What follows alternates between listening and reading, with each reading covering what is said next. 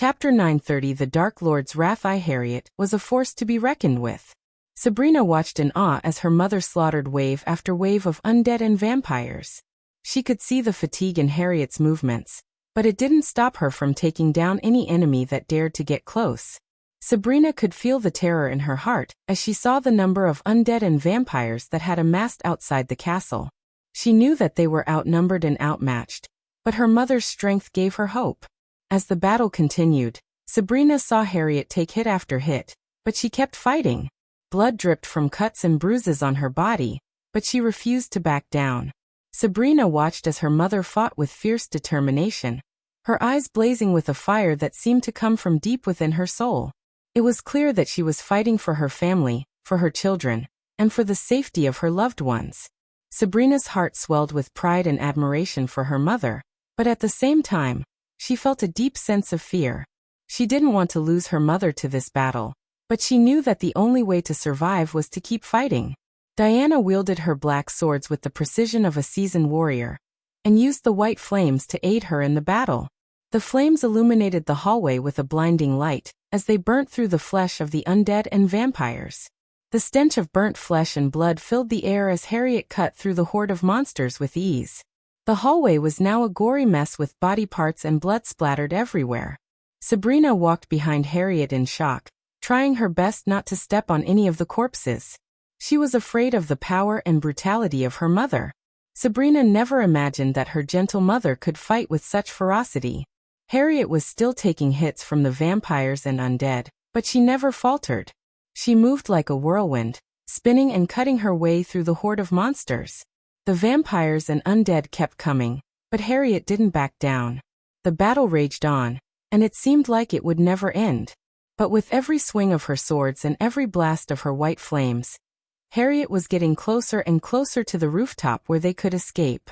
As they reached the stairs that led to the rooftop, Diana could see the shadows of vampires and undead climbing up the circular stairs from below. She quickly turned to Sabrina and Noah. "Sabrina, take Noah and walk in front of me. Climb the stairs to the rooftop. I will take care of them from behind," Diana ordered in a commanding voice. Sabrina hesitated for a moment, looking at her mother's battered and bloodied state. But Diana gave her a reassuring nod, and Sabrina gathered her wits and took Noah's hand. As they started climbing the stairs, Sabrina could hear the screeching and growling of the undead behind them. She could feel her heart racing as she climbed higher and higher with Noah floating before her. The stairs were narrow and winding, making it difficult for them to climb quickly. But Sabrina could see the rooftop getting closer with each step they took. As they climbed the stairs, the vampires and undead climbed up from below. Diana had to fight while climbing the stairs and using the environment to her advantage. She kicked an undead down the stairs, causing a chain reaction that took out a few more. She spun around and sliced a vampire's head off, causing blood to splatter on the walls. Sabrina walked fast, keeping her brother close and casting spells to weaken the undead. But Diana was the one doing most of the fighting. She used her sword to parry blows and struck back with deadly precision. The stairs became slick with blood and gore as the bodies piled up. One vampire managed to grab Diana's leg, but she kicked him off and then smashed his head with the hilt of her sword. Sabrina felt fear creeping up her spine, but she knew she had to keep moving. She climbed up the stairs as fast as she could while Diana fought off the attackers. The vampires and undead climbed up the stairs as they taunted Diana with their hissing voices. "You think you can escape us, bitch?" a vampire sneered as he lunged at her. But Diana was quick and agile, dodging his attack and striking him down with her sword. She didn't respond to the vampire's words, knowing that words wouldn't save her or her family. Another vampire tried to grab her from behind, but Diana spun around and sliced his head off with a swift stroke of her sword. However, she didn't escape unscathed. One of the undead managed to land a blow on her shoulder, causing her to grit her teeth in pain. But she didn't let it stop her from fighting, using the environment to her advantage by kicking a nearby stone down the stairs, causing the undead to trip and fall. As they climbed higher and higher, the battle became more intense, and the vampires became more desperate to stop Diana.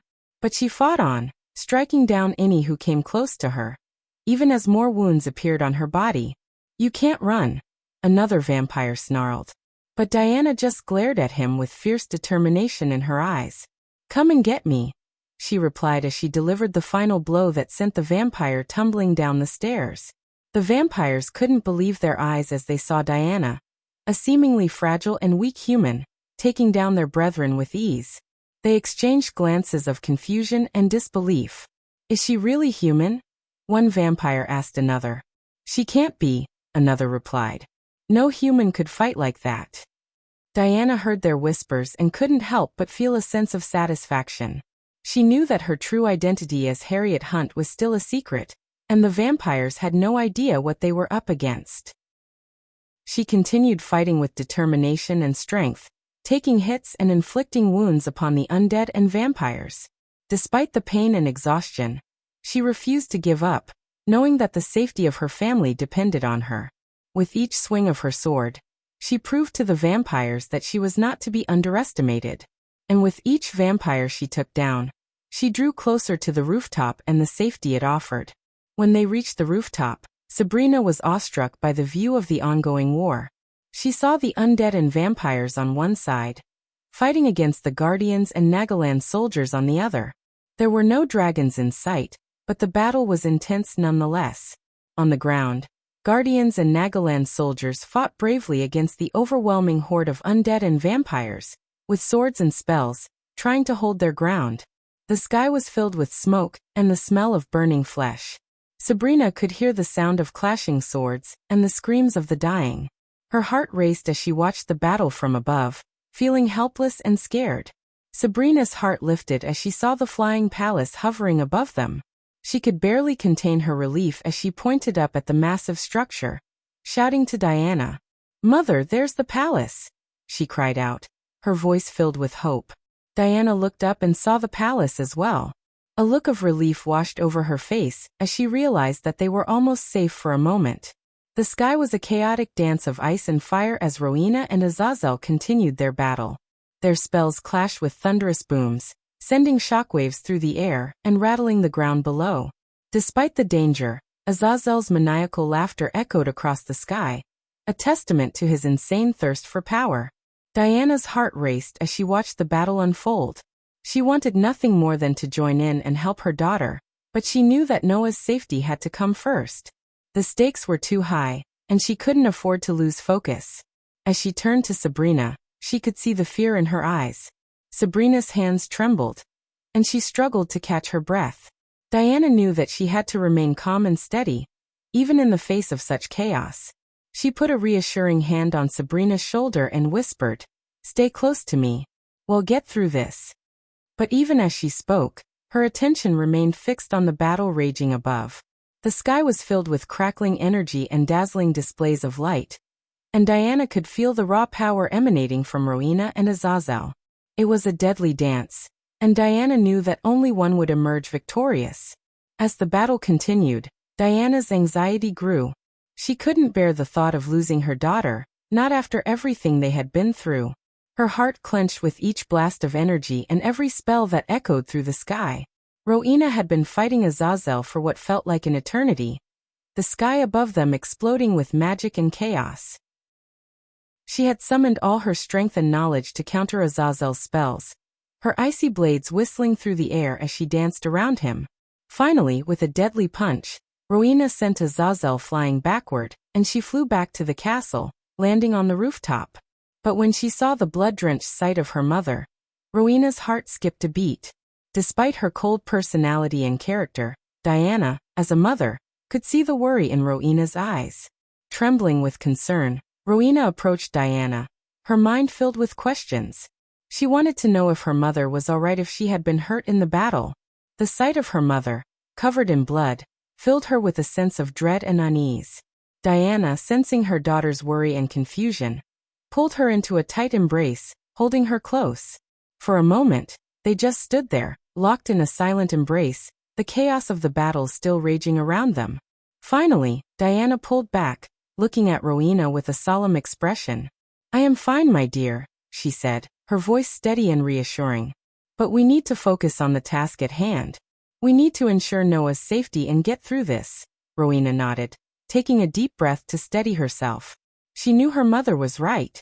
They couldn't afford to let their emotions cloud their judgment. Not when the fate of Noah was at stake. Together, they turned to face the chaos below, ready to do whatever it takes to protect Noah. As Rowena led Diana, Sabrina, and Noah toward her flying palace, the sky above them crackled with energy. Suddenly, a deafening boom echoed through the air, and a blinding light filled the sky. When the light faded, a group of soldiers descended from the heavens, their armor glinting in the sunlight. They wore silver-plate armor and had blue feathery metal wings attached to their backs. Lightning flashed around them, and the ground shook as they landed on the rooftop. Rowena tensed, her hand instinctively reaching for her blades. But the soldiers made no move to attack. Instead, they stood in formation, their eyes fixed on Rowena and her group. Diana's eyes flared up in anger as she saw the angels of Skyhall unit descend from the sky. Her heart felt like it was about to burst with a powerful emotion that she couldn't quite put into words. Their mere presence made her blood boil with a fierce intensity. The sight of the angels of Skyhall unit triggered a deep-seated anger within Diana, one that had been smoldering for over 25 years.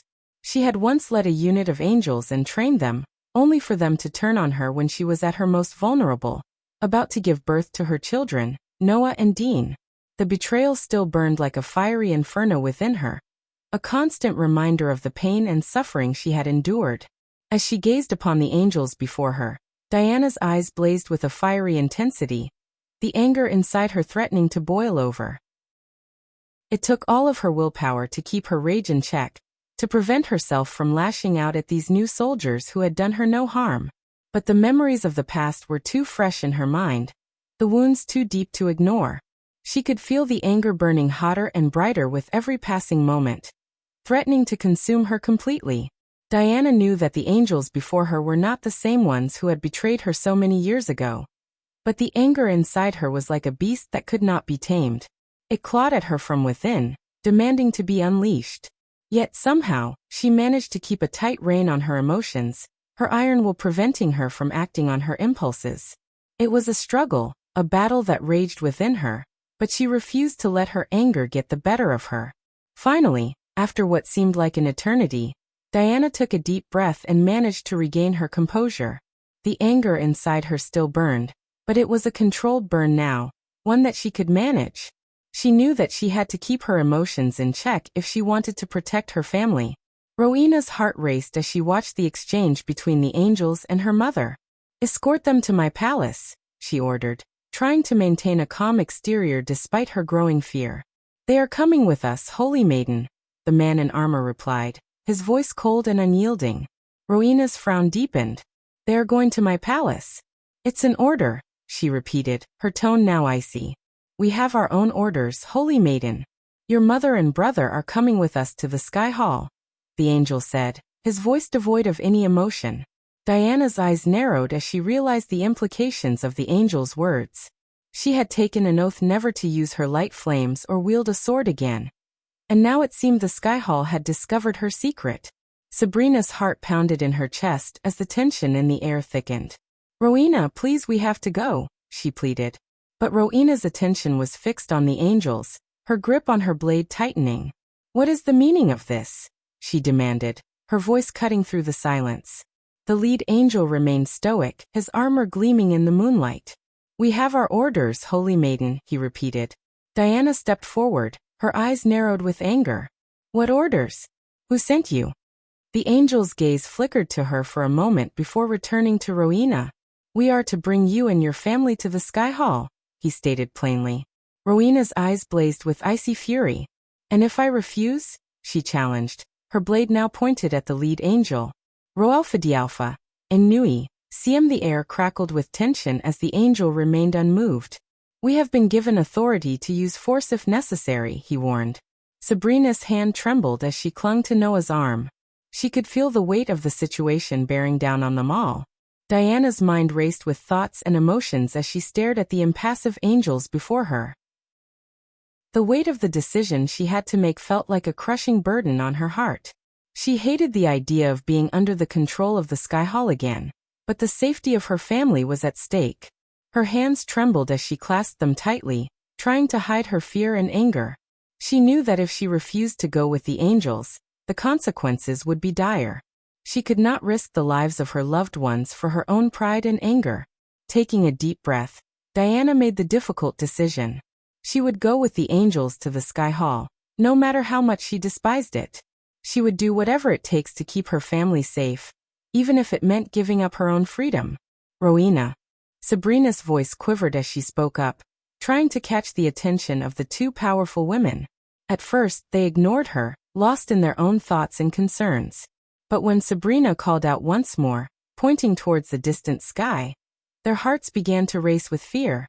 Despite the already dark storm clouds above, the sky Sabrina was indicating was completely black, as if it was swallowing up everything in its path.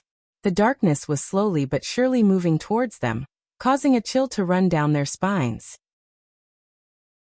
Chapter 931 The Dark Lord's Wrath. The black clouds spread across the sky like a menacing blanket, blotting out the sun and casting the entire kingdom into darkness. The air grew thick and heavy, and the winds picked up, howling like a pack of wolves. The storm grew increasingly violent, lightning bolts streaking across the sky like jagged scars, and thunder shaking the very foundations of the castle. But the sudden darkness that enveloped the kingdom was different. It was not just the absence of light, but a palpable, suffocating darkness that seemed to smother everything in its path. Even the brightest lights flickered and dimmed, unable to penetrate the darkness. It felt like the end of the world had come, and the kingdom was about to be swallowed by the void. As the darkness descended upon the kingdom, the vampires could feel the energy of the Dark Lord within it. They became excited and elated, seeing it as a sign of his arrival. The darkness was a manifestation of his power, and it made them feel stronger, more alive. They could sense the fear and panic in the humans, but to them, it was a source of amusement. They laughed and cheered, eagerly awaiting the arrival of their master. The vampires were confident that with the Dark Lord by their side, they would be unstoppable. As the darkness enveloped the kingdom, a sudden shift in the air could be felt. It was as if the very atmosphere was charged with an eerie energy. The temperature dropped drastically, and the wind picked up, whistling through the trees and buildings. The sky was no longer just dark. It was now a deep, almost malevolent black. As the seconds ticked by, the feeling of unease grew stronger. The hair on the back of the neck stood up, and the silence was deafening. It was then that the ground began to tremble, and a distant rumble could be heard. The tremors increased in intensity, and the very foundations of the buildings shook. Suddenly, there was a flash of blinding light, and a deafening boom echoed across the land. The source of the light and sound was unclear, but it was as if the heavens themselves were being torn asunder. The air crackled with energy, and the darkness seemed to swirl and pulse, as if alive. The vampires felt a renewed sense of excitement and anticipation at the dramatic change in the atmosphere. They knew that something significant was happening, and the thought of the Dark Lord's arrival only made them feel stronger and more powerful. The anticipation and excitement among the vampire community were palpable, as they eagerly awaited what was to come. The Dark Queen and Azazel floated up into the sky, their forms silhouetted against the darkness that had enveloped the kingdom. They hovered there, suspended in the air, their eyes fixed on the distant horizon where the darkness seemed to be coming from. As they waited, the wind picked up, blowing their hair and clothes wildly around them. The clouds churned above them, lightning flashing and thunder rumbling ominously. The air was thick with the scent of magic, dark and powerful. Gaia and Michael shared a deep affection for their loyal dragon, Nightmare. Gaia was in Nagaland on a mission to avenge Nightmare's death by killing Norvin, who she believed was responsible. However, despite her fearsome reputation, the thought of facing Michael's wrath over Nightmare's death stirred unfamiliar emotions in her heart. Gaia knew that Michael's love for Nightmare was as deep as hers, if not deeper. She tried to push aside her worries and focus on the task at hand, but the uncertainty gnawed at her, making her feel vulnerable and exposed. Diana felt like her heart was being torn apart as she watched the impending doom that was about to befall her family. She knew that the Dark Lord was her son, and the fact that he was coming to kill his own twin brother, Noah, was unbearable. She felt a mix of fear, guilt, and sorrow all at once. As a mother, Diana had always wanted the best for her children, But she never imagined that they would end up as enemies, fighting against each other in a battle of good versus evil. She wanted to reach out to her son and tell him the truth, but she knew that it was too late. The Dark Lord was already on his way, and there was nothing she could do to stop him. Diana felt helpless and torn between her loyalty to her family and her obligation to keep the truth from her children. She knew that she had to face the Dark Lord and stop him from killing his family. But at the same time, she couldn't bear the thought of fighting against her own flesh and blood. It was a heart-wrenching situation that left her feeling conflicted and emotionally drained. The reporters and cultivators who were watching the darkness from a distance huddled together, shivering with fear. "Did you feel that?" one of the reporters asked as a gust of wind blew through the area, making them all shiver even more. "It's the Dark Lord. He's coming," another replied, his voice trembling. "We have to get out of here," another cultivator said, "before he arrives and kills us all." The cultivators were equally afraid. "We need to leave this place. The Dark Lord's power is too great," one of them said. "Remember what happened to the Vusian army? The Dark Lord slaughtered them all," another added. "We have to get out of here," another cultivator said, "before he arrives and kills us all." The group quickly dispersed, running in different directions, hoping to find a safe place to hide until the Dark Lord's arrival was over. The Guardians and Nagaland soldiers stood at the ready, their weapons gripped tightly in their hands as they waited for the arrival of the Dark Lord. The Guardians' faces were etched with fear and despair as they remembered the last time they faced him. They knew the power that he possessed and the destruction he could cause. "I wish Noah was here with us," one Guardian said, his voice trembling. "He is the only one who can defeat the Dark Lord." "But he is still in a coma," another replied. "We have to do what we can with what we have." The Nagaland soldiers, who had only heard of the Dark Lord's power, looked even more frightened. They huddled together, their eyes darting nervously around as they waited for the inevitable. "I never thought I'd see the day when the Dark Lord would come to Nagaland," one soldier muttered. "I heard he slaughtered an entire army of Thusians by himself. He's like a demon," another soldier said, his voice shaking. "I don't know how we can fight him." The Guardians tried to hide their own fear, but it was clear that they were also struggling to keep their composure. They knew that their duty was to protect the kingdom, but they also knew that they were facing a nearly impossible task. As Rowena watched the storm grow darker and more violent, she knew that her family needed to be escorted to safety as soon as possible. She turned to the angels who had brought her mother and siblings and commanded them to leave and take her family to a safe location. "You need to get out of here now and take my family with you," Rowena said firmly. The lead angel, who had been so cold and unyielding before, suddenly seemed to grow more arrogant. "We do not take orders from you, holy maiden. We have been recently appointed as angels, and we answer only to the Sky Hall. Roalpha Dialpha, and Nui C. 0M." Rowena was taken aback by the angel's arrogance, but she remained determined. "I don't care who you answer to. My family needs to be protected, and I won't allow them to be caught in the crossfire of the Dark Lord's arrival. You will take them to safety." As the minutes ticked by, the sky above Nagaland grew even darker, as if the blackness had a life of its own and was spreading like a plague. The clouds roiled and churned, flashing with lightning bolts so bright they seemed to split the very air in two. Thunder boomed like the sound of 1,000 cannons, shaking the ground beneath their feet. The wind howled like a pack of wolves, whipping up debris and scattering it through the streets. It was as if the elements themselves were rising up in rebellion against the impending arrival of the Dark Lord. The darkness crept closer as Rowena's floating palace suddenly came to life, unleashing a barrage of fiery energy balls that pulsed with immense power. The Guardians stood in awe as they watched the energy surge through the air, destroying buildings and sending debris flying in all directions. "What in the name of light is happening?" one Guardian exclaimed, his voice barely audible over the roar of the storm. "I don't know, but we have to do something," another shouted, his eyes fixed on the raging battle in the sky. Each ball of fire was powerful enough to shatter the ground beneath it, and the energy pulsated from the fireballs as they flew toward the darkness. The energy balls continued to surge through the air, each one more powerful than the last. The Guardians could feel the ground beneath them shaking as the energy pulsating through the air, and they knew that they were witnessing a battle unlike any other. As the guardians watched in awe, a glimmer of hope stirred in their hearts. The mighty palace was unleashing an onslaught of powerful fireballs against the darkness, and they couldn't help but feel a sense of relief at the display of sheer strength. "Maybe we can defeat this darkness after all," one of them muttered, his eyes never leaving the fiery projectiles. Despite the immense power and destruction of the fiery energy balls, the darkness seemed to absorb them effortlessly. As each ball of fire disappeared into the void, the Guardians' hopes began to fade away.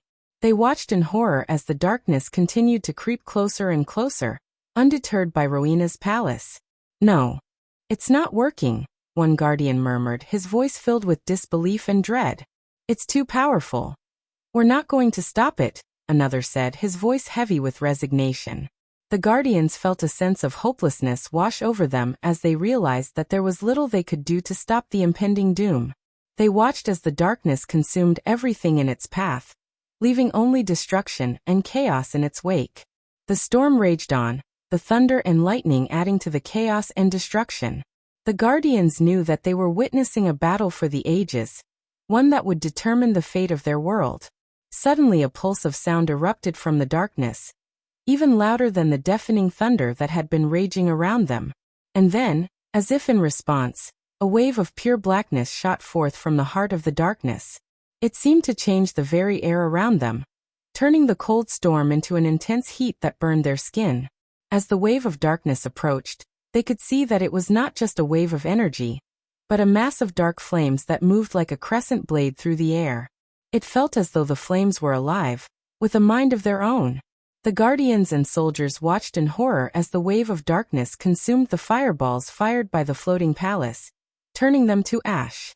And then, with a sound like the hissing of 1,000 serpents, the dark flames washed over the palace itself, melting the mighty structure of cold frost energy into nothingness before their very eyes. The shock of the sudden attack left them all reeling, stunned by the sheer power of the dark flames. For a moment, they could only stand and stare in horror at the empty space where the palace had once stood. But then slowly, the realization set in that they were in grave danger. The Dark Lord had arrived and made his statement. The sudden destruction of the floating palace left everyone in shock and disbelief. The Guardians stood frozen, unable to comprehend the power that had just been unleashed.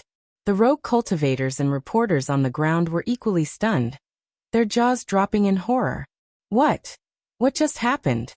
One rogue cultivator stuttered, his eyes wide with fear. That was the Holy Maiden's palace," another exclaimed, pointing up at the now destroyed structure. "I can't believe what I'm seeing," a reporter whispered, his voice trembling. "This is unreal." The power of the dark flames had left them all speechless, unable to process the destruction before them. The Guardians knew that they had to act fast before the darkness reached them, but the shock of seeing the palace destroyed had momentarily paralyzed them. "We have to move," one Guardian shouted, breaking the silence. "The darkness is almost upon us." The group quickly gathered their senses and began to move, running towards the safety of Nagaland's walls. The sound of thunder grew louder as they ran, and the darkness crept closer with each passing second. They knew that they were in for a fight, but they were determined to protect their kingdom at any cost. As everyone's attention was on the destruction of the floating palace, the ground beneath them began to shake violently. Suddenly, one of the Nagaland soldiers let out a deafening scream as his body began to convulse uncontrollably. In the next moment, his body exploded into a mist of blood, bones and flesh. The shockwave from the explosion sent the nearby soldiers flying in all directions, their bodies torn apart by the blast. The Guardians were horrified as they watched their fellow soldiers burst into bloody mist before their eyes. They could hear the screams and cries of their comrades, as they too were consumed by the mysterious force. The ground shook with every explosion, sending shockwaves through the air that knocked the Guardians off their feet. Blood and gore filled the air, as the mist of the soldiers' remains covered the ground like a thick red fog. The Guardians frantically tried to protect themselves from the explosions, but it was no use.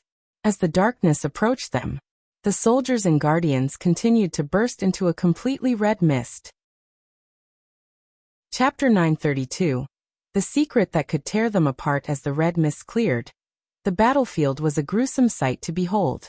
The ground was stained red with blood, and body parts were scattered everywhere. The air was filled with the stench of death and burning flesh. The surviving guardians and soldiers were in a state of shock, unable to comprehend what had just happened. They looked around, trying to make sense of the carnage that had taken place. The storm continued to rage on, and the darkness that had enveloped the battlefield made it almost impossible to see. The only light came from the occasional flashes of lightning that illuminated the sky, revealing glimpses of the destruction and chaos that surrounded them. The wind howled through the ruins of buildings and the debris that littered the ground, making it difficult to hear anything but the roar of the storm. It was a disorienting and terrifying experience with no end in sight. The darkness seemed to press in on them from all sides, making it hard to breathe and adding to the overwhelming sense of fear and dread. The once bustling city was now a desolate wasteland. The buildings were destroyed, and the streets were empty except for the piles of rubble and debris. The storm still raged on, but the thunder was muffled as if it was mourning the loss of the fallen soldiers. The sky was still pitch black, and the darkness seemed to have consumed everything. The guardians and soldiers looked at each other, their faces a mix of horror and disbelief. They knew they had just witnessed something beyond their understanding, something they would never forget for the rest of their lives. As everyone's eyes were fixed on the pitch-black sky, the black clouds loomed closer and closer. Suddenly, a figure emerged from the darkness and slowly descended toward them. The flashes of lightning illuminated his figure, revealing the ominous presence of the Dark Lord. His form was engulfed in a shroud of darkness. The billowing black coat he wore whipped around him in the violent wind, and the two swords on his back were fashioned in the shape of a menacing X. The Dark Lord's eyes glowed with a devilish light, a menacing blend of red and black that sent shivers down the spines of those who dared to look directly into them. His arrival stunned everyone into silence, and as they sensed his cultivation level, their hearts began to race with fear. He was at the half-celestial level, and the power that radiated from him was suffocating. The darkness that enveloped him seemed to spread and expand, leaving the battlefield in even deeper darkness. The Guardians and Nagaland soldiers could feel the weight of his presence, and the atmosphere around them became heavy and tense.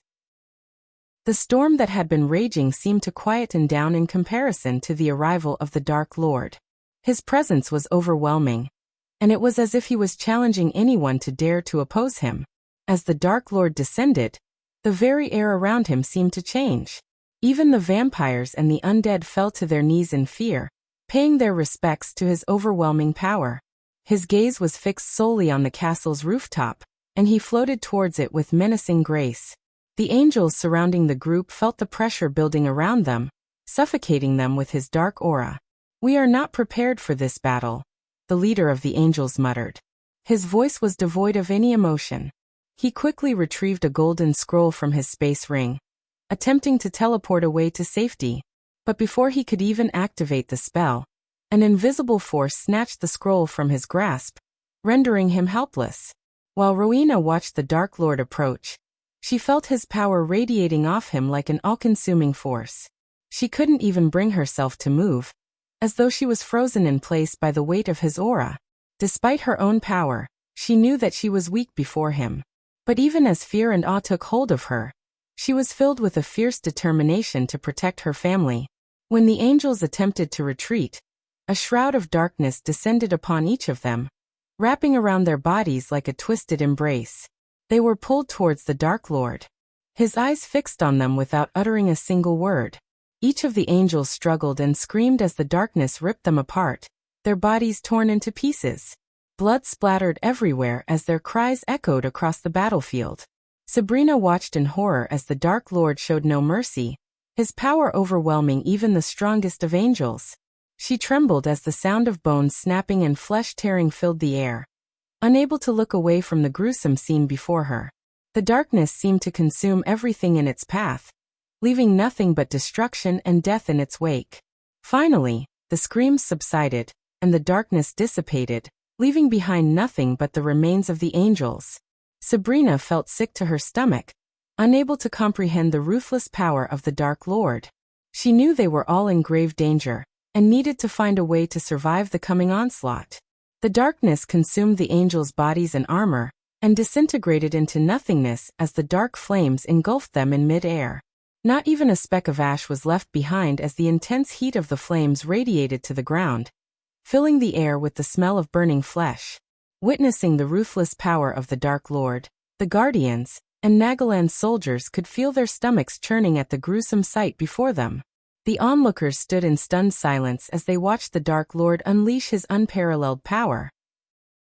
The destruction of the Holy Maiden's floating palace, the bloody explosions of the Nagaland soldiers and guardians, and the disintegration of a group of half-immortals were all carried out with ruthless efficiency, without the utterance of a single word.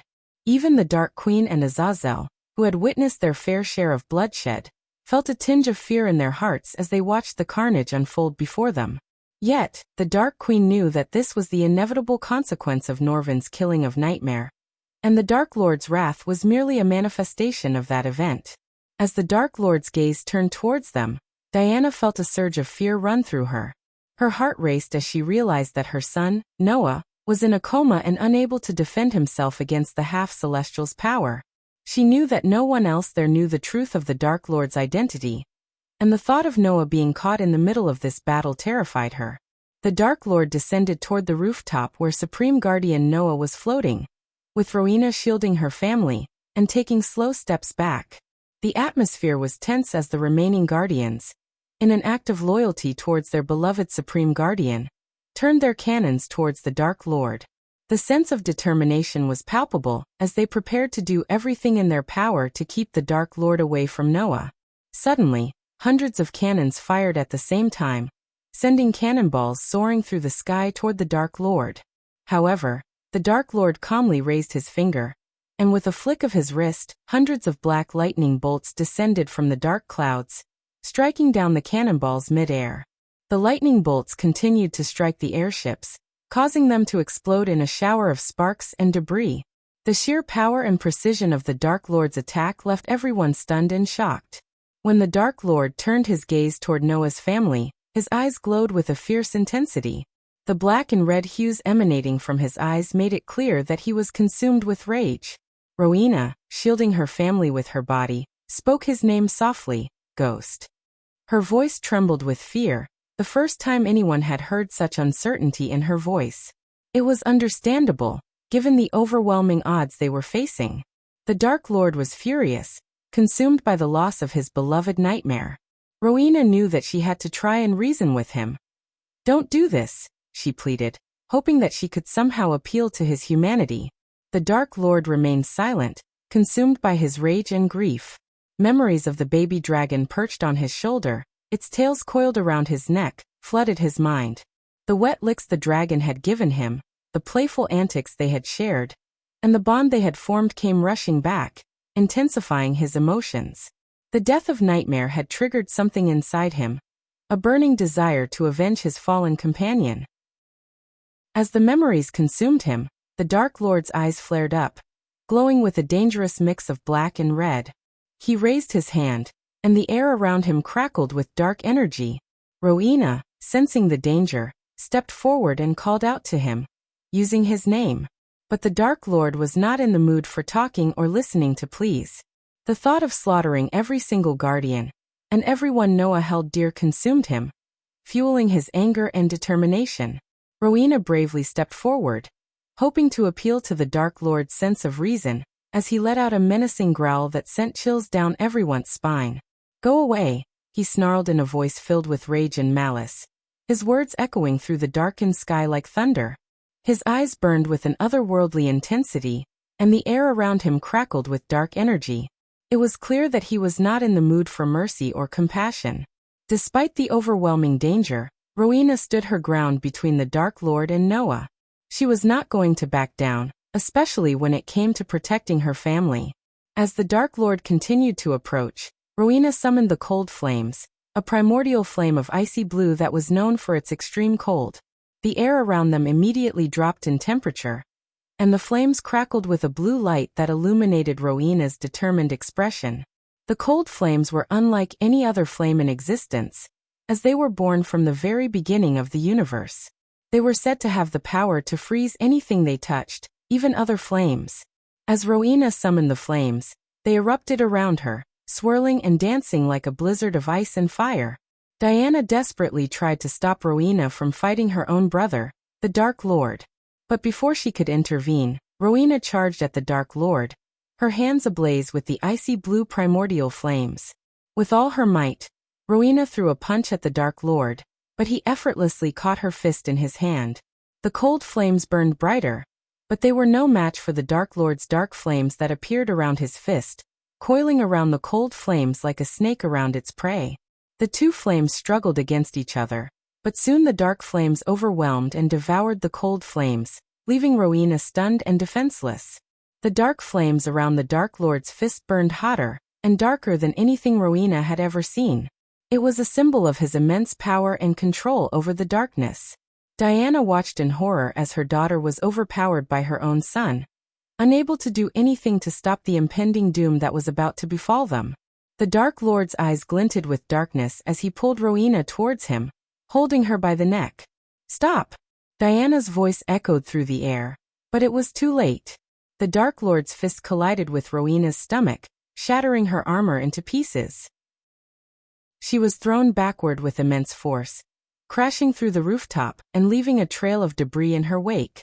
The impact was so great that the ground shook beneath them, and a shockwave rippled through the air. The Guardians and Nagaland soldiers watched in horror as Rowena's body slammed into the ground, unmoving. As Rowena crashed through the rooftop, Sabrina's heart sank with fear. She ran towards her sister, screaming her name as she knelt beside her. "Rowena!" Sabrina shouted, tears streaming down her face. Rowena coughed up blood as she struggled to sit up, but her body failed her. Sabrina sobbed in pain and despair as she saw her sister's condition. She knew how strong Rowena was, and seeing her like this was heartbreaking. She wept uncontrollably as she watched her sister slip away.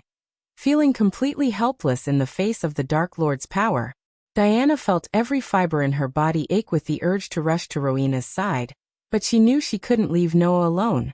She was the only thing standing between the Dark Lord and Noah. She gritted her teeth and remained where she was, her eyes locked on the Dark Lord's menacing figure. The sight of Rowena being sent flying through the air filled her with a sense of helplessness and despair. She had already lost one son, and would not lose another one. Diana's heart shattered into a million pieces as she watched the Dark Lord, her own flesh and blood, stand before his twin brother with the intention to take his life.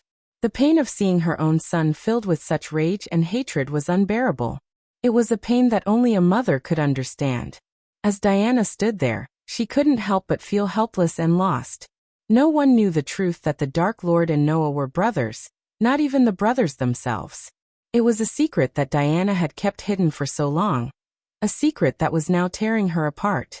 She was torn between her love for both of her sons, and the duty she had to protect Noah.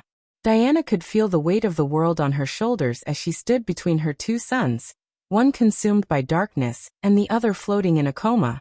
She wished she could tell them the truth, wished she could tell them that they were brothers, but the timing was never right. And now, with the fate of both her sons hanging in the balance, Diana was left with nothing but the crushing pain of a mother torn apart by the love for her two sons. Diana felt torn between her duty as a mother to protect her children, and the fear of the consequences that might come with revealing the truth. She knew that the only way to stop the Dark Lord and save Noah possibly was to reveal the truth. However, the thought of tearing apart the fabric of their world and the possible backlash from the other factions was overwhelming, especially the Skyhall.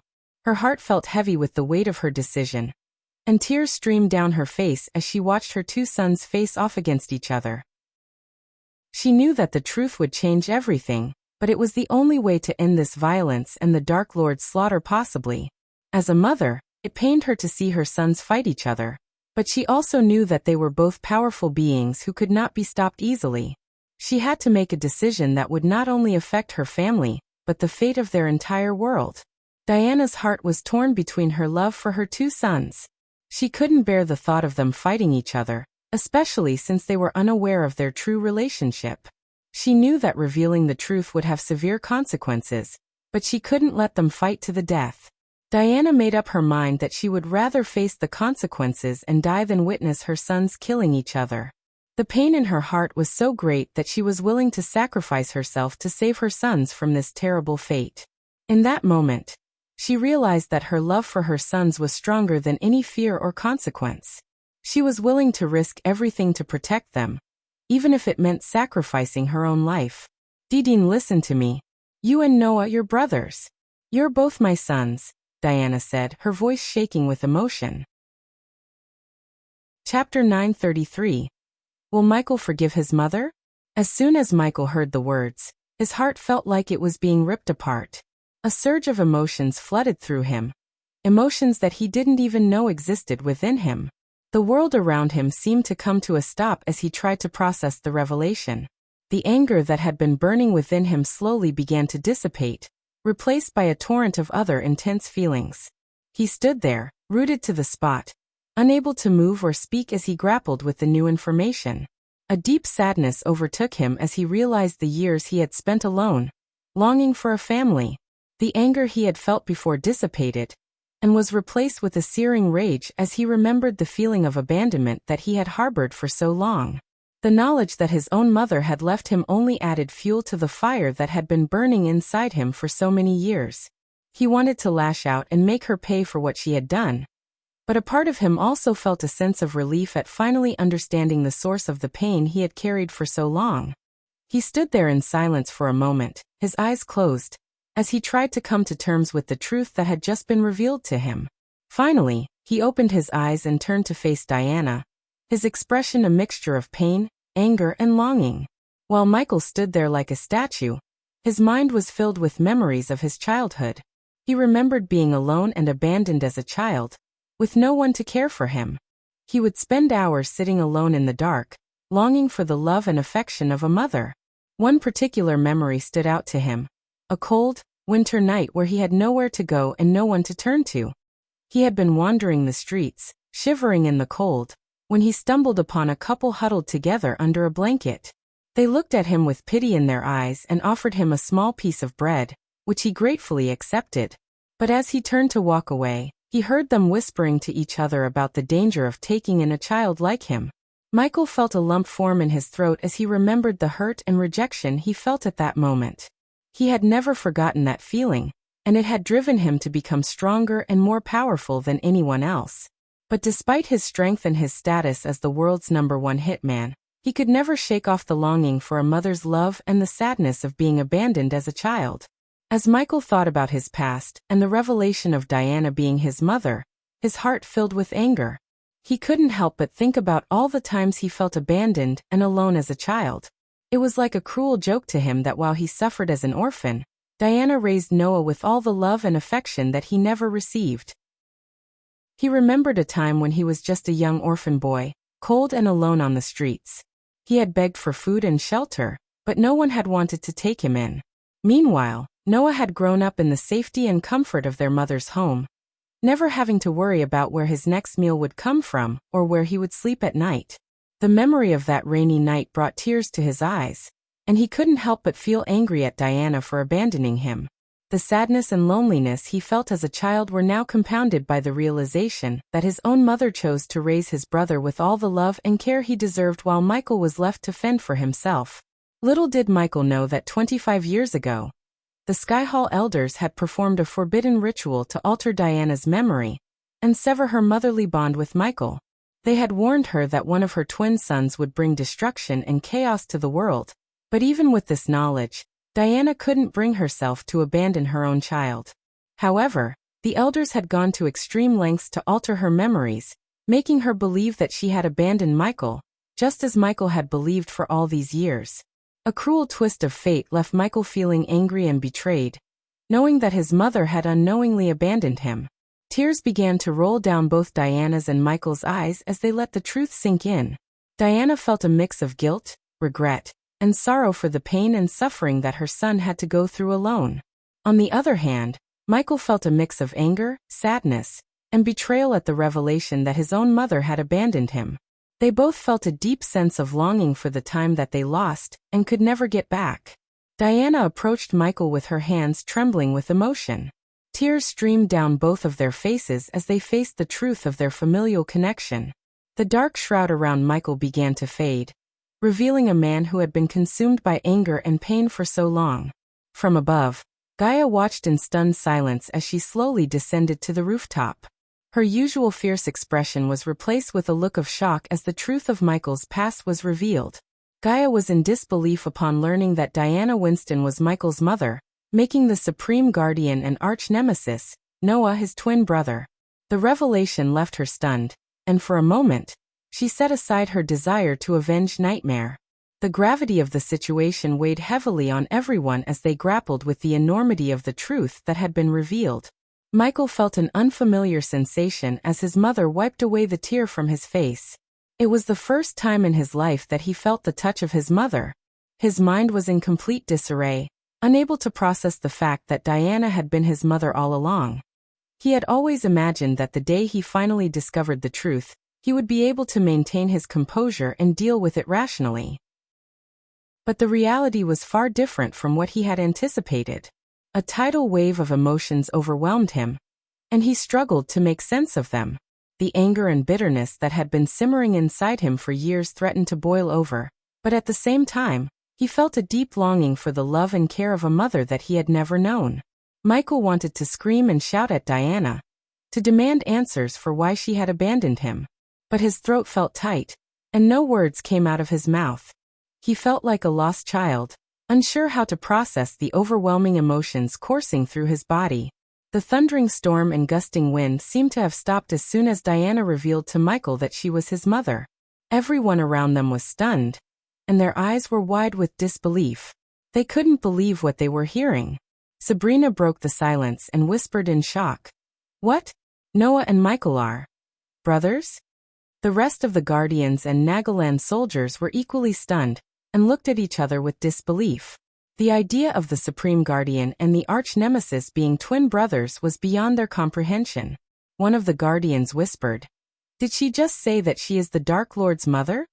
Another one responded, "And Noah's too. They are twin brothers." The realization hit them hard, and they could feel their hearts pounding in their chests. The fact that the Supreme Guardian and the Dark Lord were related by blood was something they couldn't have imagined in their wildest dreams. Diana's trembling voice rang out in the silence that enveloped them. The storm and the wind seemed to have come to a halt as she uttered the words that shook Michael to his core.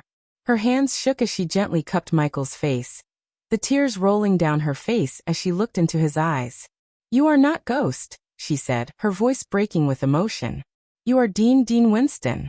That was the name I gave you when you were born," she said, her voice barely above a whisper. Michael's eyes widened in shock as he heard the name. He had never heard it before, but it felt like a part of him had been awakened. Diana searched Michael's eyes for any sign of recognition or affection, but all she found was pain and anger. She longed to hear her son call her mother just once, but all she received was a barely audible response. "Say something," she pleaded, desperation seeping into her voice. She needed to know how he felt about the truth she had just revealed. Michael's eyes, usually so full of darkness, now held a mix of emotions that Diana couldn't decipher. His voice was strained and almost inaudible when he finally spoke. "I might be your son," he began, his voice shaking with emotion, "but you are not my mother." The words hit Diana like a punch to the gut. She felt as if the world had just crumbled beneath her feet. All she wanted was to embrace her son and make up for the lost time, but she knew deep down that it was impossible. Michael felt that there was no possible way he could forgive his mother for abandoning him and treating him like he was worthless. Although he understood that she may have had her reasons, the pain he went through was too great to forgive and forget simply. His entire life was filled with suffering and despair, and it was difficult to move past the hurt and betrayal he felt. Furthermore, Michael couldn't believe that he and Noah were brothers. They were completely different people in every way possible. Noah had grown up in a loving family, with everything he could ever want, while Michael had to fight for everything he had. The thought of being related to someone who had lived such an easy life was almost laughable. Despite the intense anger and betrayal he felt, a small part of Michael couldn't help but wonder what his life would have been like if things had been different. If he had grown up with his family, would things have been better? Would he have been able to live a normal life instead of one filled with pain and suffering? These questions lingered in his mind, but they didn't change the reality of his situation. He was still the Dark Lord, and he would still have to face his brother in battle. Michael's eyes shifted towards Noah, who was still unconscious in the air. Even now, you are standing before me, protecting Noah. I had no one to protect me, Michael said with a sad, bitter snicker. Sabrina's heart skipped a beat when she heard the revelation that Michael was her brother. It was as if all the pieces of a puzzle had suddenly fallen into place, and the bond she had always felt with Ghost now made perfect sense. She had always felt a strong connection to Ghost, the Dark Lord, and now she knew why. It was because they were siblings, and she had never even suspected it. As the reality of the situation sunk in, Sabrina's mind was flooded with memories of her interactions with Ghost. Every time they had fought, every time they had met, every conversation they had ever had suddenly took on a new meaning. She could not believe that the person she had been fighting against all this time was her own brother. Rowena, who had been punched by Michael, slowly rose back to her feet, her body trembling with shock. She could not believe what she had just heard. Her mother had another son, and he was the Dark Lord who had caused so much destruction and chaos. But as Rowena looked into Michael's eyes, she saw not the infamous Dark Lord but her little brother. Despite his terrifying reputation, she could not help but feel a strong connection to him. Michael's voice trembled with a mixture of anger and sadness as he spoke. I have my own family now, just as you have built yours. But Noah has taken someone precious from me, and he must pay for what he did. He wanted to fight the Dark Lord, didn't he? Well, he will get his chance, whether I am his brother or not, he said, his gaze fixed on Noah's unconscious body. Diana's heart sank at Michael's words. She knew she had to do something to make things right between her sons, but she didn't know where to start. Sabrina, who had been listening to their conversation, felt a knot form in her stomach. She couldn't believe that Ghost was her brother, and the infamous Dark Lord at that. Rowena, on the other hand, saw no Dark Lord in front of her, only her little brother. She wanted to embrace him and tell him everything would be okay, but she knew it wouldn't be that simple. The pain and anger in Michael's voice were palpable, and she knew he wouldn't let go of his grudge against Noah easily. With a swift flick of his wrist, Michael pushed Diana aside and extended his hand toward Noah. The unconscious body of the Supreme Guardian slowly floated towards Michael, and before anyone could react, he grabbed Noah by his neck. The air crackled with tension as every onlooker held their breath, realizing that the fate of the world might rest on this moment. The Guardians, Nagaland soldiers, rogue cultivators, and news reporters watched in disbelief as the one person who could stop the Dark Lord's reign was now in his clutches, powerless and unconscious. Chapter 934. The Dark Lord versus the Supreme Guardian. As Michael held Noah by his neck, a mixture of emotions swirled inside him. He had always seen Noah as the Supreme Guardian whom he must defeat, but now he had learned that Noah was his own twin brother. The conflicting feelings made it difficult for him to hurt Noah, but the thought of Nightmare's little dragon, and how he wasn't there to save Nightmare, fueled Michael's anger. As he tightened his grip around Noah's neck, he wished that Noah was conscious and aware of what was happening. The memories of Nightmare's death, and the pain it caused him, gave him the strength to overlook any familial bonds he might have had with Noah. Diana's heart pounded in her chest as she saw Michael's grip tighten around Noah's neck. She knew that if she didn't act fast, the worst could happen. Tears streamed down her face as she pleaded with Michael to let Noah go. Please, Dean, let him go. He's your brother. Don't do this, she begged, her voice shaking with fear and emotion. But Michael remained resolute, his grip on Noah's neck showing no signs of loosening. The others present could only watch in stunned silence, unable to comprehend the gravity of the situation unfolding before them. Desperate to save her son, Diana stepped forward and put her hand on Michael's shoulder. Please, Dean, listen to me. You don't have to do this. We can find another way. Don't let your anger consume you, she pleaded, her voice barely above a whisper. For a moment it seemed like Michael might relent.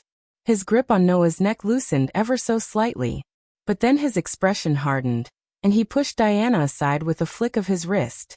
As the world's deadliest assassin, Michael knew that he could easily devise a plan to eliminate Noah. However, he was aware of the limitations of his abilities.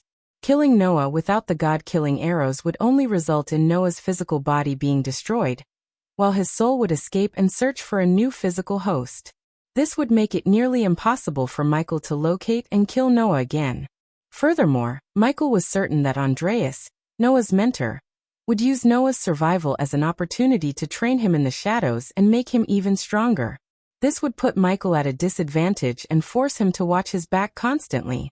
The system also advised against killing Noah until he could be permanently killed using the God-killing arrows. Despite the overwhelming desire for revenge, Michael knew that he had to bide his time and wait for the right moment to strike. He couldn't risk letting Noah slip away and come back stronger, with even more people in his corner. For Michael, it was all about timing and strategy. However, Michael's anger boiled within him as he learned that Noah was present during Nightmare's death, and may have even been a witness to Norvin, Noah's pet monkey, killing Nightmare. Michael had saved Noah's father not too long ago, and if it weren't for him, both Diana and Sabrina would have perished. Yet, Noah repaid this debt by watching Nightmare die right before his very eyes. Michael found this betrayal to be unacceptable. What Michael did not know, however, was that Nightmare was killed by Andreas' second soul piece, which had possessed Noah and used his body to carry out the heinous act. This information was kept hidden from Michael, adding to his already growing anger towards Noah. Sabrina ran towards him, tears streaming down her face as she pleaded with her brother to release Noah. "Brother, please don't do this.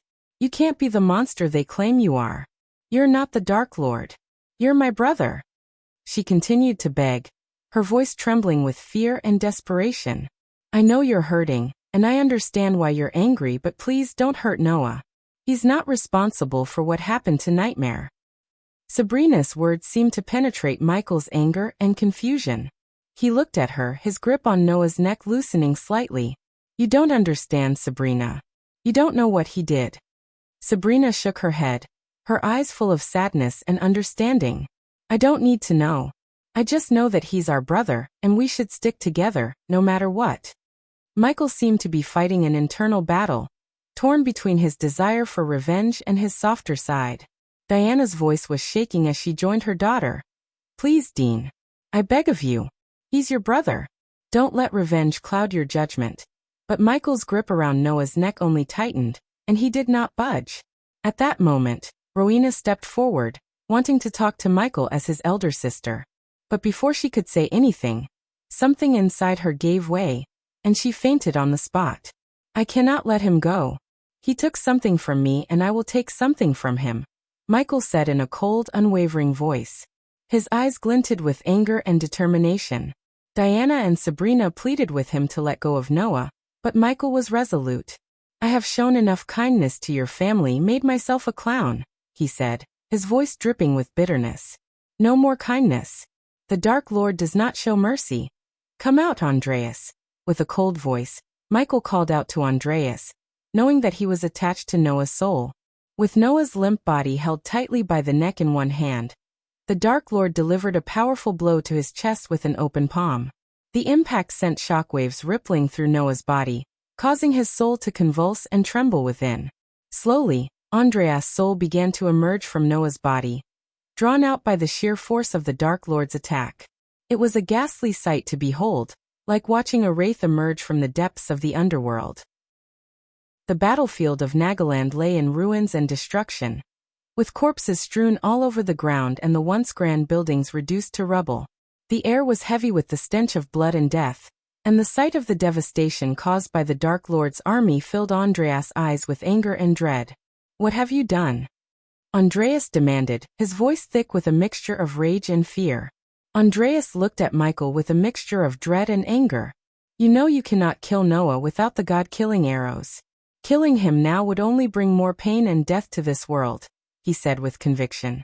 Andreas turned his gaze towards Diana, a mixture of sadness and anger on his face. "I told you, Diana. I told you that your son would only bring pain and suffering to your family and to the world. But you were blinded by your love for him and failed to see what he had become," he said, pointing towards their death and destruction. Andreas looked around at the destruction that had been wrought upon the once beautiful city. Bodies littered the ground, blood pooling around them in gruesome patterns. Buildings that had once stood tall and proud were now mere ruins, the sounds of explosions and gunfire still ringing in their ears. "Do you see what your son has done?" Andreas said, his voice filled with anger and frustration. "He has brought nothing but death and destruction to this world. He has caused so much pain and suffering. And for what? Power? Control? It's madness." Michael snickered and looked at Andreas with cold eyes. "All of this destruction and death is because of your obsession with defeating me, Andreas. Your manipulation and schemes have caused this chaos," he said, his grip on Noah's neck tightening. Andreas' expression turned to one of anger and defiance. "I did what I had to do to protect the world from your darkness," he spat back. "Your thirst for power and control would only bring ruin and destruction to this world." To everyone's shock, Diana shouted at Andreas, interrupting his conversation with Michael. "This is all because of you. You manipulated and twisted the truth to turn my sons against each other. You're the reason they're fighting, and the reason for all this death and destruction," she shouted, pointing at the devastation around them. Diana's eyes blazed with anger as she glared at Andreas. She took a step closer to Andreas, her fists clenched in fury. "I wish you were never a part of our lives. You brought nothing but pain and misery to us," she yelled. Her voice echoed across the battlefield, and all eyes turned to her. Andreas simply sneered in response. "You're blind with love, Diana. You fail to see what your son has done to this world," he retorted, his eyes glittering with malice. Diana's anger only grew at Andreas' words, and she took another step closer. "Don't you dare talk to me about love. You don't know the first thing about it," she spat. Andreas' eyes showed a tinge of pain after Diana's words pierced through him like a sword. She looked at him with fire in her eyes, her anger palpable.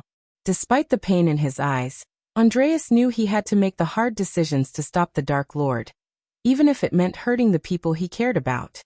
He knew that the fate of the world was at stake, and he couldn't let his emotions cloud his judgment. He knew what he had to do, and he hoped that one day, everyone would understand why he had to make this sacrifice. A fiery rage coursed through Michael as he glared at Andreas.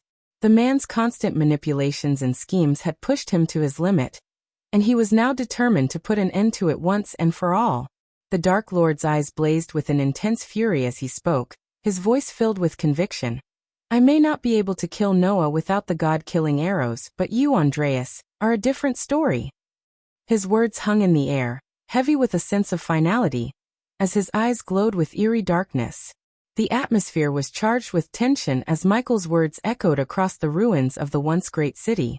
Michael's eyes blazed with an intensity that sent shivers down everyone's spine. Even Andreas, who had always been the calm one, felt a sense of dread as he looked at the Dark Lord. "I've had enough of your games, Andreas. You've played with me for far too long. Your schemes end here, and so does your existence. The world will be better off without you, and I'll be the one to make it happen." As he spoke, Michael's aura darkened, and a chilling silence fell upon the battlefield. Even the winds seemed to still, as if in anticipation of the coming clash between the Dark Lord and his nemesis. Everyone around them knew that a battle of epic proportions was about to take place, one that would decide the fate of the world itself. Without giving Andreas a chance to speak, Michael threw Noah aside and moved with lightning speed. Michael's eyes blazed with eerie darkness as he grabbed Andreas' ethereal form by his shoulders. Andreas struggled to break free, but Michael's grip was ironclad as he squeezed with all his might. A scream escaped Andreas' lips as he felt his ethereal form beginning to dissipate into smoke. In a sudden, unexpected move, Michael opened his mouth wide, and the smoke-like form of Andreas' soul was drawn into his mouth. Andreas squirmed and writhed, his screams growing louder as Michael devoured his soul, stripping it from his body. The air was thick with tension, and the sound of Andreas' screams as Michael continued to consume his soul. It was a dark and ominous sight, and even the most powerful beings present couldn't help but feel a sense of dread and awe as they watched the scene unfold. Finally, with a final burst of energy, Michael consumed Andreas' soul entirely, and he let out a loud roar of triumph. The air around him crackled with energy as he stood, a new darkness emanating from him, powerful and undeniable. As Michael consumed Andreas' soul, a sudden gust of wind blew across the battlefield, causing everyone to stumble. The sky grew darker and the storm around them intensified, lightning crackling across the sky with a deafening roar. The air around Michael crackled with energy as he consumed the soul, causing everyone to feel a sense of dread and horror at what they were witnessing. The storm raged on as the ground beneath their feet shook violently, causing debris to fall from the surrounding buildings. Those who witnessed Michael's actions stood frozen in fear and disbelief, unable to comprehend what they were seeing. The dark energy radiating from Michael's body seemed to consume everything around him, making the already chaotic battlefield even more terrifying. After he consumed Andreas' soul, Michael's eyes narrowed as he looked toward Noah, who was now lying unconscious on the ground. Turning to face Diana and Sabrina, he spoke in a cold, unwavering voice, "The truth changes nothing. If he ever dares to stand in my way again, I will not hesitate to end his life." His words hung in the air with a chilling finality, leaving no room for argument. Diana revealing the truth about Noah's identity as Michael's brother had a profound impact on her and her entire family. The revelation shook the very foundations of their beliefs, and their lives were forever changed. For Diana, the truth brought immense guilt and shame for hiding the secret for so long. She couldn't bear to look at Michael after revealing the truth, knowing the pain she had caused him by abandoning him as a child. The knowledge that her two sons were on opposite sides of a brutal war tore her apart inside, and she was consumed with regret for not being able to protect them both. Despite the revelation that Noah was his brother, Michael's feelings of abandonment and betrayal still weighed heavily on him. His anger and desire for revenge had consumed him for so long that it was difficult for him to let go of those feelings, even in the face of this newfound familial connection. The pain of being cast aside by his own mother had left deep wounds that still had not fully healed, and it was those wounds that had fueled his darker impulses for so many years. Though there was a part of him that longed for the comfort and love of a family, that softer side of him had been overshadowed by his pain and anger. As Michael looked upon Noah, his unconscious form a stark reminder of the pain and betrayal he had felt for so long, he couldn't help but feel that nothing had truly changed. The truth of their shared bloodline couldn't erase the years of suffering and pain he had endured. Why I don't get any super gifts from my wonderful readers. Sad face. Chapter 935. Saelce's plan. Amidst the chaos of the war between the Dark Lord's army and the Nagaland soldiers, Celici and Andreas' second soul piece floated far away, watching the battle unfold from a safe distance.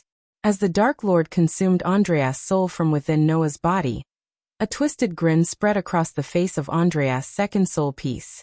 Despite the destruction and carnage happening below, he was elated to see the Dark Lord destroy the soul piece that had been with Noah for so long. As soon as the Dark Lord had consumed Andreas' soul, a strange darkness began to surround Andreas' second soul piece, causing it to glow with an eerie light. The ethereal form grew stronger and more substantial, becoming less transparent as it absorbed the darkness. The once weak soul piece had been revitalized by the energy released from the destruction of Andreas' soul, and it was now more powerful than ever before. Saelce's emotions were not those of sadness or regret over the destruction of Nagaland. Instead, an almost manic excitement shone in her eyes as she watched the battle between the Dark Lord and Nagaland's soldiers unfold. To her, this war was just the beginning of a chain of events that would ultimately lead to the fall of the Great Eight Clans. Celici had long known that the revelation of the Dark Lord being Noah's brother would trigger a shift in power, and she was prepared to seize the opportunity. Her goal was simple: to see her shadow clan rise from the ashes of the Great Eight Clans and emerge as the dominant force in the world. Celici understood that the current system of 8 divided clans made it impossible to fight against the Dark Lord and his growing army effectively. To truly defeat him, the world needed a united front led by a single, powerful clan. With this in mind, Celici watched the battle unfold with a twisted sense of excitement, knowing that the chaos it brought would ultimately play into her hands. The destruction of Nagaland was just the first step in a grander plan to reshape the world in her image. How does it feel to see the Dark Lord consume your soul piece? Celici asked Andreas' second soul piece, her eyes glowing with a devilish glint. A wicked grin spread across Andreas' second soul piece as he replied, "Good, very good. I've been waiting for his destruction for so long." Selisi couldn't help but feel a rush of excitement at the prospect of the Dark Lord's downfall. She had been waiting for this moment for years, and now it was finally within reach. But there was one thing she still didn't understand. I still don't get how you grow stronger with the destruction of your other soul pieces, she mused, her eyes narrowing in confusion. Andreas' second soul piece chuckled darkly, his eyes glowing with eerie darkness. It's simple, my dear Selisi. With each destruction, the darkness within me grows stronger. And as the darkness within me grows, so does my power. Selisi felt a chill run down her spine as she listened to his words. She knew that Andreas' second soul piece was not to be underestimated, and she couldn't help but feel a sense of unease at the thought of what he was capable of. But she pushed those thoughts aside, focusing instead on the upcoming battle that would determine the fate of the world. Andreas' second soul piece grinned devilishly. The Dark Lord may be the god of darkness in this universe, but the darkness I serve is universal, he replied. It powers me and gives me strength beyond what Andreas could have ever imagined. He was a fool to ignore such power when he could have easily embraced it and finished the Dark Lord himself. Selisi listened intently, her mind racing with possibilities.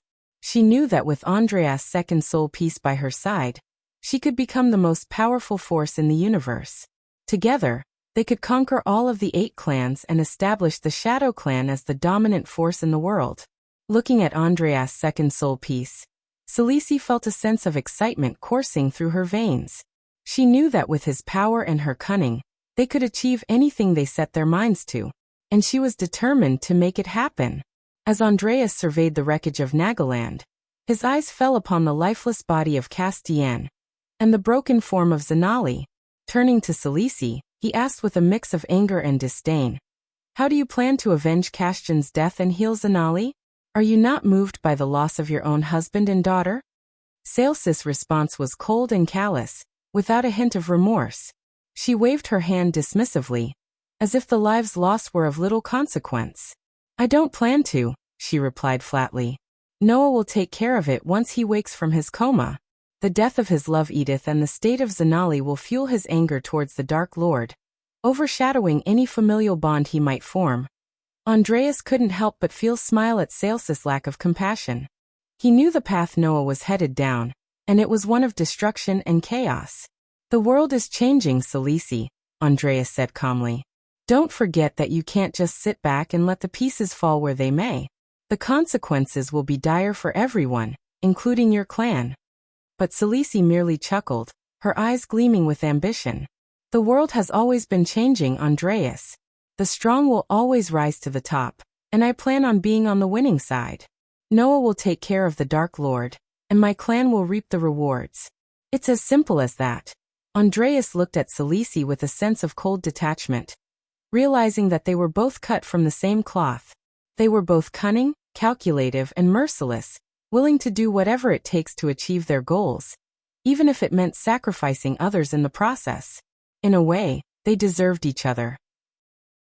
They were both driven by their desire for power and control, and they would stop at nothing to achieve it. Andreas couldn't help but feel a sense of grim satisfaction at the thought of teaming up with Selisi to take down the Dark Lord, knowing that they both shared the same ruthless mindset. Selisi turned to Andreas, her eyes cold and calculating. "Once the Dark Lord leaves Nagaland, I want you to take out Noah's team of elites," she instructed. "We need to eliminate any potential threats to our plan, and those elites are at the top of the list." Andreas nodded, his expression just as cold and calculating as Selsis. "Understood," he replied. "And what about Hammond?" "Bring him to our place," Selisi said, a hint of greed in her voice. "We need his genius to help us dismantle the Dark Lord's army piece by piece.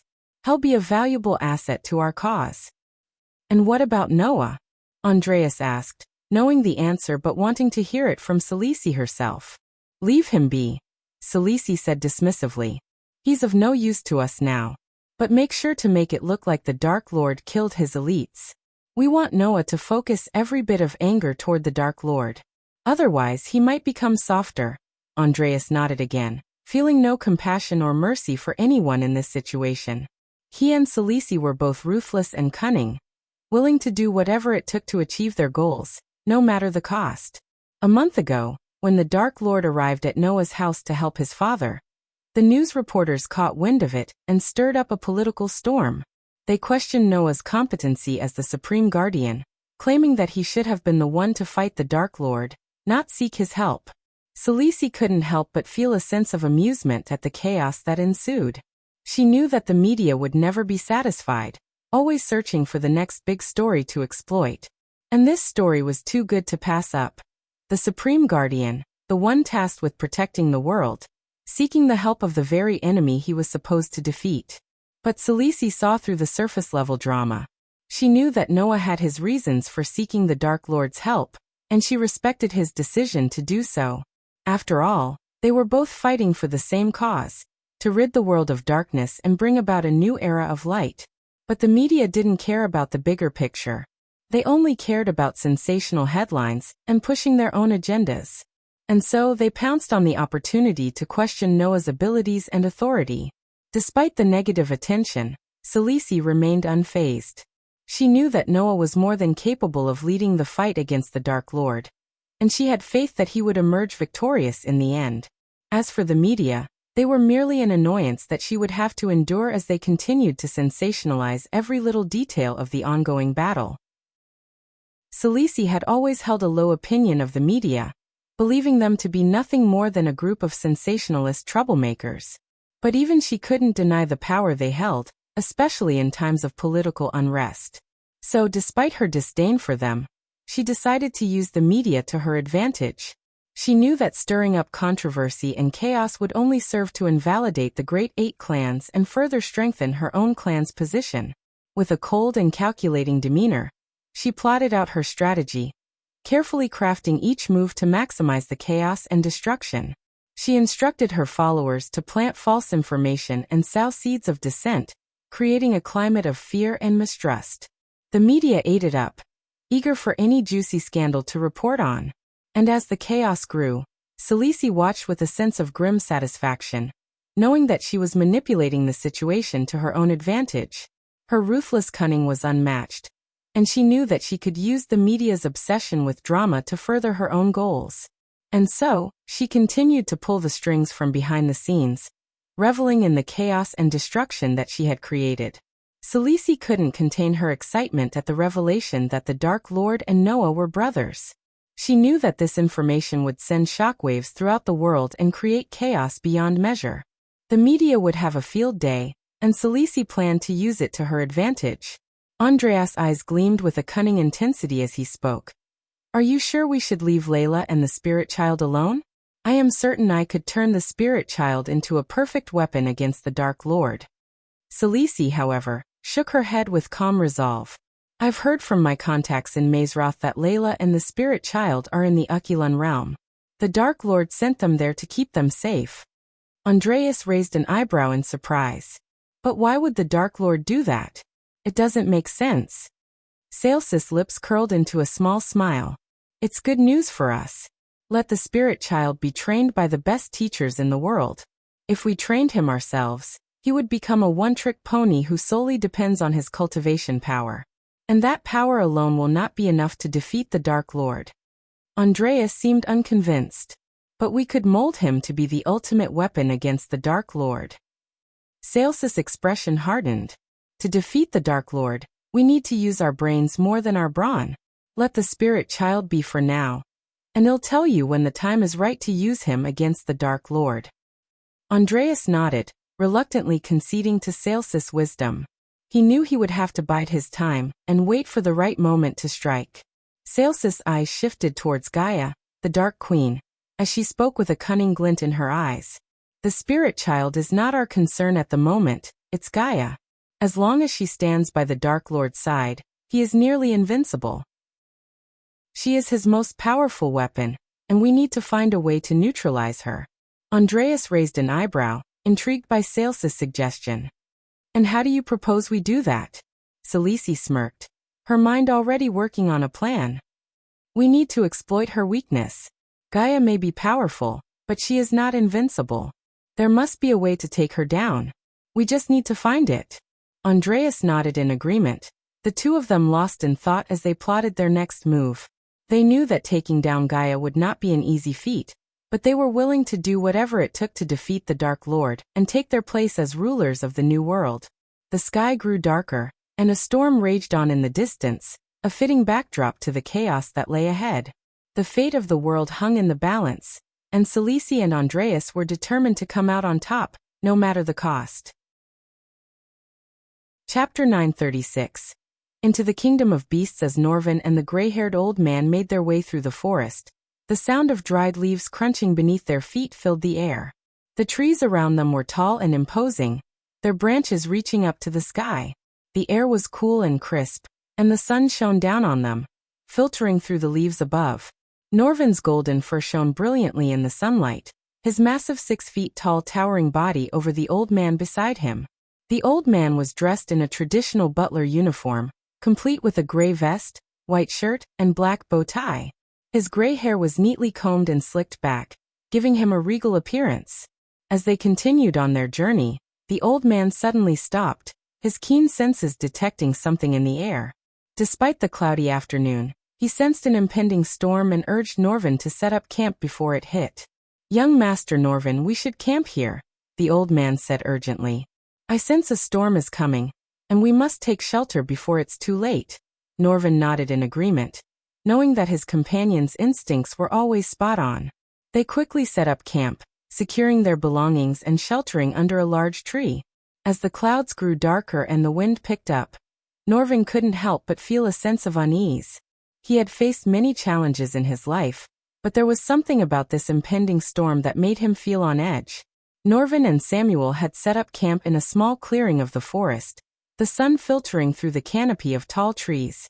Norvin's golden fur glistened in the light, a stark contrast to the dried leaves covering the forest floor. But despite the calm atmosphere, Norvin's mind was troubled. "Tell me, Samuel, did I make the right choice in leaving Nagaland?" Norvin asked, his gaze distant. Samuel, the gray-haired butler, sat down on the ground beside him. "Young master, I know you are hurting, but you made the right choice. You cannot be near the Dark Lord and his army." Norvin's voice was filled with regret as he spoke. "But what if my absence brings doom upon them? The Dark Lord and his army are capable of terrible destruction.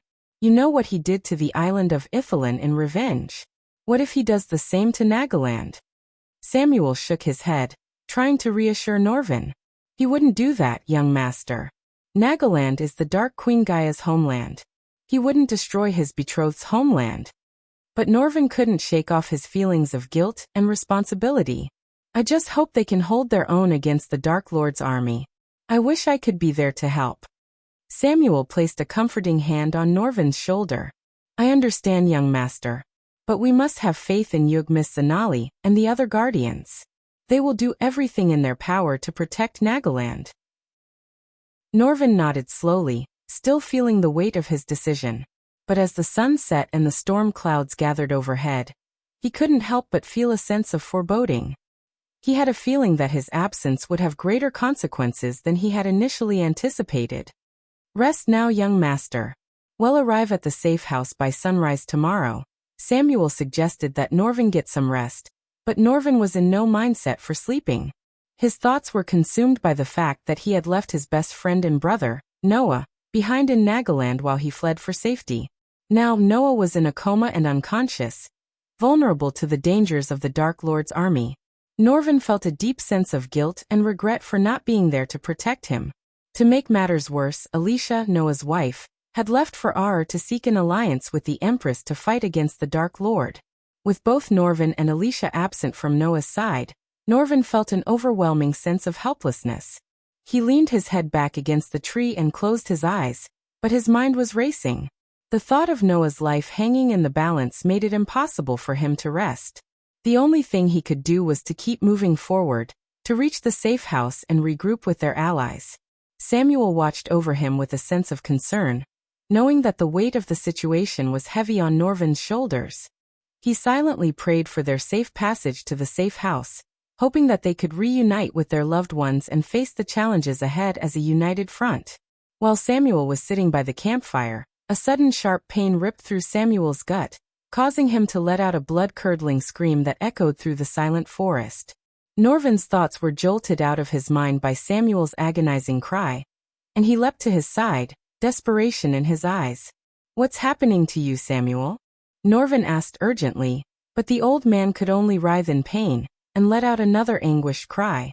Then, as suddenly as it began, Samuel fell silent and lost consciousness. Norvin's heart skipped a beat at the sight of the old man lying motionless on the ground. Panicked, Norvin examined Samuel's body, and his eyes widened in horror as he sensed a disruption in Samuel's soul. It was as though a part of his soul had been violently ripped away, leaving behind an emptiness that chilled Norvin to the bone. What could have caused this? Norvin muttered to himself, his mind racing. He knew that such an injury to the soul was not something that could be easily mended, and the implications of this attack weighed heavily on his mind. Who or what could have caused such a thing? And why had they targeted Samuel? As Norvin tended to Samuel's unconscious body, his mind raced with questions and fears. The journey ahead suddenly seemed much more treacherous than before, and he knew that they would have to be even more vigilant if they were to survive the dangers that lay ahead. Unknown to Norvin, the sharp pain that suddenly struck Samuel's body was no coincidence. It occurred precisely at the same moment Michael consumed Andreas' soul from Noah's body in Nagaland. Little did Norvin know that Andreas had left a small piece of his soul in Samuel's body, and when Michael destroyed that part of the soul, the remaining piece in Samuel's body was also destroyed. Fortunately, the second soul part of Andreas, which was with Celice, was not affected since the soul piece in Samuel's body was from the soul part of Andreas, which was with Noah. Norvin examined Samuel's condition and concluded that the old man needed rest to recover from the sudden pain he had experienced. Satisfied that Samuel would be okay, Norvin covered him with a warm blanket and climbed up a nearby tree to keep watch. Despite Samuel's stable condition, Norvin couldn't help but be plagued by thoughts of what had caused the sudden disruption in his body. Peering into the distant sky, he kept watch over the sleeping Samuel. The forest was eerily quiet except for the occasional rustling of leaves and twigs under the weight of nocturnal animals. The thought of the Beast King's kingdom brought a sense of both relief and apprehension to Norvin. He had heard of the powerful beast men and their imposing ruler, but had never met them himself. The idea of seeking refuge in their kingdom was daunting, but with the Dark Lord's army on his trail, it seemed like the only viable option. As Norvin sat in contemplation, his thoughts kept drifting to Noah's condition. He couldn't help but feel a sense of guilt for leaving his friend and brother behind, vulnerable to the Dark Lord's wrath. Norvin knew he had made the right choice by leaving, but the weight of responsibility weighed heavily on his shoulders.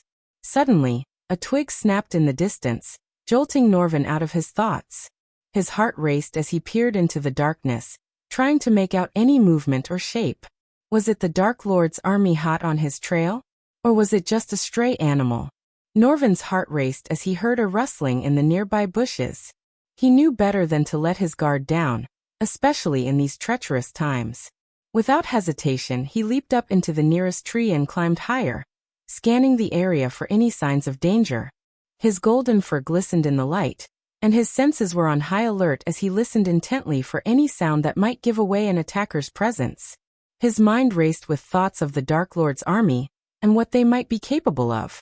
He couldn't afford to take any chances, not when so much was at stake. As he surveyed the area, his grip on the tree tightened, and he readied himself for any incoming threat. Norvin's keen eyesight caught a glimpse of movement in the distance, and he narrowed his eyes to get a better look. As the beastmen drew closer, he saw that they resembled a pack of wolves. Their fur was sleek and dark, blending in with the shadows of the forest. They moved with a graceful, predatory gait that sent shivers down Norvin's spine.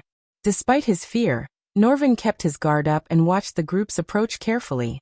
He didn't know their names or identities, but he could tell that they were skilled warriors.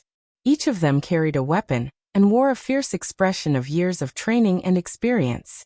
As the pack of wolf-like beastmen approached Norvin's campsite, Norvin tensed up, unsure of their intentions. The pack leader, a towering beast with thick gray fur and piercing yellow eyes, stood at a distance and bared his fangs, growling a warning. Norvin slowly raised his hands in a show of non-aggression, but kept a watchful eye on the pack. The leader spoke in a low, guttural voice, asking Norvin why he was venturing into the territory of the Beast Kingdom. Norvin hesitated, unsure of how much he should reveal.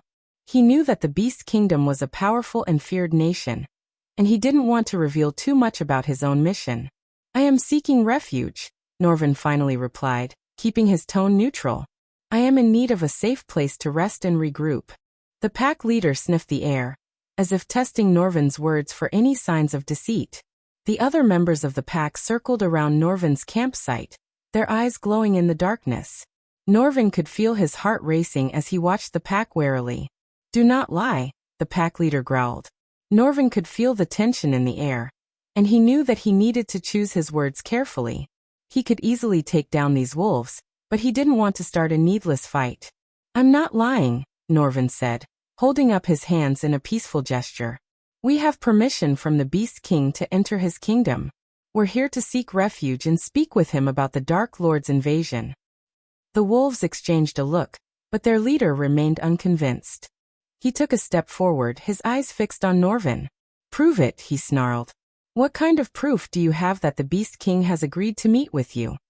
Norvin hesitated for a moment, unsure of how to prove his words. But then he remembered the small medallion that the Beast King had given him as a sign of his invitation. Reaching into his pocket, Norvin pulled out the medallion and held it up for the wolves to see. "This is the proof you seek," he said. "The Beast King gave me this medallion as a sign of his invitation. We mean no harm, we just seek refuge from the Dark Lord's forces." The leader of the pack eyed the medallion warily, but after a moment, he nodded his head in acceptance. "Very well," he said. "You may pass. But be warned, monkey. We won't hesitate to strike you down if you try anything." Norvin nodded, relieved that the tense standoff was over. Once the wolves believed him, Norvin pointed at the unconscious Samuel. "He is taking a much-needed rest. Once he wakes up, we will be on our way to the safe house," said Norvin, pointing to Samuel who was sleeping peacefully. The pack leader looked at Samuel, then turned his gaze back to Norvin with a fierce stare. "Whatever you do, get to the safe house before midnight," he growled. "The Beast Kingdom has its own problems, and the last thing I want is to clean up your corpses from the ground." With that ominous warning, the pack of wolves quickly vanished into the darkness of the forest, leaving Norvin alone with his thoughts. The hairs on the back of his neck stood on end as he considered the warning. What kind of problems did the Beast Kingdom have? And why did the pack leader seem so hesitant to trust him? Unbeknownst to Norvin, the Beast Kingdom was not as safe from the Dark Lord's influence as he had hoped. The kingdom had its own share of internal issues, and the Dark Lord had his own spies planted within its borders, including a number of powerful vampires. These vampires, with their keen senses and exceptional tracking abilities, made it all too easy for the Dark Lord to keep tabs on the kingdom's movements and keep his finger on the pulse of its politics. The Beast King knew that agreeing to help Norvin would make him a target of the Dark Lord's wrath. The Dark Lord believed that Norvin had killed Nightmare, and would stop at nothing to exact his revenge. In doing so, the Beast King had entered a dangerous game of cat and mouse with the Dark Lord, where one misstep could mean the end of his kingdom. Meanwhile, Selisi and her shadow clans were also plotting against the Dark Lord. They were cunning and ruthless and would do anything to stop him. The two factions had their own separate plans and strategies, but both aimed to take down the Dark Lord and put an end to his reign of terror. The stakes were high, and the outcome was uncertain. Only time would tell how the Dark Lord would face these plots against him, and whether the Beast King and Sales's plans would come to fruition. Keep your gifts coming. Shameless author alert.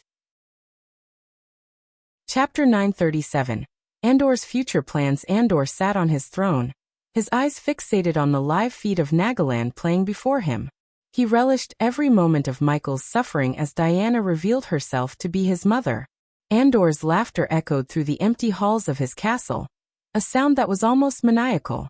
Suddenly, the feed began to flicker, and a bright light appeared before Andor. He was taken aback, wondering what was happening. The light grew brighter until it took on the form of a woman. Andor recognized her instantly. "Seraphine?" he asked incredulously, tilting his head in disbelief. "It has been quite some time since we last met, Andor," the goddess replied with a gentle but powerful voice. Andor frowned, trying to comprehend why a goddess would suddenly appear before him. He had been trapped in this mortal realm for 6,000 years with no way to leave. He wondered what Seraphine's motives were. If you meant 6,000 years ago, then yes, it has been quite some time, Andor quipped, trying to hide his suspicion. Seraphine chuckled softly, a sound that made Andor's skin crawl. I see you still have your sense of humor, she replied. Andor leaned back on his throne, crossing his arms over his chest. Andor's eyes narrowed at the sound of Seraphine's voice, the embodiment of all that he despised about the realm of the gods. He bristled at the urgency in her words, a reminder of the ancient duty he had abandoned long ago. Despite his outward calm, Andor seethed with anger at the thought of being dragged back into the politics of the Pantheon. What do you want from me, Seraphine? Andor growled, his voice laced with venom. Seraphine's form flickered, her light growing brighter as if in a warning.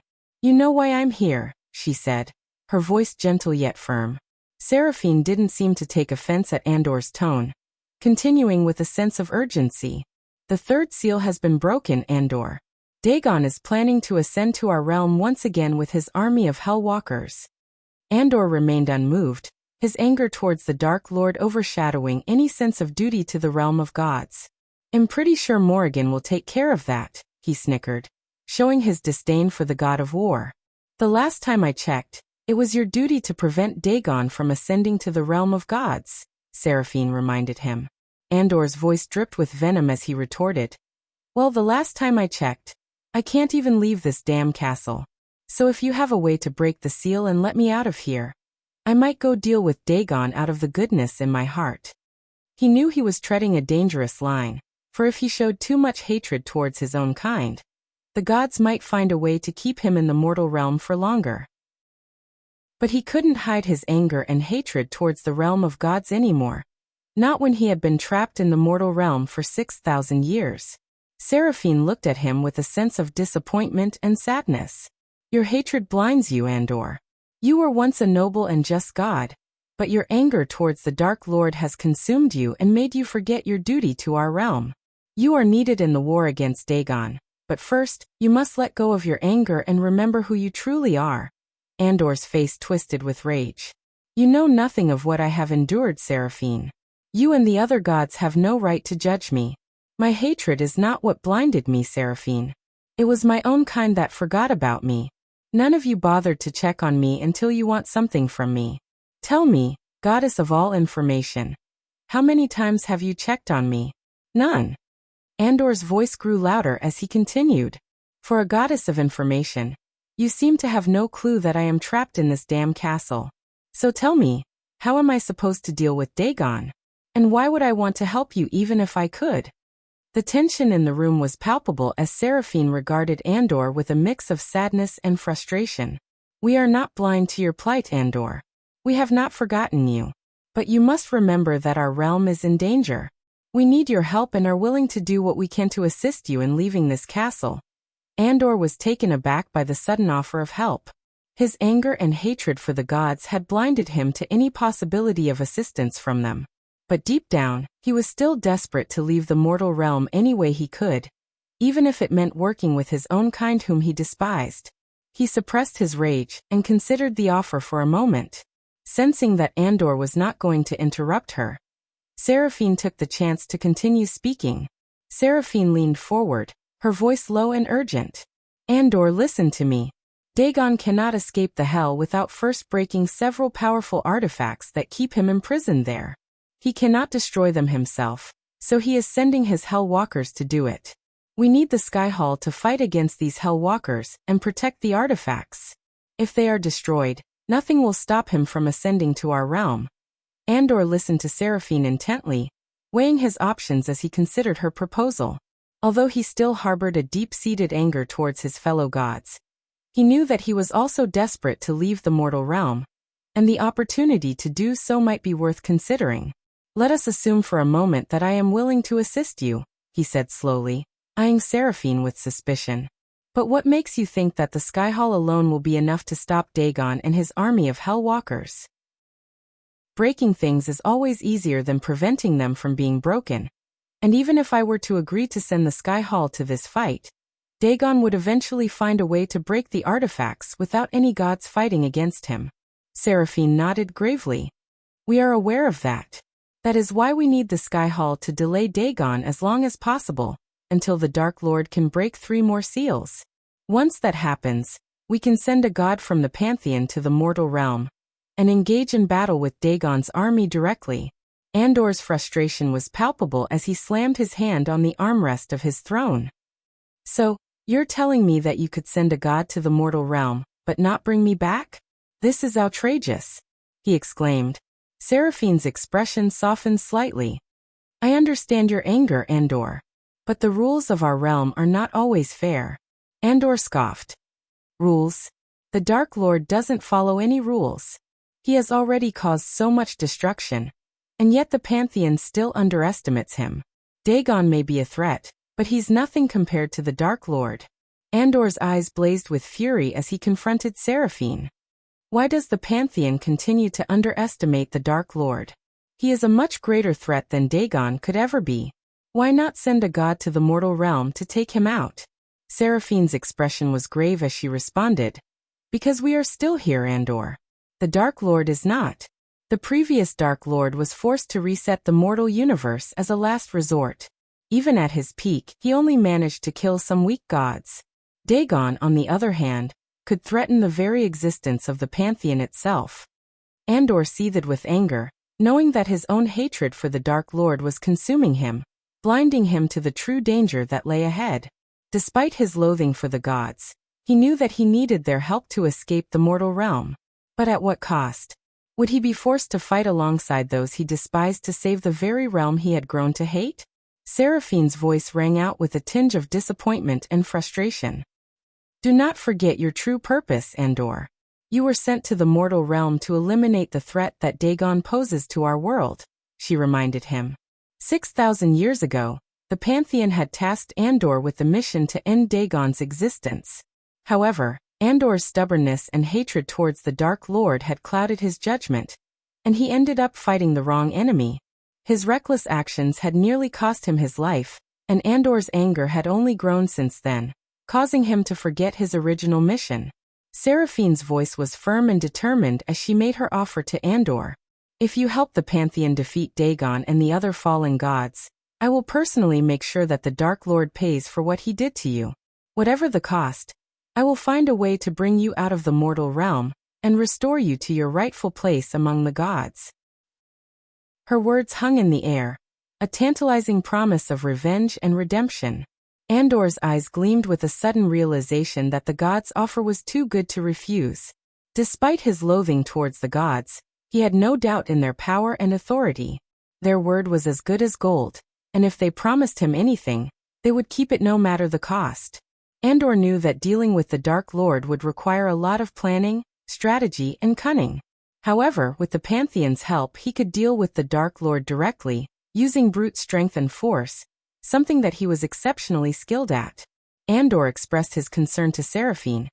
If I commit the Skyhall's resources to fight against Dagon and his army, that would leave the Dark Lord unchecked. How can we be sure that it's the best course of action? Seraphine chuckled at Andor's words. You underestimate the power of the Goddess of Information, Andor. I know all that happens in the mortal realm, including your contingency plans. The Shadow Clan is one of them, is it not? And even if you had no plans, letting the Dark Lord run rampant will work in our favor. The more chaos he causes, the easier it will be for us to sway the Pantheon to end his existence. Andor was taken aback by Seraphine's knowledge. He had always been careful to keep his plans hidden from the gods, but he should have known better than to think he could keep secrets from the Goddess of Information. He sighed, realizing that he had no choice but to agree to Seraphine's proposal. If it meant he could finally exact his revenge on the Dark Lord, he was willing to sacrifice the Skyhall's resources and let the Dark Lord run rampant in the mortal realm. Fine, I'll help you. But remember, Seraphine, I'm doing this for my own reasons, not for the realm of gods, Andor said, his voice laced with bitterness and anger. Seraphine nodded, her expression solemn. I understand, Andor. But we need your help now more than ever. Dagon poses a threat to our entire world, and we cannot face him alone. Andor clenched his fists, his rage boiling inside him. He knew that Seraphine was right, but he couldn't help feeling resentful toward the gods. They had abandoned him to the mortal realm for 6,000 years, and now they expected him to come to their aid. But despite his anger, he knew that he couldn't let his personal grudges get in the way of what needed to be done. If he didn't help the Pantheon, they would all be doomed. As the conversation seemed to be coming to an end, Seraphine's voice became more serious. "And before we part ways, there is something else you should know, Andor," she said. Her tone weighted with importance. Andor raised an eyebrow in curiosity.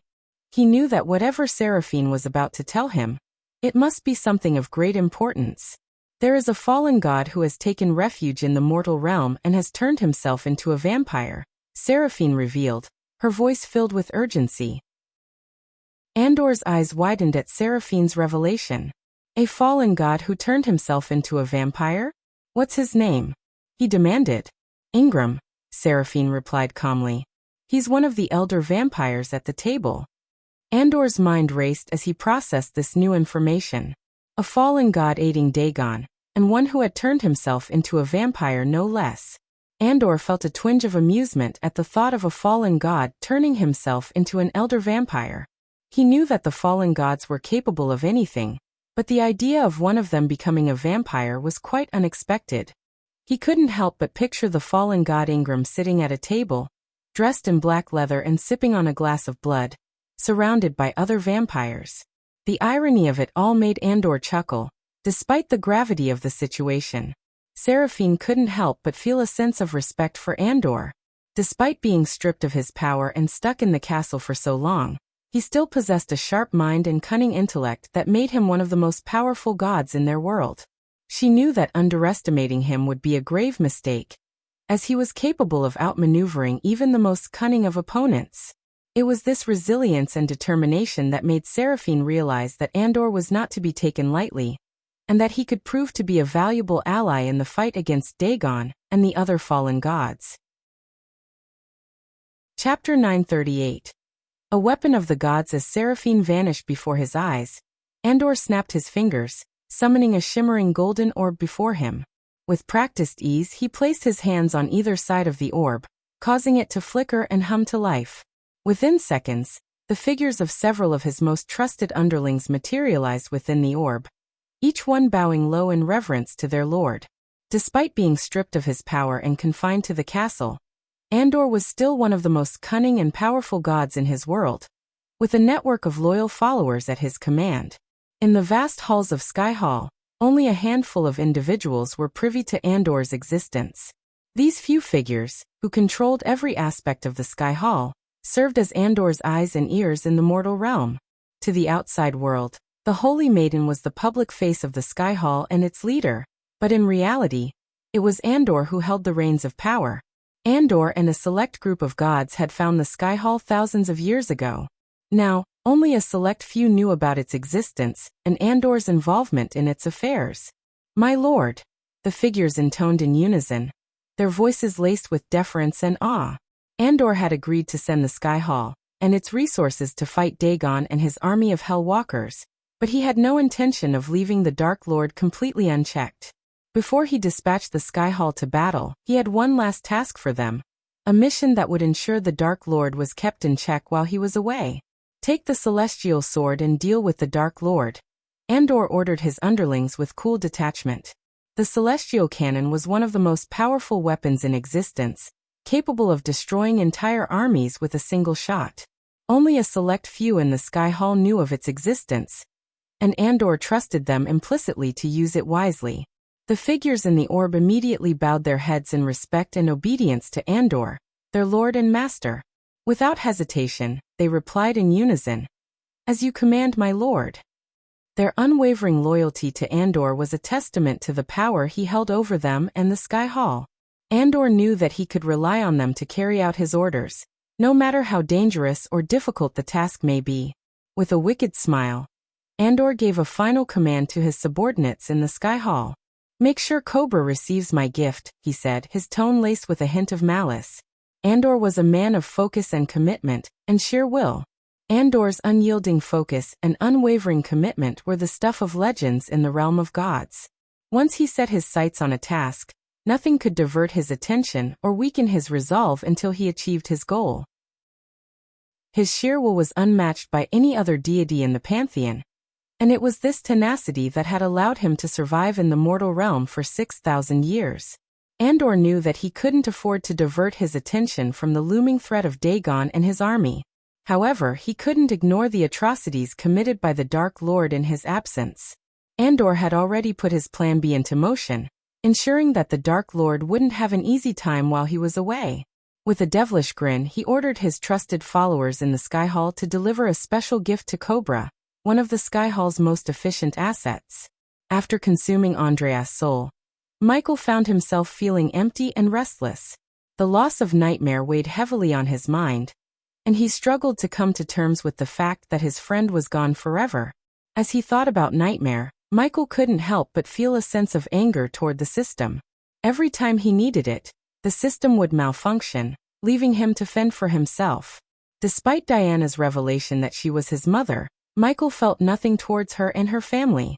They had lived pretending he was dead all these years, and now that the truth was out, it didn't change the fact that they were strangers to him. Michael didn't even bother to spare them a second glance as he turned around to leave Nagaland. Gaia approached Michael with a sense of empathy and understanding. As she floated towards him, she rested her gentle hands on his shoulders, offering a consoling touch to ease his pain. She could feel the weight of his sorrow, heavier than even her own, for the loss of his dear friend Nightmare. But there was something more that added to his agony, something that made her heart ache even more. She knew that Michael was now burdened with the knowledge that his greatest adversary, the one he was fated to fight, was none other than his own brother. The revelation had shattered his world, leaving him to grapple with an overwhelming mix of emotions that were difficult to comprehend. Gaia could only imagine the turmoil he was going through and wished there was something more she could do to comfort him. As Michael was preparing to depart from Nagaland, a sense of unease washed over him, causing every hair on his body to stand on end. The storm that had been raging around the island intensified, casting ominous darkness over the already bleak landscape. Suddenly, a massive shadow loomed over them, and Michael's instincts went into overdrive. He looked up, and his eyes widened in shock as he beheld an enormous ship that resembled a sword. The vessel was gargantuan, dwarfing even the island of Nagaland itself. It was easily the largest ship Michael had ever seen, and it left him and everyone else who witnessed it stunned with disbelief. The sheer size and scale of the ship were awe-inspiring, and it was a terrifying sight to behold. The rogue cultivators, news reporters, and soldiers were stunned when they saw the sudden appearance of the massive sword-shaped ship. Some of them gasped in disbelief, while others were frozen in fear. "What the hell is that?" one of the rogue cultivators muttered, staring up at the imposing ship. "Is that a ship or a floating city?" asked a news reporter, frantically trying to capture footage of the ship with his camera. The soldiers on the ground were equally shocked. "This is unprecedented. We have no record of any ship this size," said one of the commanding officers. As the ship descended closer to the island, its sheer size became more apparent. It was easily 3 times larger than the island of Nagaland, and appeared to be made of a dark, metallic material. The ship had intricate designs etched onto its surface, giving it an ancient and ominous appearance. "Holy shit, what is that thing?" one of the soldiers muttered under his breath. "I've never seen anything like it," exclaimed a news reporter, her voice trembling with fear. Another rogue cultivator looked up at the ship in disbelief. "This can't be good. What the fuck is happening?" The ship cast an ominous shadow over the island, making it seem as if the end of the world had come. People ran in every direction, screaming and shouting in fear. "We're all gonna die," yelled a soldier as he fell to his knees, clutching his head in despair. "Get the fuck out of here. We need to warn everyone," another rogue cultivator shouted, trying to rally the others. The ship was massive, larger than anything they had ever seen before. It looked like a sword, but the size was beyond comprehension. The sight of it alone made everyone feel helpless and small. Suddenly, the airship's engines roared to life, its power building as it hummed with energy. Slowly, The tip of the sword-shaped vessel began to emit an eerie purple glow, casting an ominous hue over the island below. The air crackled with electricity, bolts of lightning dancing across the ship's hull. The wind around the ship picked up, causing the trees to bend and sway as if a great storm was approaching. Drowning out all other noise on the island, the sound of the engines grew louder and louder. It became clear that this was no ordinary ship, and the inhabitants of Nagaland watched in awe and fear as it prepared for whatever lay ahead. In an instant, the ship unleashed a devastating beam of energy that barreled straight toward Michael and Gaia, leaving a trail of destruction in its wake. The sheer force of the blast melted the dark storm clouds that had shrouded Nagaland, revealing the true horror of the situation. Michael tried to react, but a strange energy radiating from the ship slowed down his reflexes and prevented him from using a teleportation scroll.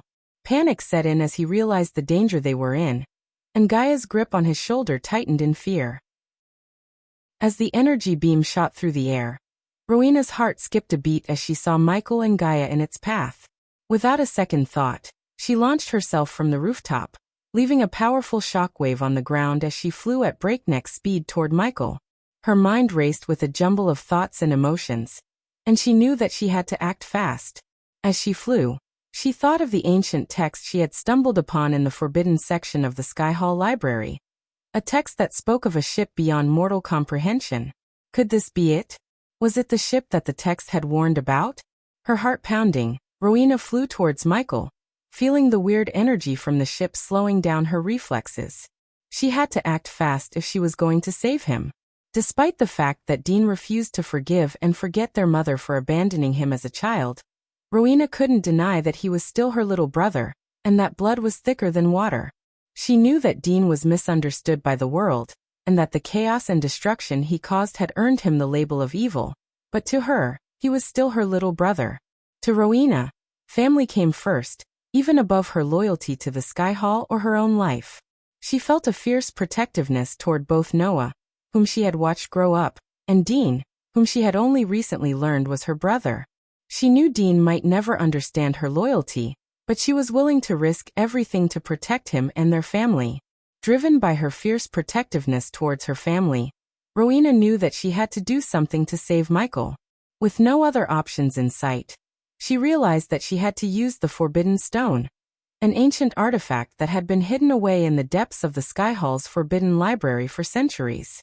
The energy from the ship had slowed Michael's reflexes, making him unable to use a teleportation scroll, and it was only a matter of time before the beam hit him. Rowena knew that she had to act fast if she wanted to save him. She focused all her energy and determination, racing towards Michael with lightning speed, leaving a trail of crackling energy in her wake. As she drew near, she took out the Forbidden Stone, knowing that using it was a risk that could have dire consequences. But for Rowena, the safety of her family was worth any risk. She pressed the stone to Michael's forehead, and in that moment, a powerful energy surge enveloped them both, transporting them away from the ship's deadly beam. As Michael and Gaia vanished from the path of the beam, Rowena stayed behind to face the full force of the energy blast. The beam hit her squarely, and she felt an intense heat spread through her body. The impact sent her flying through the air, her body tumbling end over end. Diana and Sabrina watched in horror as Rowena was struck, their screams mixing with the sound of the explosion. Diana and Sabrina shouted in terror as they saw Rowena get hit. The sound of the beam hitting Rowena was deafening, and for a moment everything seemed to stand still. When the realization of what had just happened sunk in, the onlookers were left stunned and unsure of how to react. Did she just sacrifice herself to save him? One rogue cultivator whispered, his voice barely audible over the ringing in his ears. But he's the Dark Lord. Another said in disbelief. Why would she risk her life for him? Rowena's love for her siblings knew no bounds, and she was always there for them no matter what. She had always been the one to stand up for them and protect them from harm. Her actions in risking her life to save the Dark Lord were a testament to this love and devotion. Even though he was the enemy of many, Rowena couldn't turn her back on him because he was still family. I don't know, a news reporter replied, still in shock from the sudden turn of events. But it looks like she did it without a second thought. The soldiers who had been standing nearby remained silent, unsure of how to process what they had just witnessed. The group stood there in silence as the enormity of what had just happened began to sink in. Rowena had risked her life to save the Dark Lord, a man who was seen by many as the embodiment of evil. And yet, at that moment, all of that seemed to fade away, replaced by the simple fact that one person had saved another. As the dust and debris settled, it became clear that Rowena was no longer in sight. Whether she survived the attack or not remained a mystery. Keep the gifts coming. Chapter 939. In the realm of hell, as Michael and Gaia materialized in the new location, he could feel his skin crawl as he took in the barren, desolate landscape before him. It looked like the fire realm he had been to before, but this place was much darker and more ominous.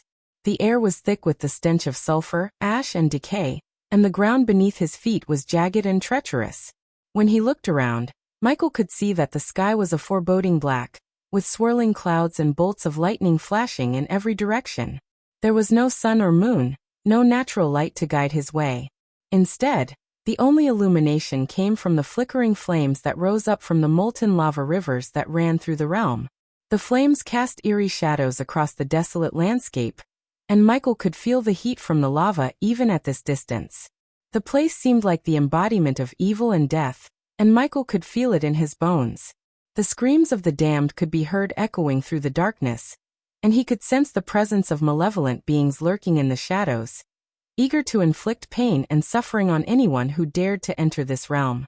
It was a place of eternal suffering, where the tormented souls were trapped forever, unable to find peace or rest. Gaia's voice broke through the silence that surrounded them, cutting through the thick atmosphere like a knife. "Where are we?" she asked Michael, her eyes scanning the barren, desolate landscape. Despite the absence of any visible life forms, the air was thick with the sounds of screams and cries, like a chorus of agony that echoed through the air. Michael's eyes darted around, taking in the surroundings. He could feel the death and evil in the air, pressing down on him like a heavy weight. His environment scanning showed no signs of life forms, but his instincts told him otherwise. He knew they needed to find a higher vantage point to figure out where they were, and where they needed to go. He turned his gaze toward the mountain in the distance, an ominous and foreboding sight that rose up from the bleak landscape. It was a volcanic mountain, with jagged edges and peaks that looked as if some great force had torn them apart.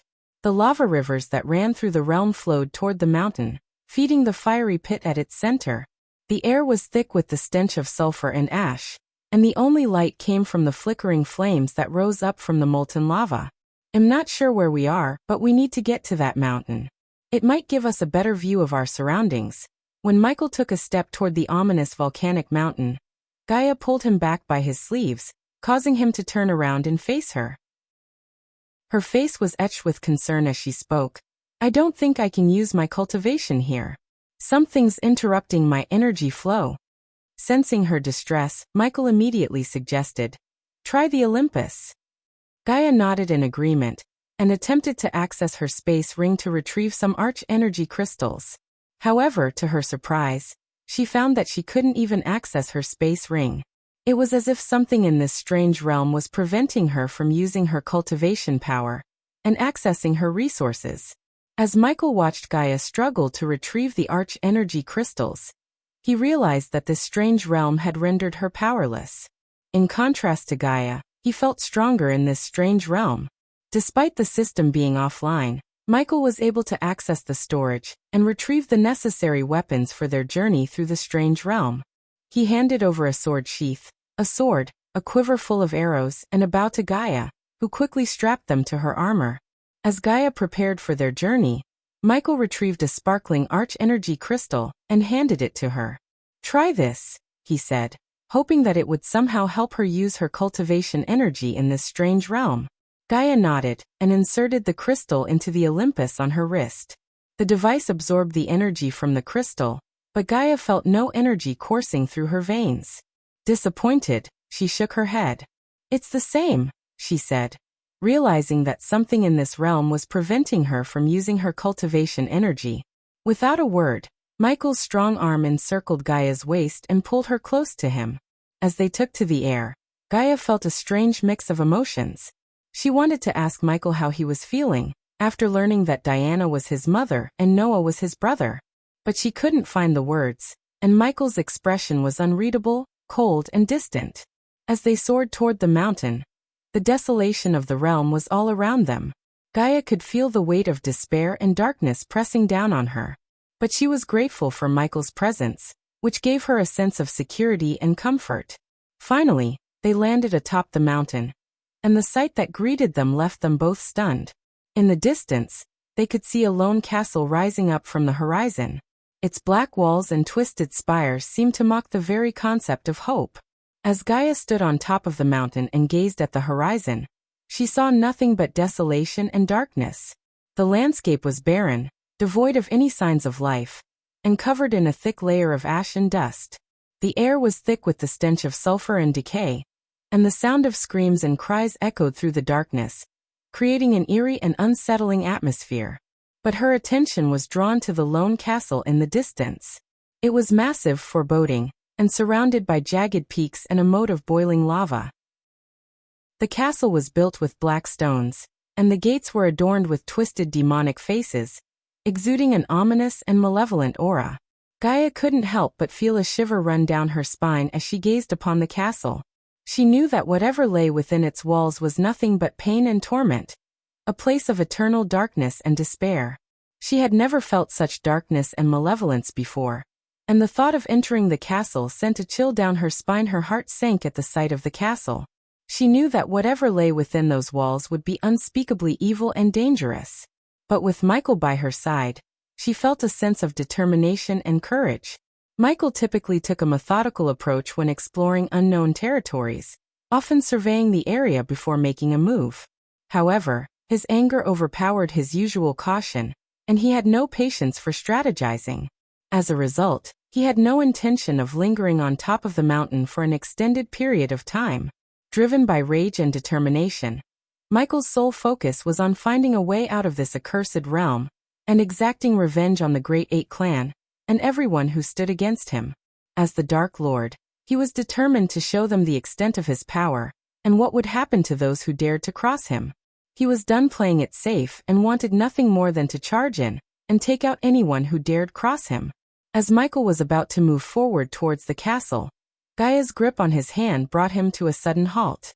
His eyes remained fixed on the castle in the distance, his mind filled with a burning desire to wreak havoc on those who had caused him and his loved ones so much pain. But Gaia's soft voice brought him back to reality. "Michael, we need to talk," she said with a gentle yet firm tone, hoping to reach him through the thick fog of his anger and pain. Michael didn't turn around, his gaze still locked onto the castle in the distance. But her words managed to penetrate his mind, if only for a moment. Gaia took a deep breath, steeling herself for what she knew would be a difficult conversation. "Please, whatever is inside that fucked-up-looking castle." She pointed towards the ominous castle in the distance. "It can wait. We need to take a moment to regroup, to figure out our next move." Gaia's voice was soft and gentle, but it carried a weight of emotion that Michael could feel. He slowly turned to face her, his eyes meeting hers. For a moment, they stood there in silence, the only sound the howling wind that whipped around them. Gaia reached out and gently cupped Michael's face, guiding his gaze toward her. As she looked into his eyes, she could see the pain and anger simmering within him. With a deep breath, she leaned in and touched her forehead to his, hoping to find some way to calm him down. But as soon as their foreheads touched, a wave of grief washed over her. The memory of losing her beloved little lizard, Nightmare, came rushing back, and tears started streaming down her cheeks. She tried to hold back the sobs that threatened to escape her, but the pain was too much to bear. Feeling her body shake with emotion, Michael wrapped his arms around her and held her close, offering comfort in the only way he knew how. Together, they stood on the mountain, holding on to each other as they grieved for what they had lost and braced themselves for what lay ahead. As Michael thought about Diana being his mother, a wave of emotions hit him like a ton of bricks. Anger, sadness, and betrayal all churned inside him, making it difficult for him to think straight. He couldn't believe that the woman who had abandoned him and left him to fend for himself was his own mother. It felt like a cruel joke. He wondered how Diana could have raised Noah, her other son, with all her love and care while he had to struggle and grow up as an orphan. The thought of it made his blood boil, and he couldn't shake off the feeling of being betrayed. But as he stood there, his heart heavy with these emotions, he was also consumed by another pain, the loss of his beloved dragon, Nightmare. The memories of their time together flashed through his mind, and he felt an overwhelming sense of grief and regret. He had never expected to lose Nightmare so soon, and the pain was almost too much to bear. Torn between these two sources of pain, Michael struggled to find a way to move forward.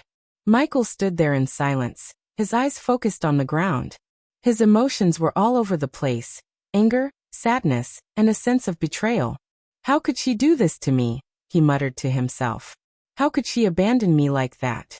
Gaia could sense the pain in his voice and leaned in closer to him. "I know it hurts, Michael," she said softly, "but try to see things from her perspective. Maybe there's more to the story than we know. The Sky Hall has always been capable of manipulating people and situations to their advantage. Maybe there's more to the forbidden spell they cast to send you to Earth when you were born. It's possible that Diana had no choice but to leave you behind." Michael's voice was barely audible as he spoke. "But don't you remember what Elidor said? In order for that forbidden spell to work, my mother had to sever her maternal bond with me willingly. It wouldn't have worked otherwise." He paused for a moment, the pain of abandonment still raw and fresh. Despite the pain of losing Nightmare still weighing heavily on her heart, Gaia knew that her duty as Michael's partner was to comfort him and ease his pain. She pushed aside her own grief and focused solely on tending to Michael's needs, for that was what true love meant to her. At that moment, Michael's pain became her top priority, and she was determined to be there for him in any way she could. Even though Gaia loved Michael deeply and wanted to help him heal from the pain of being abandoned by his mother, she also wanted to approach the situation objectively. She didn't want to fuel his anger by blindly supporting his emotions. Gaia knew that there had to be a reason for Diana's actions, and she wanted Michael to consider the possibility that there was more to the story. She couldn't shake the feeling that there was a bigger picture that they were missing. Gaia wanted to understand Diana's perspective and help Michael see things from a different angle. "Michael, I know this is difficult for you, but please try to see things from your mother's perspective," she said, her voice filled with empathy. "Think about it. The Sky Hall was afraid of the prophecy and the chaos it could bring. Diana had to make a difficult decision, one that no mother should have to make. The Sky Hall, with all its power and influence, would have done anything to prevent that from happening. Even if Diana had wanted to keep you, they would have threatened her family and their safety. So, what would you have done if you were in her position? Would you have risked the lives of your entire family to save one child? Or would you have sacrificed one child to save your family?" She paused for a moment to let her words sink in. "I'm not saying what she did was right or fair, but sometimes people are put in impossible situations and have to make tough choices. It doesn't mean they don't love you or care about you. It just means they had to do what they thought was best in a difficult situation." Gaia looked at Michael with compassion, hoping her words would help ease his pain and anger toward his mother. "The damage has already been done, Gaia. It's not that easy to forgive and forget, especially when it comes to something as big as this. I don't think I can suddenly accept her as my mother just because she had no choice. It's like a broken mirror that can never be fixed, and even if we did try to fix it, the cracks would always be there," Michael said, his voice laced with pain and bitterness. Chapter 940 Hell Walkers. After their discussion about Diana, the conversation gradually shifted to the loss of their beloved dragon, Nightmare. Both of them were struggling to come to terms with his death, and the pain was still raw and intense. Gaia started talking about the times they spent with Nightmare, how he was always there for them, and how he had been more than just a dragon.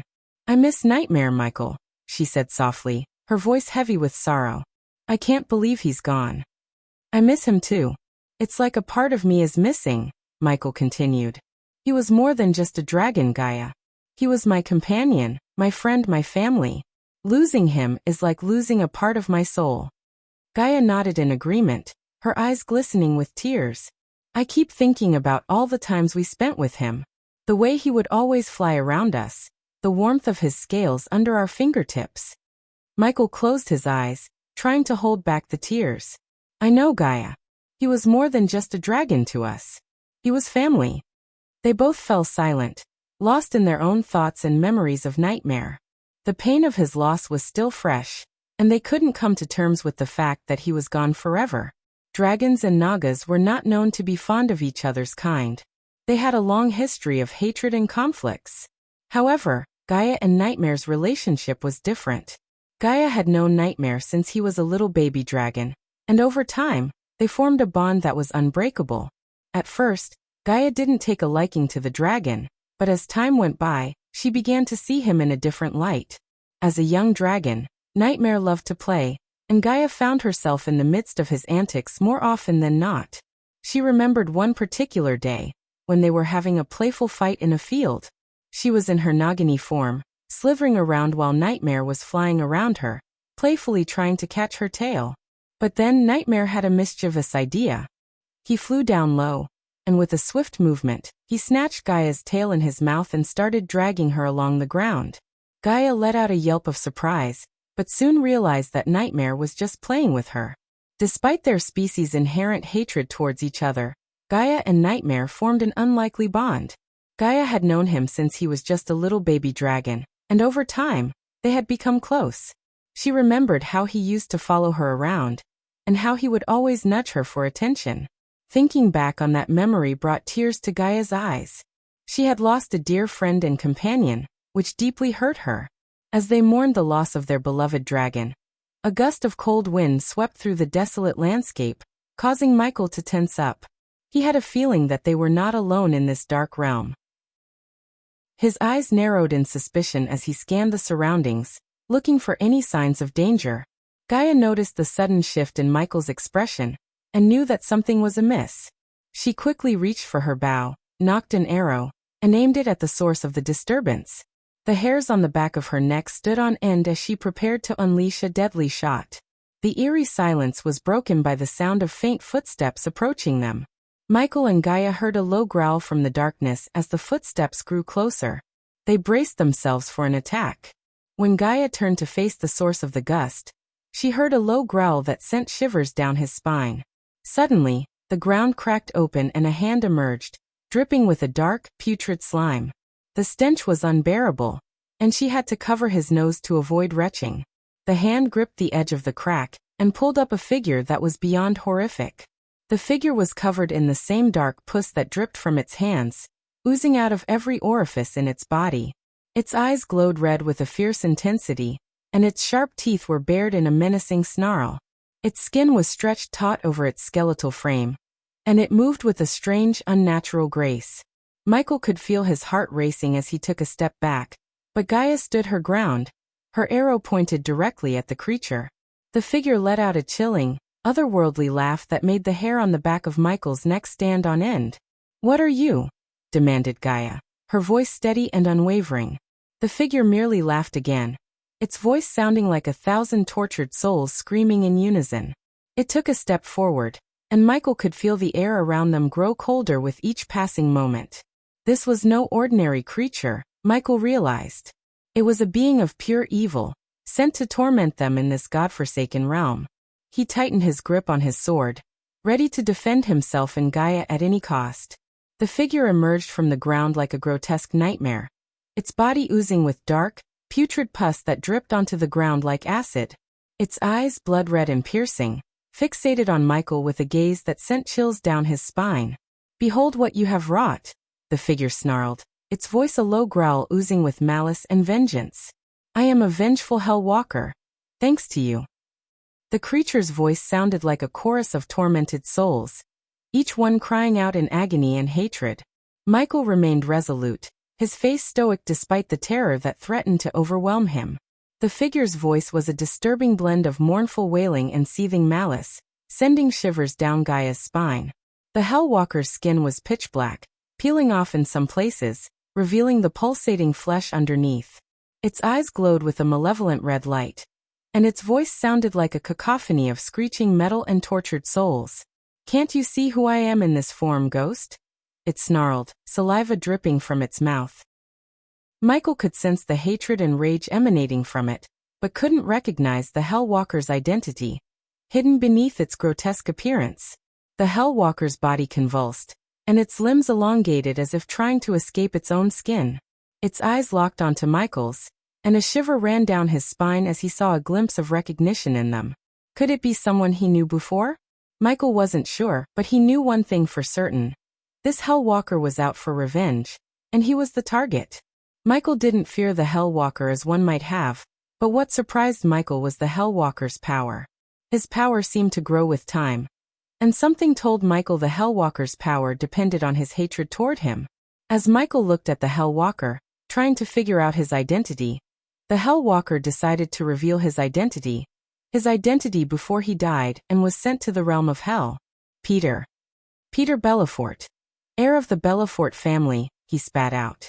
That was before you brutally murdered me and turned me into this vengeful Hellwalker. His voice grew even more hostile with each passing moment. Gaia's eyes widened in shock as the identity of the Hellwalker was revealed. She couldn't believe what she was hearing. The name Peter Belafort echoed in her head, and she felt a chill run down her spine. She stood there, frozen in shock, her mind unable to process the truth that had just been revealed. You humiliated me, stripped me of my dignity, and made me a laughingstock. You imprisoned me, and made me a subject of ridicule. But that wasn't enough for you, was it? You killed me in front of my own sister, and now I am cursed to suffer as a vengeful Hellwalker. Peter's voice was filled with pain, anger, and hatred. He was no longer the person he used to be. He had been transformed into a monstrous abomination fueled by his thirst for revenge against Michael. No trace of humanity was left in him, only a seething rage that threatened to consume him completely. Peter's voice suddenly turned into a peal of maniacal laughter that echoed across the mountain. Gaia shuddered at the sound, feeling the hair on the back of her neck stand up. Peter's laughter soon turned into words dripping with malice. I have dreamed of this moment every day since I arrived in this hellish realm. I have dreamed of the many ways I would torture you, ghost. I will tear you limb from limb, drink your blood, and feast on your flesh. I will make you suffer beyond your wildest imagination. And when I am done, I will repeat everything again. Peter's voice was filled with blood-curdling rage. As he spoke, he described in vivid, gory detail how he would torture Michael, making Gaia's stomach churn with disgust and fear. With an unwavering gaze, Michael delivered a cold and unyielding message to the vengeful Hellwalker before him. You made the grave mistake of crossing me in life, and now you're paying the price in death. Let this be a lesson to anyone who dares to challenge me. Despite the shock of learning the Hellwalker's true identity as Peter Belafort, Michael showed no fear or hesitation. The loss of his beloved dragon Nightmare, and the betrayal of his mother had already filled him with a wave of unbridled anger, making Peter's threat seem like nothing more than a mere annoyance to Michael. Michael's voice dripped with coldness as he addressed Peter. You are not the only one who transformed into something else, Peter. A dark shroud began to envelop Michael, emanating a sense of foreboding that made the very air around them grow heavy. The glow of his eyes changed to an ominous mix of red and black, and as his power surged, the area around them began to darken. The ground shook, and a gust of wind started to pick up, hinting at the immense power Michael held within him. It was a glimpse of the Dark Lord's power, which was more than enough to unnerve Peter. With a fierce determination in his eyes, Michael unsheathed his dark sword from his back, the blade glinting in the dim light of the underworld. In one swift motion he dashed at Peter, his sword slicing through the air with deadly precision. Peter tried to dodge, but he was too slow. The sword sliced through him, cutting him in half. A torrent of black pus spilled out of Peter's body, coating Michael in the foul-smelling liquid. But Michael didn't flinch. He stood there, his sword still in his hand, watching as Peter's two halves fell to the ground. The Hellwalker's screams filled the air, but they were quickly silenced as his body turned to ash and was carried away by the wind. Michael stood there for a moment, his eyes still glowing with the power of the Dark Lord.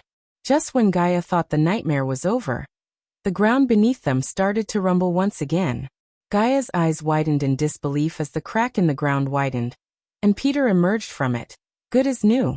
He laughed menacingly, and Gaia could see the hatred in his eyes. You thought you could defeat me that easily?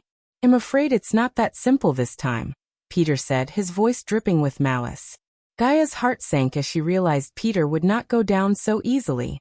Michael slowly turned around and saw the Hell Walker standing before him as good as he was before Michael cut him in half.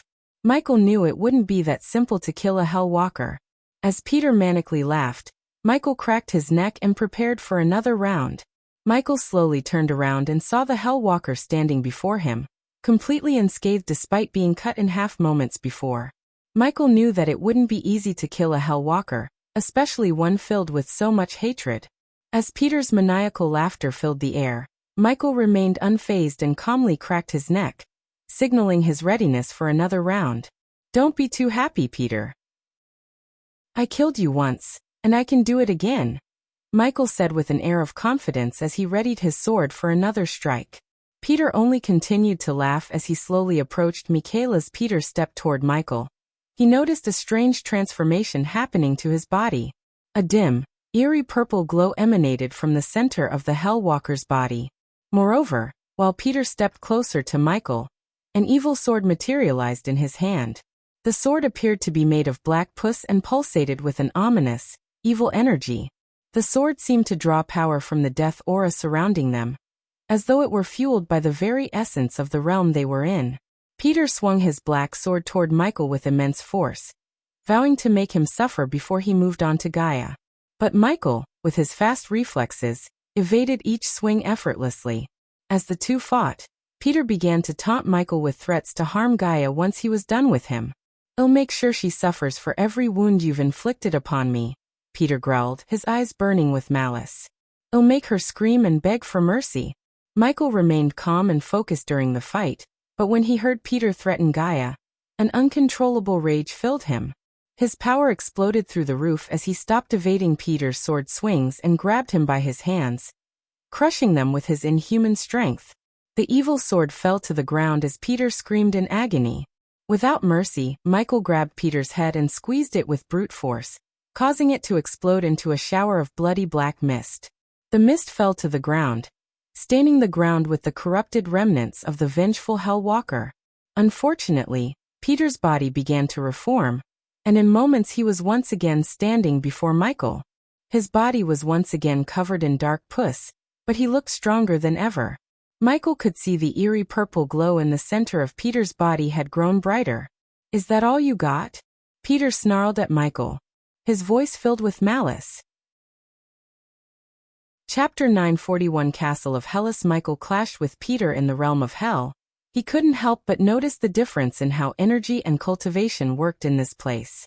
His power was different here. He felt stronger but wasn't at his full half-celestial power level. The darkness that surrounded them was the source of his strength. As the god of darkness and a newly minted half-celestial, his body was now able to harness the darkness around him and turn it into his own power. In this realm, there was little to no celestial or arch energy, which meant that the Hell Walker's power was solely dependent on their hatred and the depth of their torment in the pits of hell. The more hatred they held, the more powerful they became. Peter's hatred toward Michael knew no bounds, and his power was almost on par with Michael's in the realm of hell. If Peter were to fight Michael in his own world, Michael could have easily disposed of him with a snap of his fingers. Michael and Peter continued their brutal fight, with Michael always having the upper hand. He used his dark sword to slice off Peter's limbs, but they quickly grew back, thanks to his powers as a Hell Walker. Michael could feel the hatred emanating from Peter as he swung his sword wildly, trying to land a hit on Michael. As they clashed swords, the ground beneath them shook violently, and chunks of earth and rocks flew into the air. Michael's eyes glowed with a mix of red and black as he unleashed a dark aura that surrounded him, making him even more powerful. Meanwhile, Peter's sword glowed with a sickly black light, and he howled with rage as he swung it with even more ferocity. Blood and black pus flew everywhere as Michael sliced through Peter's body, but it only seemed to make him stronger.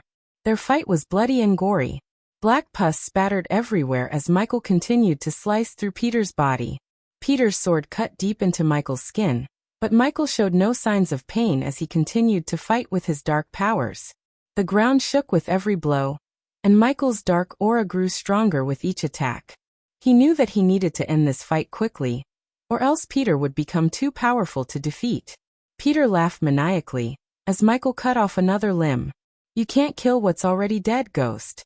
I am already damned to hell. But you will join me soon enough," Peter said, grinning from ear to ear.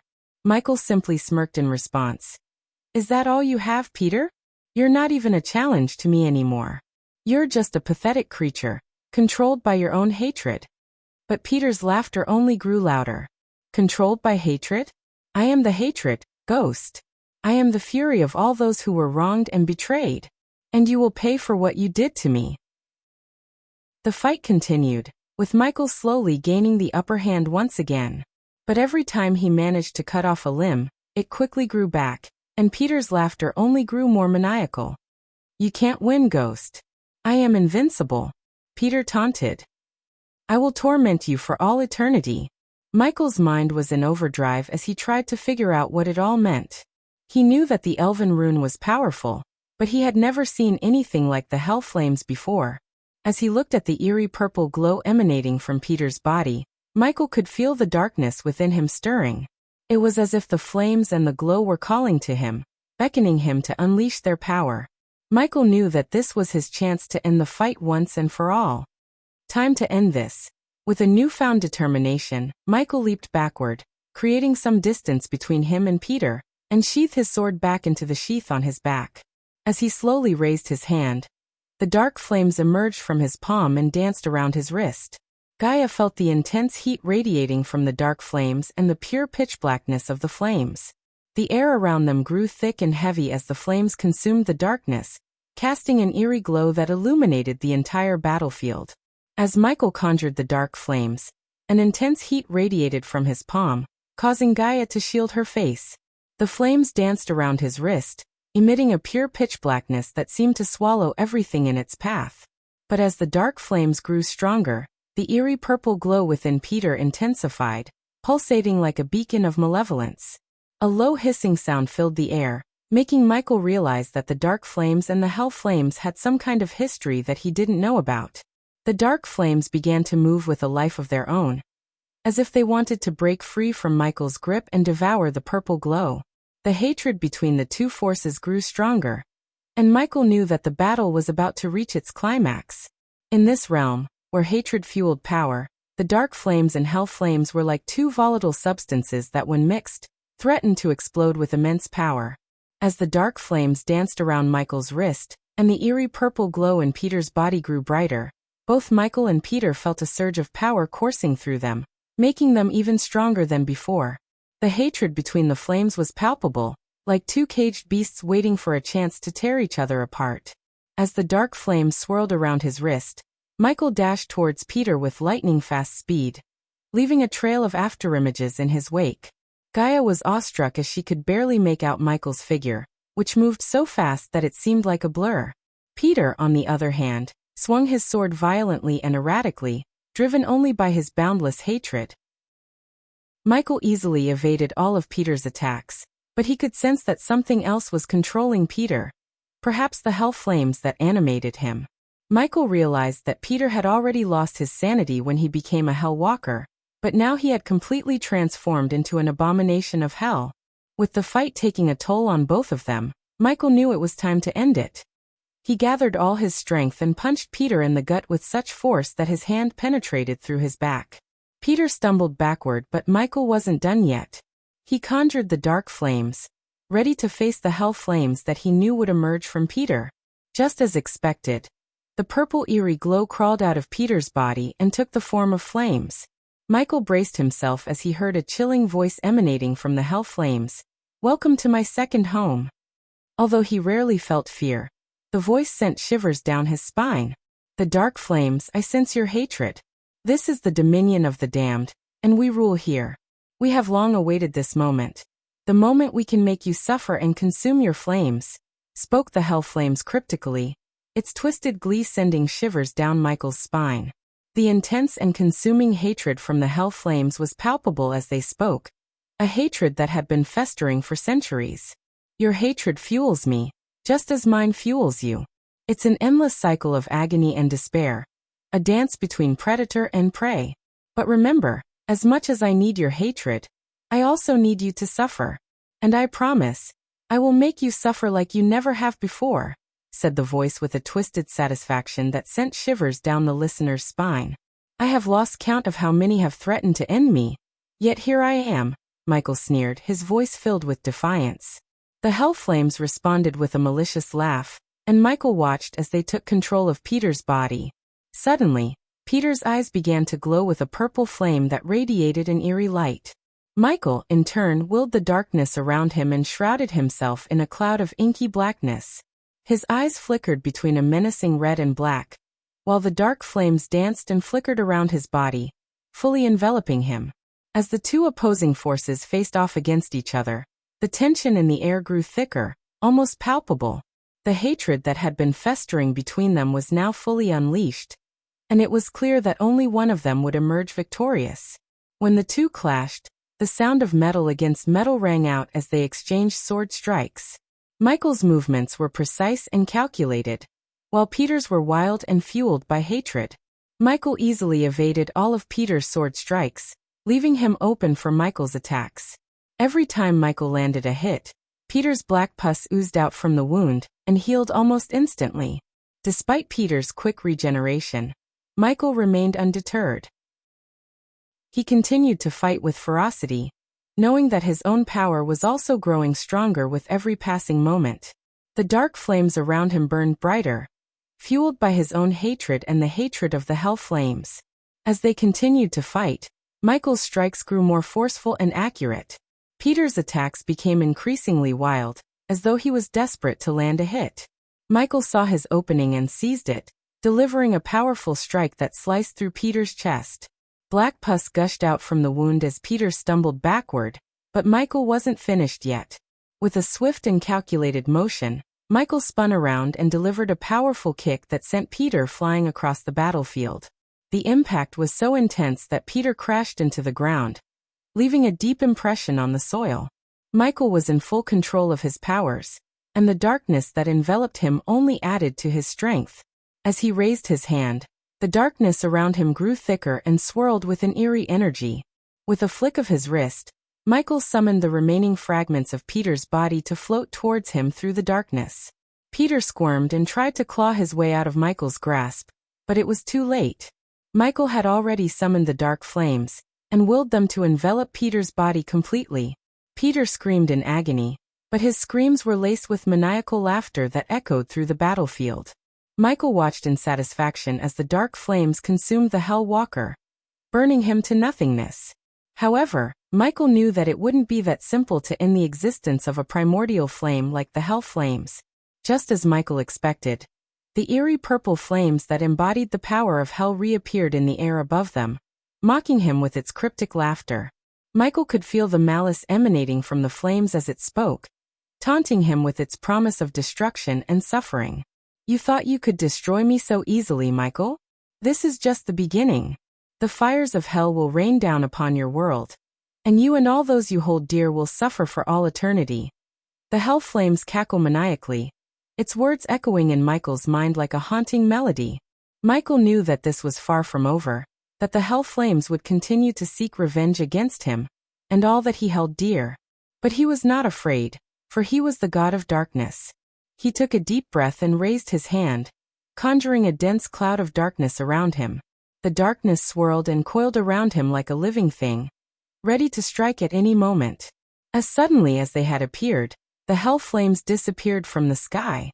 Michael was left standing in the darkness, his heart racing with anticipation. He knew that the threat of the hell flames was far from over, and that he would need to be vigilant if he was to protect the people he cared about. Michael gazed up at the empty sky where the hell flames had ominously laughed before disappearing. He took a deep breath, knowing that while the hell flames were a problem, his first priority was to leave this realm. Turning to face Gaia, he gently brushed her face before focusing his attention on the castle looming in the distance. "We need to get answers, and I think we'll find them in there," Michael said, his voice unwavering. Gaia nodded, still in a state of shock from the intense battle they had just witnessed. As they began to make their way towards the castle, Michael couldn't help but feel a sense of foreboding. Unbeknownst to Michael, the ruler of hell and the infamous fallen god who had once made the pantheon tremble were eagerly awaiting his arrival. As he made his way towards the looming castle in the distance, he had no idea that he was about to cross paths with one of the most feared entities in the universe. The fallen god, whose name was whispered in hushed tones by even the bravest of warriors, was eager to come face to face with Michael, the god of darkness. Who wants to give your fave author a super gift? Shamelessly smiling. Chapter 942. A Fallen God's Revenge. As they continued to fly towards the castle, Michael noticed that the distance between them and the castle remained unchanged. The castle appeared to be just as distant as it was when they first started flying. It wasn't until a while later that Michael realized they were trapped in an illusion barrier. Gaia held onto Michael tightly as they flew through the air, taking in the sight of the countless tormented hellwalkers below. It reminded Gaia of the undead on the undead island, but the hellwalkers were on a different level. They couldn't be killed by simply cutting off their head like the undead. Even after Michael had cut off Peter's head, he had come back good as new with a new head. I think we are inside an illusion. Michael quickly realized that they were trapped in an illusion barrier, and he could sense that the source of the illusion was not a single entity, but rather multiple sources. To his surprise, Michael discovered that the sources of the illusion were the countless hellwalkers that were roaming on the ground. As he scanned the area, he felt like he was being watched, and his senses heightened as he tried to locate the source of the feeling. Despite the feeling of being watched, Michael remained composed and focused. His priority was to break the illusion, and he knew that meant taking down the hellwalkers. With a calm demeanor, he turned to Gaia and stated their plan. "We have to eliminate the hellwalkers to break this illusion," Michael said, his eyes scanning the area for any sign of weakness. Gaia nodded, hoping that they could break free of the illusion as soon as possible. As Michael slowly descended to the ground, the hellwalkers growled and reached for him in the sky. Michael remained unfazed, hovering over them, and using his abilities to his advantage. With a swift movement of his hand, he cast the Ring of Flames spell, causing a wave of dark flames to shoot out of his hand and sweep across the ground, taking down the hellwalkers in its path. Despite their grotesque appearance, Michael felt no remorse, knowing that he had to do what was necessary to break the illusion and move forward. With the last of the hellwalkers burned away, Michael and Gaia turned their attention to the horizon. There, standing tall against the hazy sky, was a monstrous creature with black fur and fiery red eyes. Its body was massive, towering over the already imposing castle in the distance. The creature's fur seemed to absorb the light around it, making it look like a shadow come to life. Its eyes glowed with intense hatred, fixated on Michael and Gaia as they floated in the air. Its sharp claws dug into the ground, leaving deep marks as it began to move towards them with a thunderous roar that shook the very ground they were on. This creature was not like anything he had ever faced before. Its mere presence exuded a menacing aura that made him feel like he was facing a force of nature. And yet he could not back down. He had come too far to turn back now. As the creature closed in on them, Michael readied himself for battle. He conjured the dark flames around him, allowing its pure darkness to envelop him. Gaia clung onto Michael tightly as the creature charged, its red eyes glowing brighter with each passing moment. The creature's roar echoed through the battlefield, sending shockwaves through the air that made Michael's ears ring. Its black fur glistened in the dim light, and its red eyes glowed with an eerie intensity. Michael knew he was facing a formidable foe, one that he couldn't take lightly. With a quick glance at Gaia, he summoned the darkness around them and lifted her into the air, keeping her out of harm's way. As the creature approached, Michael felt the pull of its gravity field increases exponentially, forcing him to stay on the ground. But he remained calm and focused, ready to face this challenge head-on. He knew he could use the darkness to his advantage and even defy gravity if necessary, but for now, he chose to stay on the ground and face the creature in close combat. "What the fuck is that thing?" Gaia's eyes widened in horror as she gazed upon the monstrous creature. It had black fur covering its massive body and red eyes that seemed to glow with an unholy fury. Its claws were sharp enough to tear through steel, and its jaws looked powerful enough to crush a boulder. Gaia couldn't help but wonder how many more abominations hell had waiting for them. Despite being unable to use her cultivation power, Gaia still had Michael's specially crafted arrows in her quiver. As the black-furred creature charged towards Michael with alarming speed, Gaia quickly notched an arrow in her bow, taking into account the increased gravity, and let it fly. The arrow arced through the air and hit the creature directly in the center of its head, detonating on impact and engulfing the creature in flames. The explosion wasn't enough to kill the creature, but it provided Michael with the opening he needed to make his move. With his dark sword in hand, Michael charged toward the massive creature. He kept his second sword sheathed as he felt that one dark sword would be enough to take down the creature, and he needed his other hand free to wield his dark flames. As he closed in on the creature, Michael defied the increased gravity and leaped into the air. He then channeled his power into his sword and unleashed a bolt of lightning from its tip, aimed directly at the creature. The lightning bolt tore through the creature's skull, leaving a gaping hole where its head once was. However, to Gaia's shock, the creature didn't fall down. Instead, it multiplied in the blink of an eye, dividing itself into 3 identical creatures. Before Michael could react, one of the creatures charged at him from behind, its claws ready to strike. The two collided with a deafening explosion. But Michael's half-celestial body was stronger than he had ever imagined.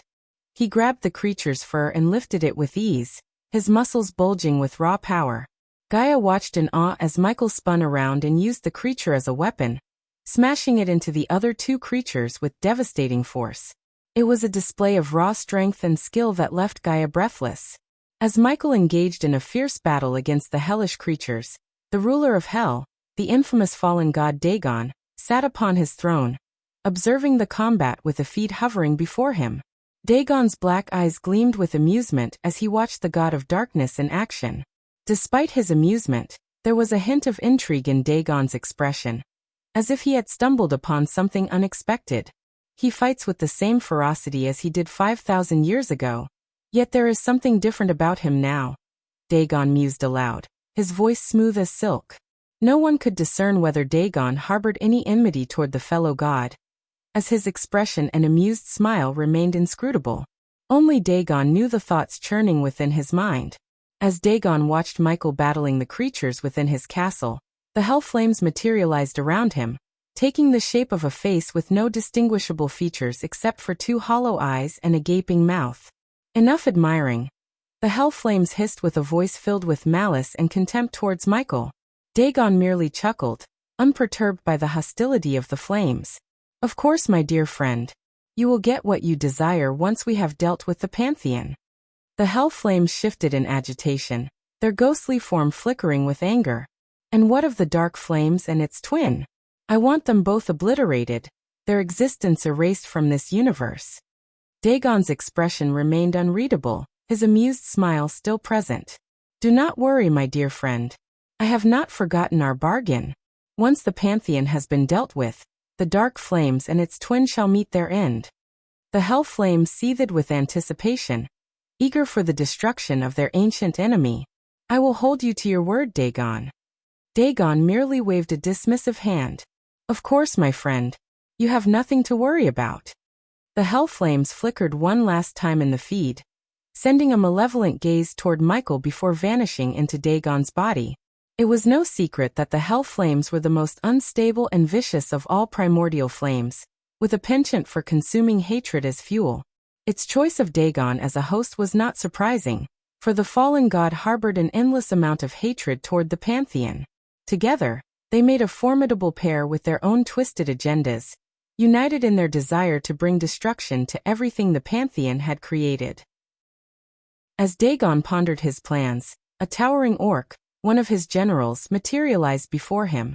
The orc knelt before Dagon, showing his utmost respect to the ruler of hell. The orc's massive frame was covered in thick, dark fur, and his skin was an ashen gray. He had a brutish face, with a prominent jawline and a flat, wide nose. His yellow eyes glimmered with fierce intelligence, and his mouth was filled with razor-sharp teeth.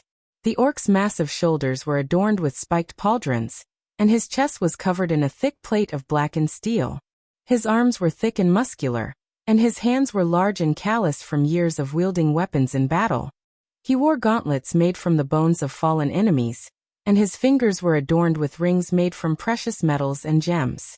At his waist, he carried a massive, curved blade, its edge glinting in the dim light of the throne room. The hilt of the sword was wrapped in black leather, and its pommel was adorned with a blood-red gemstone. The orc's legs were thick and powerful, covered in fur-lined boots that reached up to his knees. The orc's presence alone exuded power and strength, and his loyalty to Dagon was unwavering. He awaited his ruler's command with a bowed head, ready to carry out his orders no matter the cost. Dagon's eyes gleamed with anticipation as he spoke to his loyal general, the towering orc who knelt before him. "Ah, Grimgor, you have arrived just in time. Prepare the ascension tower. We will be breaking through the barrier to our home in a matter of hours." Grimgor had faithfully served Dagon for countless years, but he had never expected to hear those words from his lord's mouth. When Dagon spoke of breaking through the barrier to their home, Grimgor's eyes widened in disbelief. Could it really be true? After all these years, was their exile finally coming to an end? "My lord," Grimgor stammered, struggling to contain his emotions. He could hardly believe his ears, but the glint in Dagon's eyes told him that this was no jest. His heart raced with excitement and anticipation, but a small part of him held back in fear. After all, they had been exiled to this place for a reason. Dagon seemed to read the orc's thoughts and reassured him with a sly smile. "You heard me right, Grimgor. We are going home," he said, his voice filled with excitement and a hint of madness. Grimgor couldn't help but feel a surge of hope and gratitude for his lord's words. He knew that Dagon was a formidable force, feared by many, and that following him was the only chance they had to reclaim their home. As Dagon's maniacal laughter echoed through the castle, Grimgor stood up with a newfound sense of purpose. He would do whatever it took to help Dagon achieve their shared goal. And with the Ascension Tower already prepared, it seemed that their journey home was closer than ever before. But when Grimgor was about to make his way out of the throne hall, he noticed a glimpse of the god of darkness in the feed, causing all his excitement and joy to vanish instantly. His expression transformed from joy to shock, and then to sheer terror. Even a brute like Grimgor couldn't hide the fear in his eyes at the sight of the god of darkness.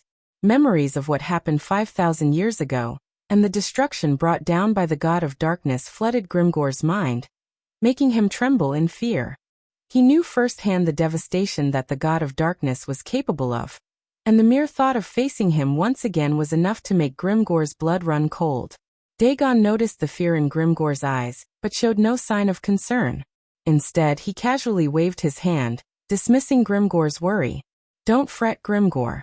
Everything is going according to plan, and we won't have to think about him for a long time," Dagon said, a devilish grin spreading across his face. Grimgor tried to hide his fear and nodded, though his expression was still uneasy. He knew better than to doubt his lord's plans, but the memory of the god of darkness and his destructive power still haunted him. Chapter 943 Unleashing the Power. Michael continued to fight the three creatures with fierce determination. He swung his dark sword with precision, slicing through their thick hides and dealing massive damage. The creatures were relentless, however, and continued to attack with their sharp claws and teeth. Blood sprayed across the room as Michael dodged and weaved through their attacks. His black skin was stained with the creature's blood, but he showed no signs of slowing down. With each strike of his sword, he channeled the darkness within him, unleashing waves of dark energy that sent the creatures reeling. One of the creatures managed to sink its teeth into Michael's shoulder, causing him to grunt in pain. He retaliated by plunging his sword into the creature's neck, causing it to roar in agony. As it fell to the ground, Michael ripped the sword out and turned to face the other two creatures. The creatures circled him, growling and snarling with bloodlust. Michael's eyes glowed crimson as he prepared for their next attack. Suddenly, one of the creatures lunged forward, claws extended. Michael sidestepped the attack and countered with a swift kick to the creature's stomach, sending it flying across the room. The third creature charged forward, its massive horns aimed straight for Michael's chest. Michael ducked and rolled under the attack, coming up behind the creature. With one swift motion, he sliced off one of its legs, causing it to stumble and fall to the ground. The creatures continued to attack, their wounds oozing blood onto the stone floor.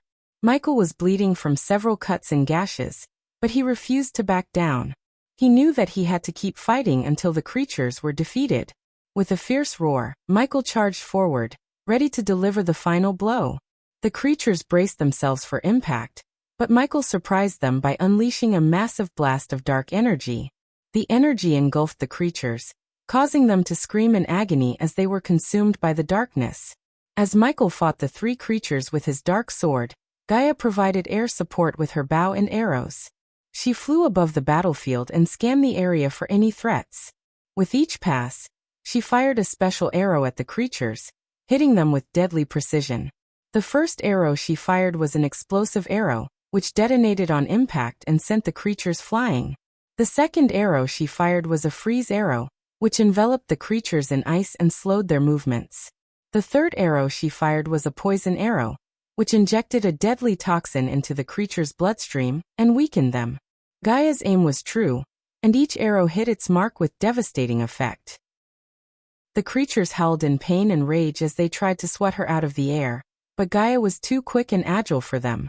She dodged their attacks with ease and continued to rain down arrows on them, never missing a shot. Her air support was invaluable to Michael, as it gave him the time and space he needed to deal with the creatures one by one. The fight was intense and bloody, with Michael and Gaia fighting for their lives against the formidable creatures. But they were determined to succeed, and with each passing moment, they got closer to victory. The creatures were relentless, but so were Michael and Gaia. They fought with all their might, using every skill and ability they had, until finally, they had the creatures on the ropes. As Michael and Gaia continued to fight the creatures, they noticed that despite the severe damage they inflicted, the creatures quickly regenerated their limbs and healed their wounds. Michael was not surprised by this as he had encountered similar creatures in the past, but Gaia was taken aback by their ability. With each blow Michael dealt, the creatures' limbs would be sliced off or burned by Michael's dark flames, but within moments, new limbs would sprout from their stumps, and their burns would heal. Even Gaia's special arrows couldn't stop their regeneration. It was like they were fighting a vampire. No matter how many times they cut off a limb, it only grew back stronger. Despite their seemingly infinite regeneration, Michael and Gaia refused to give up. They knew that they had to find a way to defeat the creatures before they overpowered them. As the battle raged on, Michael's fury and frustration began to boil over. The memories of his mother's betrayal and the loss of his dear nightmare weighed heavily on his mind, driving him to lash out with even greater force. With each strike of his dark sword, he poured all his anger and pain into the attack, hacking and slashing at the creatures with a ferocity that was both awe-inspiring and terrifying. Gaia watched in amazement as Michael unleashed his pent-up emotions on the creatures. She could see the intensity of his attacks and the raw power that he wielded. It was clear that he was using the battle as an outlet for his anger and sorrow, and that he was not ready to let it end until he had fully expressed his emotions. The creature's regeneration abilities proved to be no match for Michael's relentless onslaught. With each attack, he sliced off limbs and tore apart their bodies, leaving them writhing in agony. And yet, despite the punishment they received, the creatures continued to heal themselves, their bodies slowly knitting back together even as Michael hacked them apart. As the battle continued, Michael's attacks became even more savage, fueled by his unrelenting anger and despair. He seemed almost possessed, a whirlwind of darkness and fury that tore through the creatures with unmatched ferocity. And through it all, Gaia stood by his side, providing support with her arrows and marveling at the sheer power and intensity of the god of darkness. Ah! Michael's roar echoed through the battlefield, sending shockwaves through the air. His eyes glowed with otherworldly energy as he unleashed his fury upon the creatures. Each strike of his sword was accompanied by a deafening sound, as if the very fabric of reality was tearing apart. It was a roar of pure rage and anguish, a primal cry that spoke of untold suffering and loss. Michael's eyes burned with a fierce intensity as he unleashed his fury on the creatures. With every swing of his dark sword, he let out a primal roar that echoed through the halls of the castle. His muscles bulged with raw power, fueled by his rage and grief. He attacked the creatures with savage ferocity, his sword slicing through flesh and bone with ease. He didn't care about strategy or finesse. He only wanted to unleash his pent-up anger and frustration. Gaia watched from the sidelines, stunned by the display of raw power and emotion. It was a gruesome and bloody battle, with Michael covered in the blood of his enemies. But he didn't stop. even as his arms grew tired and his breathing became ragged. He was determined to let out all of his suppressed emotions, to unleash his full power, and become the darkness that he was born to be. Gradually, Michael's eyes turned blood red with fury as he finally decided to end the fight. He lifted his dark sword and called upon the power of the darkness. Suddenly, waves of dark flames erupted from his body, enveloping the entire battlefield in a shroud of darkness. The creatures roared and snarled, but their voices were drowned out by Michael's furious howls. As Michael unleashed the full force of his dark power, the sky above the battlefield turned black as dark lightning bolts crackled and swirled around him. With each swing of his sword, the ground trembled, and the creatures were blasted back by the sheer force of his attacks. The battlefield was plunged into a darkness so deep that it seemed like the end of the world. But through the darkness, Michael could see the glowing eyes of the creatures as they slowly backed away, their bodies charred and burned by the intense flames. Michael continued to roar and unleash waves of dark flames, his anger and frustration fueling his attacks. He knew he couldn't hold back anymore, and needed to finish the fight. The dark lightning bolts surrounding him grew stronger and more intense, and suddenly, with one final swing of his sword, a massive explosion of dark energy erupted from his body. The creatures were engulfed in the explosion, their bodies disintegrating into ash as they were consumed by Michael's dark flames. The battlefield was finally still, and the darkness slowly lifted, revealing Michael standing alone amidst the smoldering ruins of the once terrifying creatures. As Gaia watched Michael unleash his power, she couldn't help but feel a sense of awe mixed with fear. She had seen Michael use his dark flames and lightning bolts before, but this time it was different.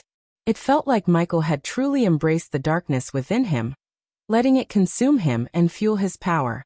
The waves of dark flames that Michael unleashed were unlike anything she had ever seen before. They were so dark and powerful that they seemed to suck the light out of everything around them. The bolts of dark lightning that crackled around him added to the ominous atmosphere, making the battlefield feel like a place of pure darkness and malevolence.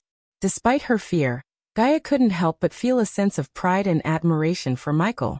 She knew that he was fighting with all his might, not just to defeat the creatures, but also to vent his suppressed emotions.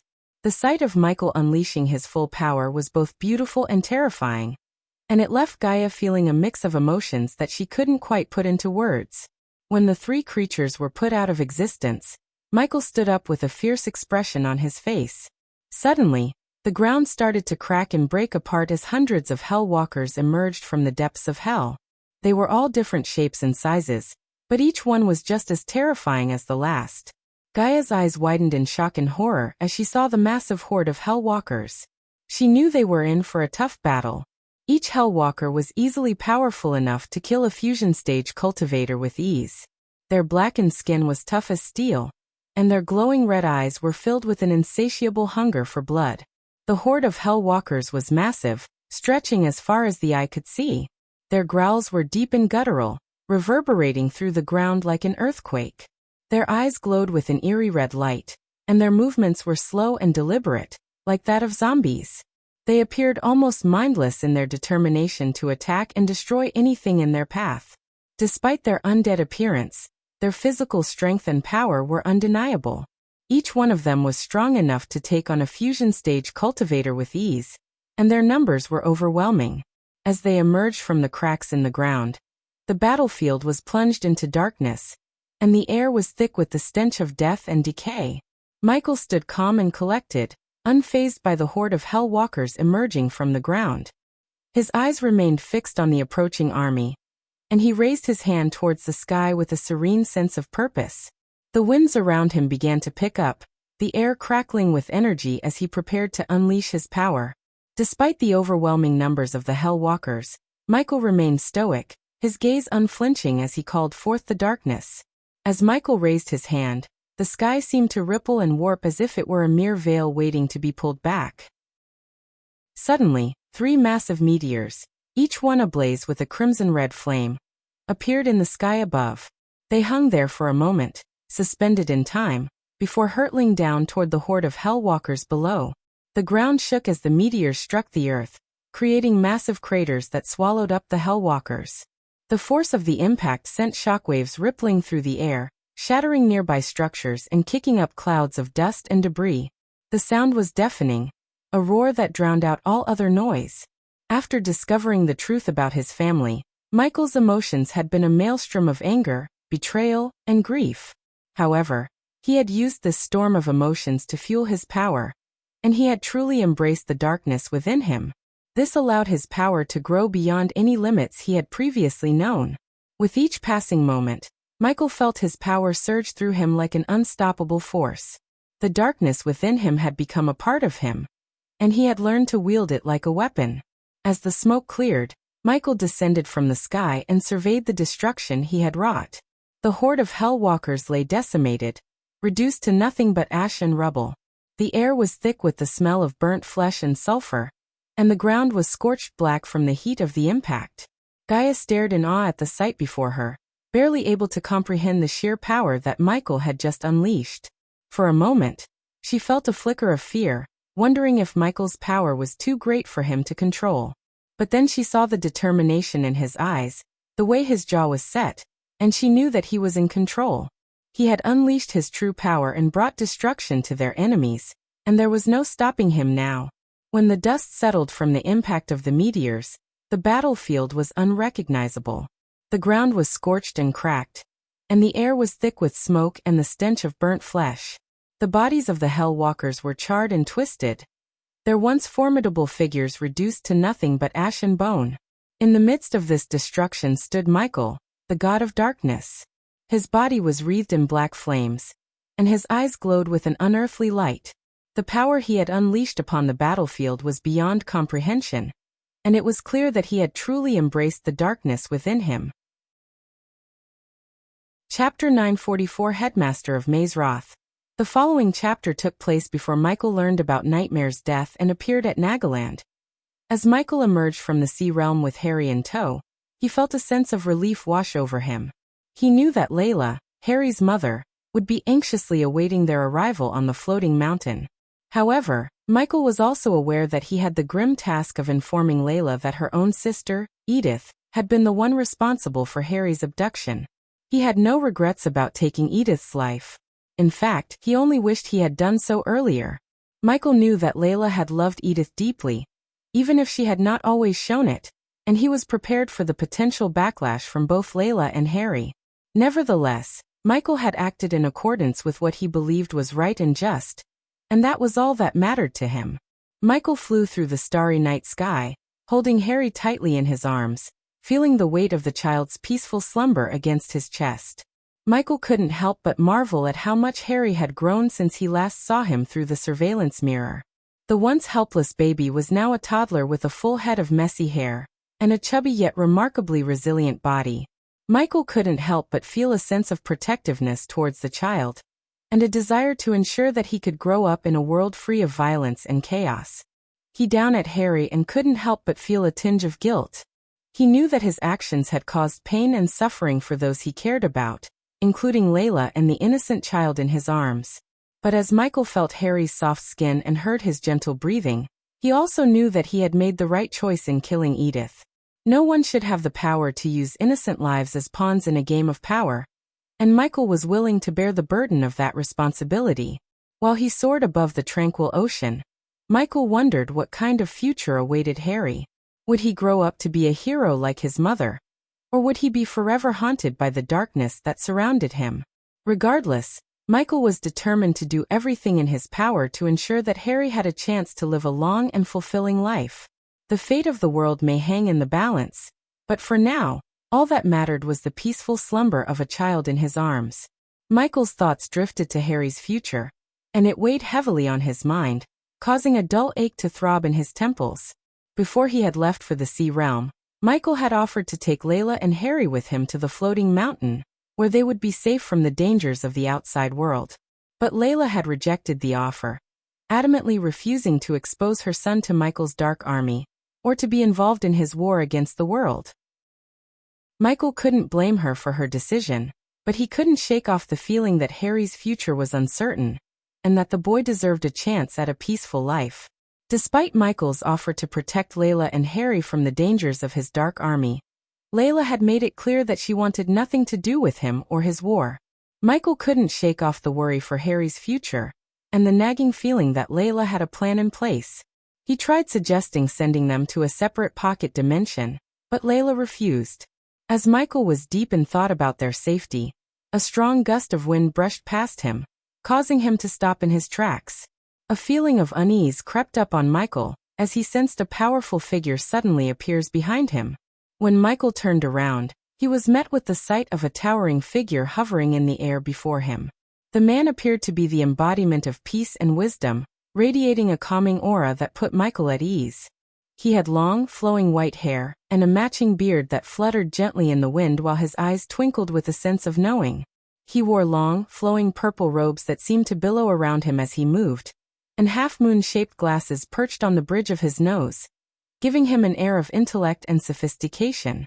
"Who you might be?" Michael asked with an air of calmness. The old man took a moment to respond, his gaze slowly scanning over Michael from head to toe. The man exuded an aura of peaceful wisdom, as if he held knowledge of all things in the world. Michael attempted to sense the old man's power, but to his surprise, he found himself unable to do so. It was as if a powerful magic had been placed around the old man to prevent Michael from gauging his strength. The old man's voice was deep and resonant, filled with a sense of wisdom and authority that commanded Michael's attention. The man's eyes sparkled with intelligence behind his half-moon glasses, making it clear that he was not a person to be underestimated. "Such a loss that you chose not to return to Emazaroth, Ghost," the old man repeated, his voice tinged with a hint of regret. "Professor Lane speaks of you often, and that is saying something, considering his usual reluctance to discuss former students." The old man's smile was warm, but there was a hint of something else in his expression that Michael couldn't quite identify. Michael fixed his gaze on the old man before him, his eyes scrutinizing him as he asked, "You didn't answer my question." His tone was calm, but there was an underlying hint of curiosity and suspicion as he tried to discern the identity of the stranger who had appeared before him. "The headmaster of Mazeroth, Wulfric Wells III," replied the old man in a calm and collected voice. As Wulfric revealed his identity, Michael's eyes widened in shock and disbelief. The headmaster of Mazeroth, one of the most renowned academies of magic, was standing before him. Michael had heard about Wulfric's reputation as an accomplished wizard, but he never expected to meet him in person. Despite his surprise, Michael couldn't help but wonder why Wulfric had come all the way to him. It was clear that the headmaster was not here to fight, but there had to be a reason for his unexpected appearance. Michael's mind raced as he tried to come up with possible explanations for the headmaster's visit. While Michael was trying to decipher why the headmaster of Mazeroth had appeared before him, he suddenly sensed a new presence. He turned his gaze and saw Layla, Harry's mother, standing beside Wulfric. Michael was taken aback by her sudden appearance, but he maintained his composure and assessed her expression for any signs of hostility or resentment towards him. Layla's sudden appearance took Michael aback, but he was even more taken aback when he saw the overwhelming joy on her face at the sight of Harry safe and sound in his arms. She cried tears of relief and delight as she rushed towards him. Layla's eyes, which were always cold and calculated, were now filled with warmth and love as she took Harry from Michael's arms and held him tightly. She dashed towards Michael and took Harry into her arms, holding him tightly against her chest. The warmth of Harry's body made her feel alive again, as if a part of her had been missing and had just returned to her. She hugged him tightly, grateful for his safe return, and did not want to let him go. She embraced him with a passion that could only be compared to the fierce love of a mother who had lost her child and now had him back in her arms. In that moment, Layla felt like she was coming back to life. "What happened to him?" Layla asked, her voice laced with concern as she saw her son sleeping in Michael's arms. She immediately feared that something might have happened to him in the sea realm. "He's fine, just sleeping," Michael reassured her. He could sense the love and worry in Layla's voice, and he knew that Harry meant everything to her. "It's best to let him rest for now. He's been through a lot." Layla nodded, relieved to know that Harry was safe and sound. She held him close and whispered soothing words, feeling grateful that Michael had saved her son. As Layla was showering Harry with kisses and hugs, Michael shifted his attention to Wulfric. He had knocked out Layla and left her safely in his castle, so he was puzzled as to how Wulfric had managed to find her. But when Michael examined the energy fluctuations and power radiation surrounding Wulfric, he realized that the headmaster had somehow freed Layla from his castle. After a moment of silence, Michael turned his gaze towards Wulfric Wells and spoke up, breaking the tension. "Why are you here, headmaster?" he inquired, his voice firm and steady. Despite his surprise at Wulfric's sudden appearance, Michael maintained his composure and remained wary of the headmaster's motives. He knew that Wulfric would not have come to him without a good reason, and Michael's instincts told him that it was something important. "We are going to Maze Roth," Layla spoke up, interrupting the silence between Michael and Wulfric. Michael couldn't help but feel a twinge of concern in his heart upon hearing her decision. While he had previously considered Maze Roth as a safe haven for Layla and Harry, he knew all too well that Maze Roth was under the control of Sky Hall, his sworn enemies. He couldn't bear the thought of Harry being used as a pawn against him in the future, as had happened with Noah. However, as Michael looked into Layla's eyes, he saw a steely determination that he knew he would not be able to sway. Despite his reservations about Maze Roth, he could see that Layla had made up her mind and would not be dissuaded easily. It was clear to Michael that Layla was fiercely protective of her son, and was willing to do whatever it took to keep him safe, even if it meant going against Michael's wishes. He knew it would be a difficult battle to try and convince her otherwise. Wulfric could see the worry in Michael's eyes, and he spoke in a calm and reassuring tone. "You can trust me, Michael. Maze Roth is not under Sky Hall's control," Wulfric said, sensing Michael's concerns about Harry's safety. Michael still had doubts about sending Harry to Maze Roth. He knew Sky Hall had a firm grip on many realms, including Maze Roth, and he feared that they might use Harry as a weapon against him in the future. "Who says they don't control it, headmaster? They control almost everything. And imagine what they would do to him once they learn he's my blood," Michael countered, expressing his concerns to Wulfric. "I made my decision, Ghost. We are going to Maze Roth, where my son will receive the education and safety he deserves." Layla interrupted Michael before he could say a word. Michael was about to argue, but Layla's eyes were determined and unwavering. "You didn't listen to me when you rushed into absorbing the first energy. You didn't listen to me when I asked you to keep an eye on Harry. Your decisions have put either you or those around you in danger every time. And now, you are willing to risk his life." Michael tried to reason with her, but Layla cut him off once again. "Stop." Layla's voice was firm yet gentle. "I made my decision, Ghost. You were the one who cut all ties with us. I asked you to leave everything behind and come with us, but you refused. You didn't want any part in our lives. I am sorry we dragged you into this, but it won't happen again once we reach Maze Roth. I trust Headmaster Wells, and this is my final decision," Layla said, her tone leaving no room for argument. Michael tried to reason with Layla, arguing that Maze Roth was not as safe as she thought, and that Harry's safety could not be guaranteed. He reminded her of the dangers they faced in the past, and the fact that their enemies would stop at nothing to get to him. But Layla remained steadfast in her decision, and her trust in Wulfric was unshakable. Michael's frustration grew as he realized he could not change her mind, and he knew that arguing further would only cause more tension between them. Eventually, Michael relented, knowing that Layla's decision was final. He silently hoped that he would not regret letting Harry go to Maze Roth, and that he would find a way to keep him safe from afar. Layla let out a deep sigh, her voice laced with regret and sadness as she spoke. "It seems like the darkness has truly changed you, Ghost. Even now, you are reluctant to let us go to Maze Roth as if you value your own safety above our lives." Michael could feel her words piercing through him, but he could not deny that there was a grain of truth to them. Michael knew there was no point in arguing with Layla, so he approached Harry and gently placed his hand on the sleeping child. He bent over and placed a soft kiss on Harry's forehead, whispering, "Goodbye, Harry. I wish things were really different." He had hoped that his reluctance to let Harry go to Maze Roth would have made Layla reconsider her decision, but it seemed that she had made up her mind. Despite the weight of the truth about Edith's death, Michael remained silent as he bid farewell to Harry and Layla. He knew that revealing the truth would only cause more pain and heartache. Besides, Layla didn't ask any questions about Harry's abduction, showing that all she cared about was her son's safe return. "I will hold you accountable, Headmaster. If the Sky Hall dares to play any games with them, I will show you why they call me the Dark Lord, Michael said with a deep, commanding voice.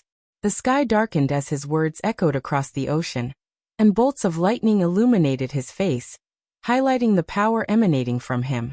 The full moon blackened as if in deference to his might, and the wind picked up, blowing fiercely around him. Chapter 945.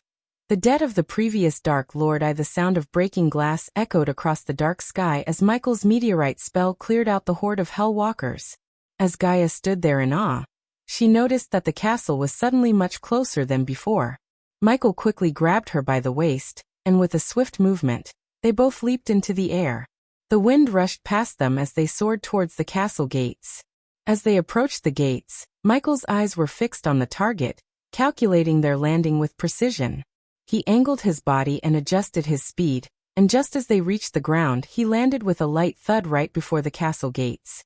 When Michael landed before the castle, Gaia's eyes widened in shock and horror at the sight before her.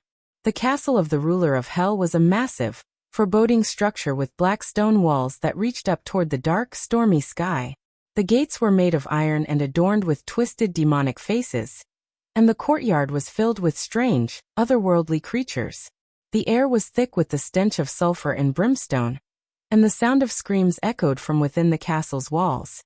The atmosphere was oppressive, almost suffocating, and Gaia felt like she was being swallowed up by darkness.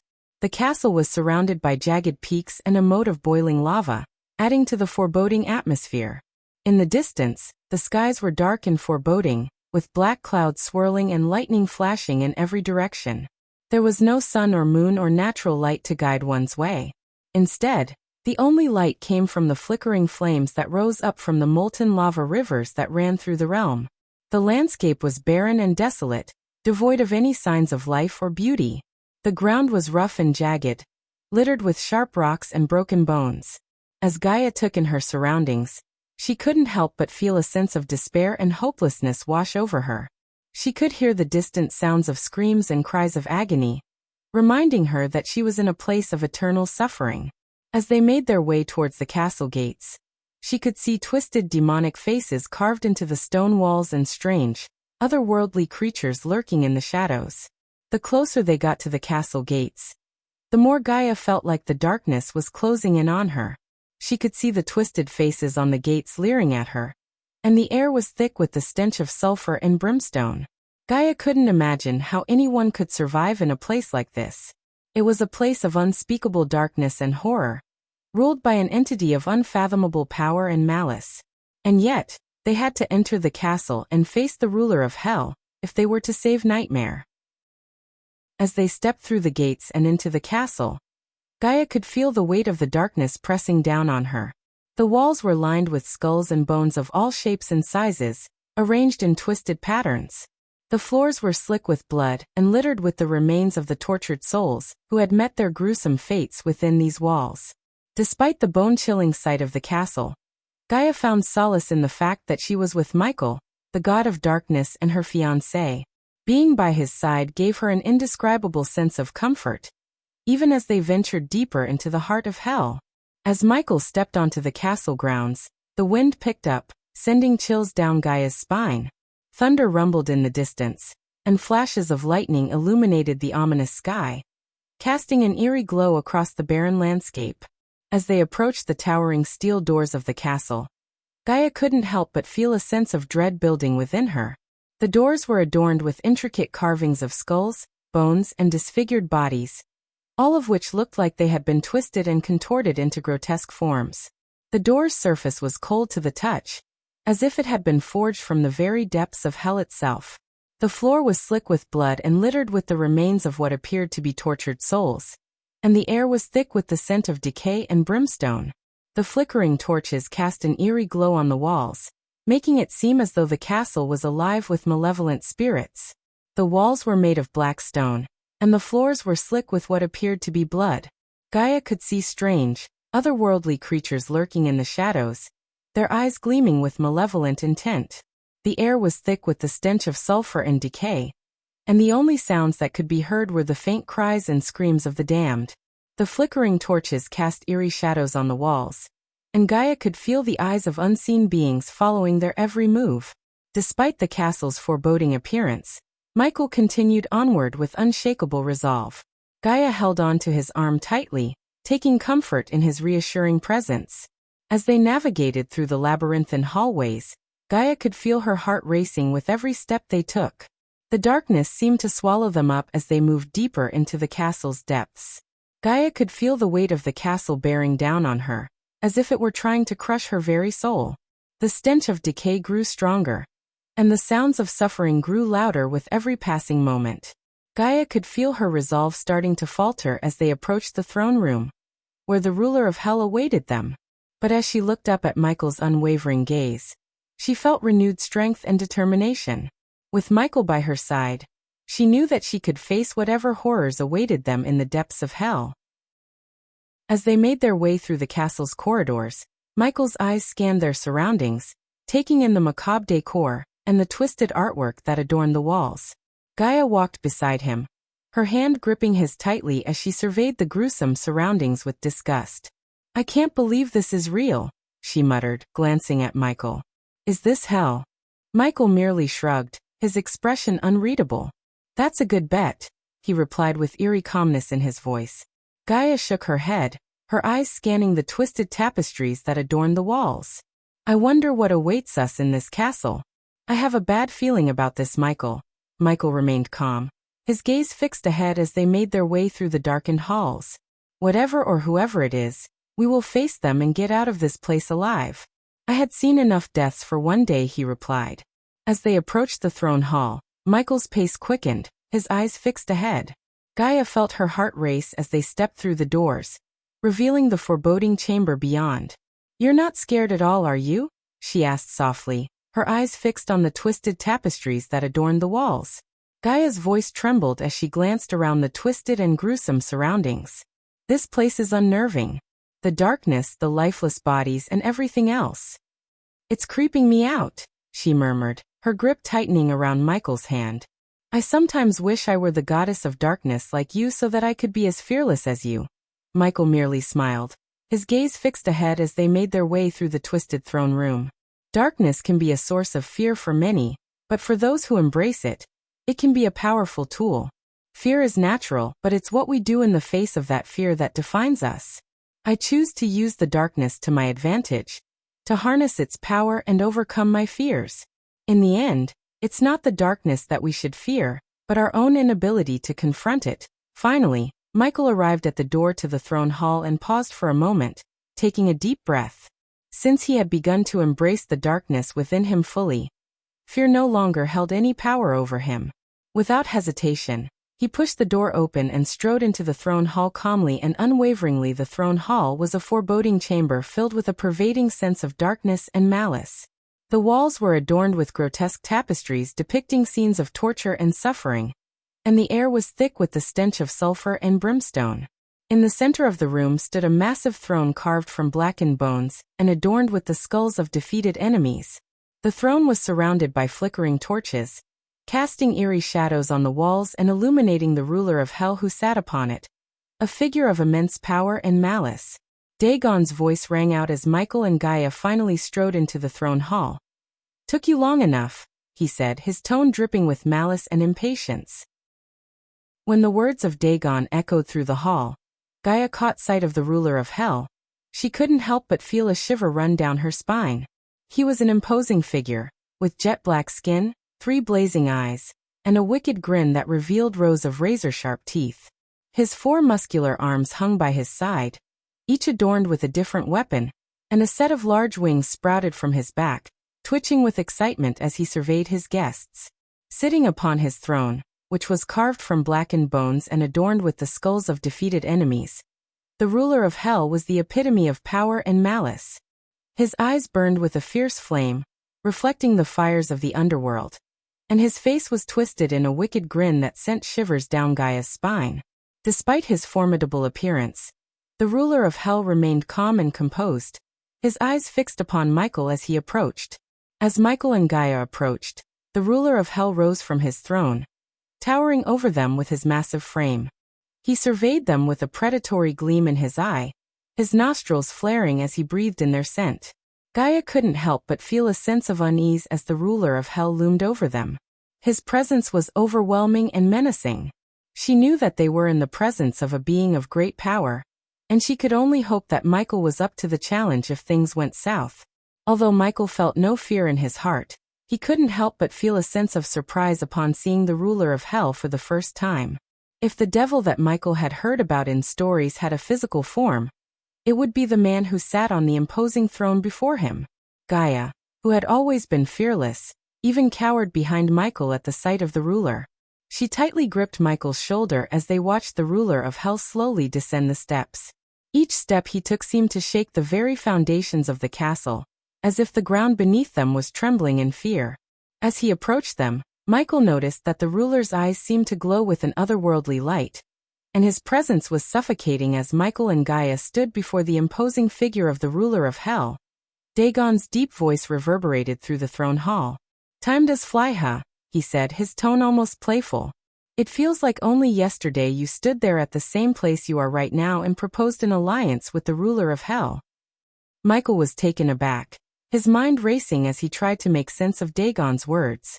"But 5,000 years have passed," Dagon continued, a hint of amusement in his voice. Michael was stunned.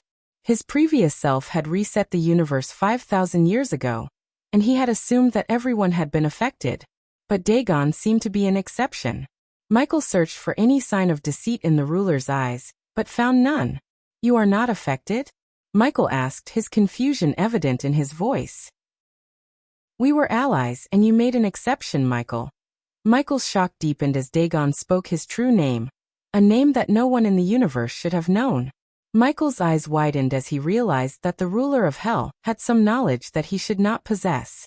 Gaia noticed the change in Michael's demeanor and squeezed his hand reassuringly, but Michael remained lost in thought, trying to piece together the puzzle before him.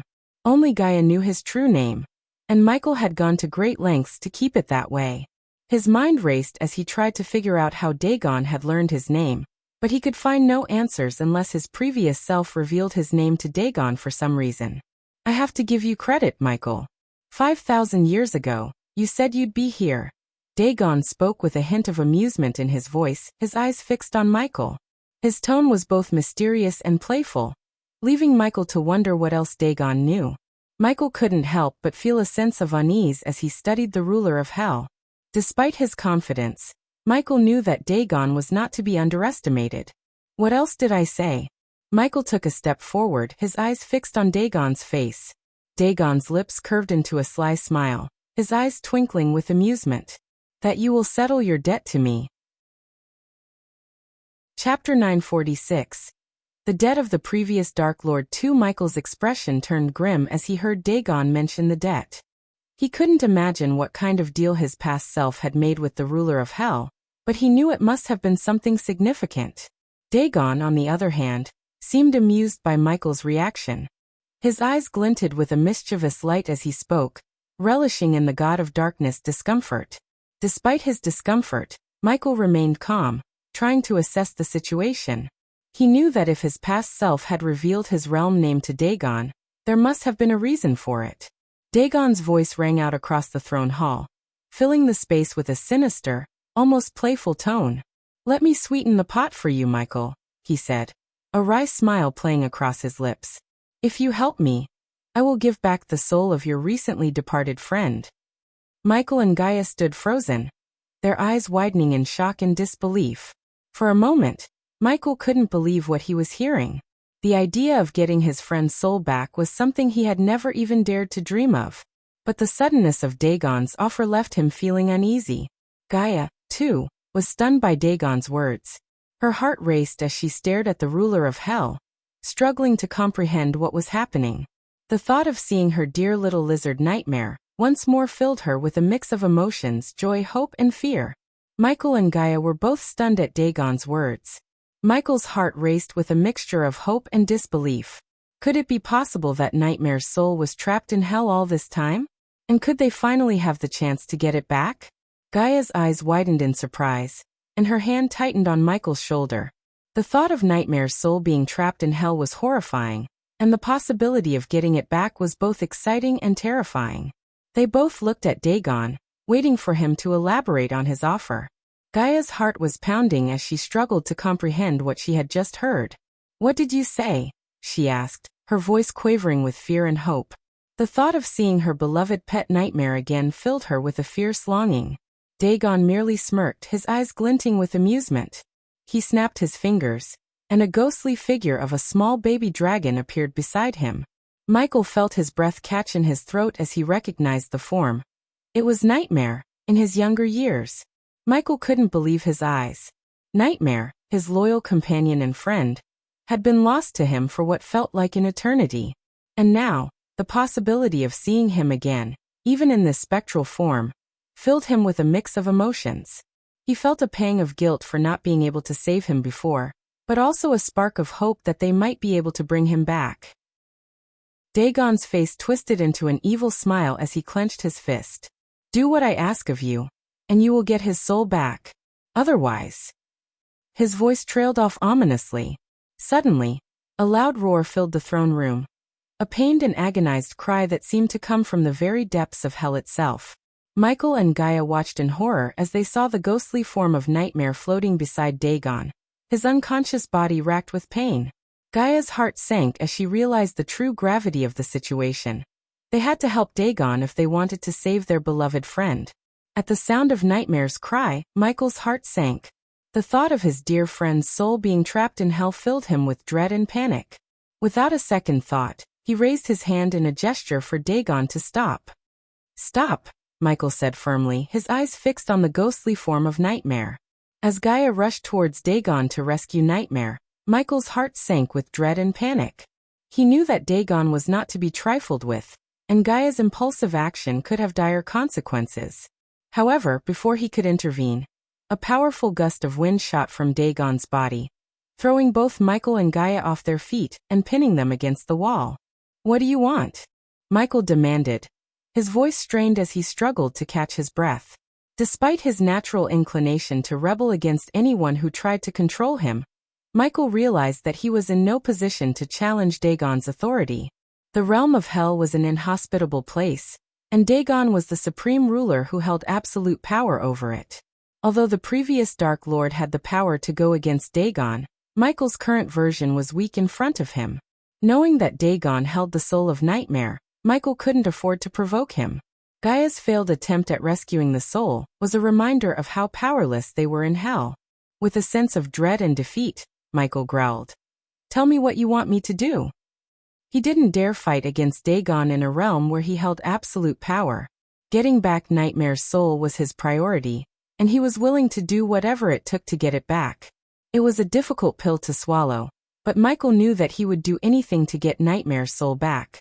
He glanced at Gaia, who was still recovering from the gust of wind that had sent her flying.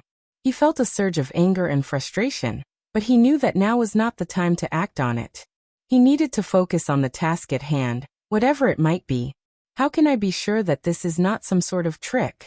Michael asked, his voice tinged with suspicion. Dagon raised an eyebrow, a hint of amusement playing on his lips. "You have no reason to doubt me," he replied coolly. "And besides, what choice do you have but to believe me? If you want the soul of your dear friend back, you will do as I say."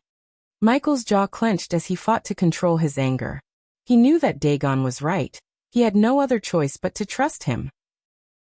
Dagon's voice dripped with sinister amusement as he spoke. "Luckily for you, this task is right up your alley. You are known for your skill in killing after all. I need you to eliminate someone for me." With a flick of his wrist, a holographic image appeared beside him, revealing a long-haired orc with a muscular build and a fierce expression. The orc's eyes seemed to glint with a hint of cruelty, and his armor was adorned with the bones of his enemies. "Go kill him and bring his head to me. Getting back Nightmare's soul is just as easy as this," Dagon said nonchalantly, his voice echoing through the throne room. With a flick of his wrist, the force that had been pinning Michael and Gaia against the wall dissipated, and they landed on the ground with a thud. Michael and Gaia exchanged a glance, both of them knowing that they had no other choice but to agree to Dagon's demands. Dagon turned his back to Michael and Gaia, and began ascending the stairs leading to his throne, the echoes of his footsteps resonating through the silent chamber. As he climbed, he continued to speak in his nonchalant tone. My minion will guide you to his last known location. You have 3 hours to complete the task, he said, his voice carrying a hint of warning. Michael opened his mouth to say something, but before he could even utter a word, a sudden force enveloped him and Gaia, and they were instantly teleported away from the throne hall. The world around them dissolved into nothingness before being replaced by a dark, twisted landscape. The suddenness of the teleportation caught them off guard, and they stumbled as they landed on the hard ground. As they regained their footing, Michael took a deep breath, steeling himself for the task ahead. As Michael and Gaia were searching for Dagon's minion, a loud buzzing sound caught their attention. They turned to see a giant mosquito hovering in front of them. The mosquito was at least 6 feet long, and had a wingspan wider than Michael's outstretched arms. Its long, thin legs were covered in a dense layer of hair, and its bulbous eyes gleamed in the dim light of the realm of hell. Before Michael could react, Gaia, who was always quick to action, shot the mosquito down. Wait, wait, wait, the mosquito cried out in a whiny buzzing sound. I am not your target, I'm here to guide you to it. Michael raised an eyebrow, surprised at the fact that a mosquito was capable of speech. You're our guide? He asked skeptically. The mosquito nodded frantically. Yes, yes, I swear on my proboscis. I'll show you the way, just don't squish me.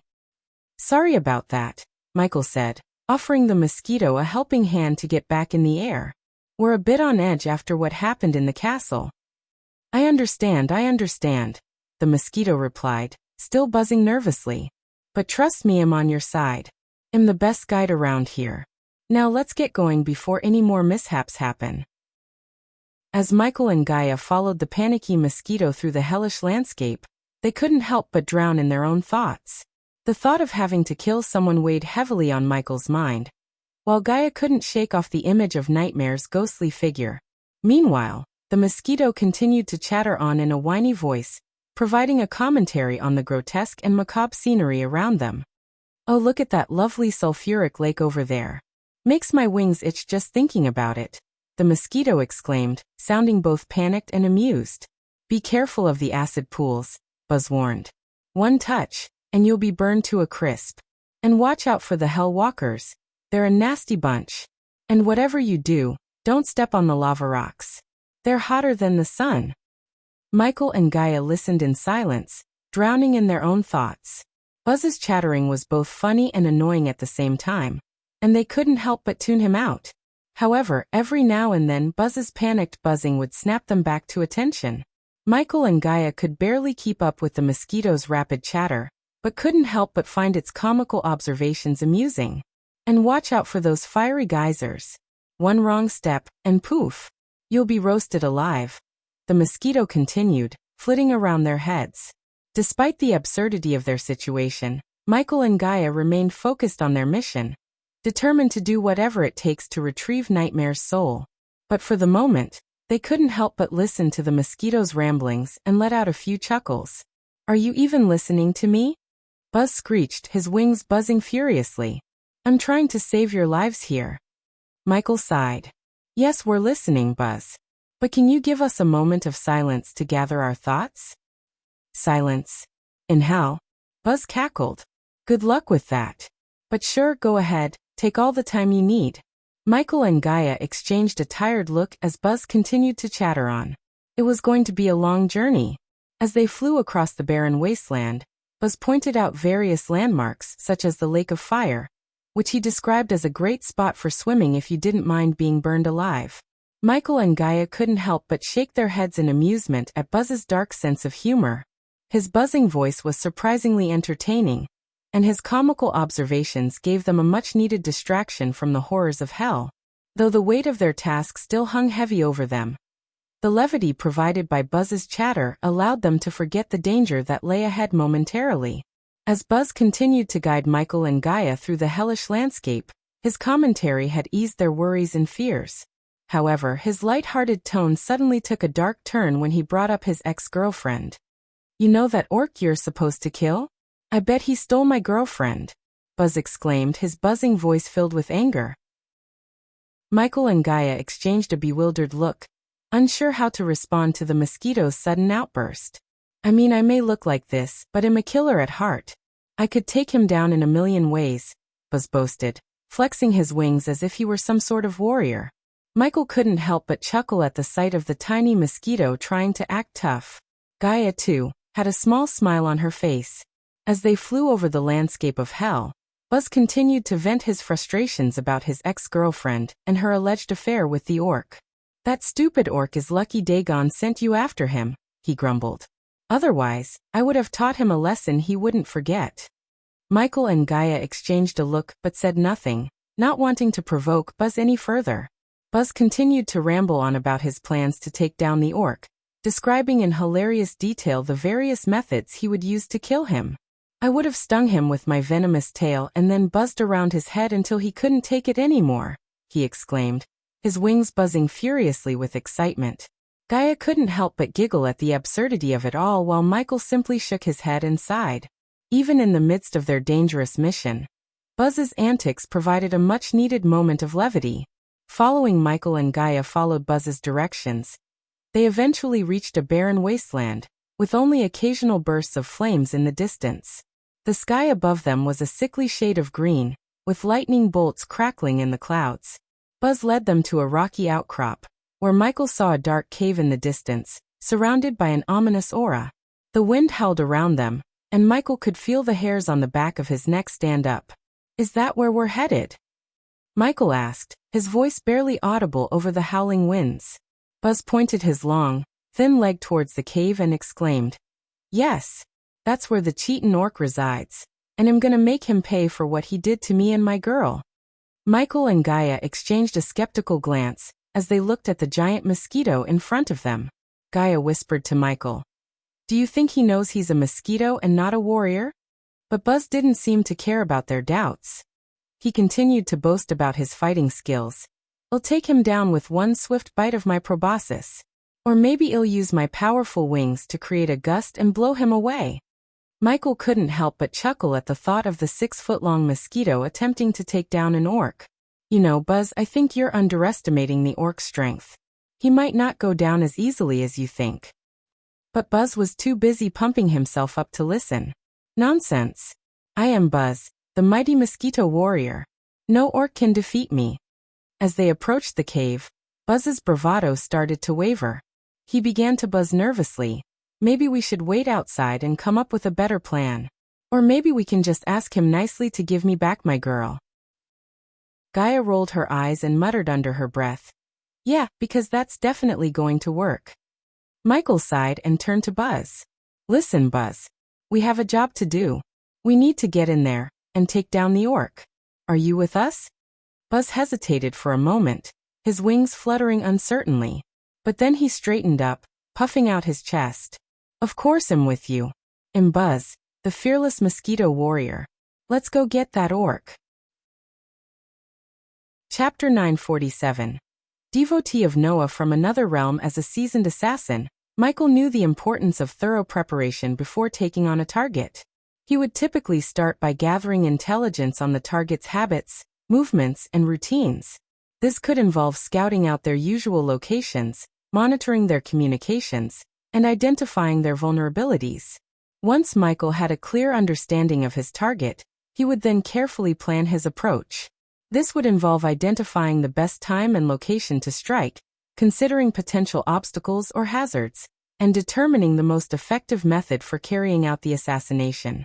Finally, Michael would ensure he had all the necessary equipment and resources at his disposal.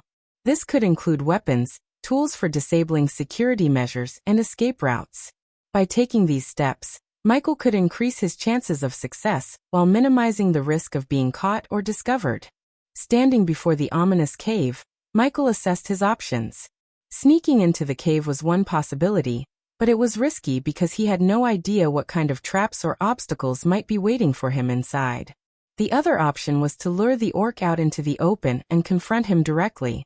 Michael weighed the pros and cons of both options, and ultimately decided that the latter was the safer choice. He could use his combat skills to defeat the orc in a fair fight rather than risking his life in a trap-filled cave. Michael couldn't understand why Dagon didn't come and kill the orc himself. He couldn't fathom the idea that the ruler of hell was weaker than the orc. However, he didn't have the luxury of pondering on this any further. Michael stood outside the cave, analyzing the situation before him. He decided to take action and raised his hand, channeling his dark energy. Suddenly, a bolt of black lightning shot from the tip of his finger, illuminating the area with its ominous glow. Buzz slowly flew backward, his 6-foot-long body trembling with fear. His bulbous eyes widened as he watched Michael unleash the bolt of lightning. Despite his tough talk earlier, Buzz was now realizing that he was way over his head. He covered himself with his wings and prayed for safety. After firing the lightning bolt, Michael tensed, waiting for the orc to appear. Sure enough, the ground began to shake and stir, and a moment later, the massive figure of the orc emerged from the depths of the cave. He was a towering figure with bulging muscles that rippled beneath his armor. His long hair was tied back in a loose knot, and his fierce eyes scanned the landscape. In one hand he held a giant sword, which he dragged along the rocky ground behind him. Michael and Gaia remained calm before the orc, who seemed unperturbed by their presence. "I was wondering when you would come to take my life," the orc said calmly, as though he had been expecting them. Michael couldn't help but make a joke, pointing towards Buzz. "I heard you stole his girlfriend," he said with a smirk. At the mention of his girlfriend, Buzz's tiny heart skipped a beat. He felt a surge of anger and embarrassment, and for a moment, he considered flying away from the area. But he knew that he couldn't abandon Michael and Gaia, not when they were so close to their goal. So instead, he buzzed around Michael's head, trying to make himself heard above the wind. The orc raised an eyebrow, looking from Michael to Buzz and back again. "I see," he said, his voice laced with amusement. "So you're here for revenge, little mosquito? Well, I'm afraid you'll be disappointed. I don't have a girlfriend, stolen or otherwise." Buzz let out a high-pitched whine, clearly not believing the orc's words. "Don't listen to him. He's lying. I saw him with her myself." The orc's response was unexpected as he simply shrugged, and a wry smile played at the corners of his mouth. "Maybe I swatted her accidentally," he quipped, his tone betraying a hint of amusement. As they stood there facing the orc, Buzz flew over to Michael and whispered urgently in his ear. "How sure are you that you can take him down?" "I forgot to take my meds, and if you can give me enough time, I can fly back to the castle, take my meds and come back to help you fight him." Michael shot Buzz a skeptical look, unsure if the mosquito was bluffing or not. However, he couldn't afford to take any chances, especially with Nightmare's soul on the line. "We'll be fine, Buzz. Just stay out of harm's way," he replied, hoping to reassure the jittery insect. Buzz nodded, his wings buzzing nervously, as Michael turned his attention back to the orc. The orc had crossed his arms and was regarding Michael and Gaia with a look of mild interest. Michael couldn't help but feel a twinge of unease at the orc's nonchalant attitude. Michael's voice was calm but firm as he addressed the orc. "Normally, I don't take anyone's life without knowing what they did. But in your case, I have to make an exception. Dagon has someone I care about, and he wants your life as the price. So, do you have anything to tell us before we do this?" Michael carefully observed the orc, trying to gauge his cultivation level. But to his surprise, he couldn't get a read on the orc's strength. Despite this uncertainty, Michael remained confident in his abilities. His instincts had never failed him before, and they told him he could take down the orc. The orc broke the silence, his voice low and steady. "I only have one request," he said, holding out a silver pendant. "When you take my life, take this and give it to the bringer of light before you fight him." Michael's heart skipped a beat at the mention of the bringer of light.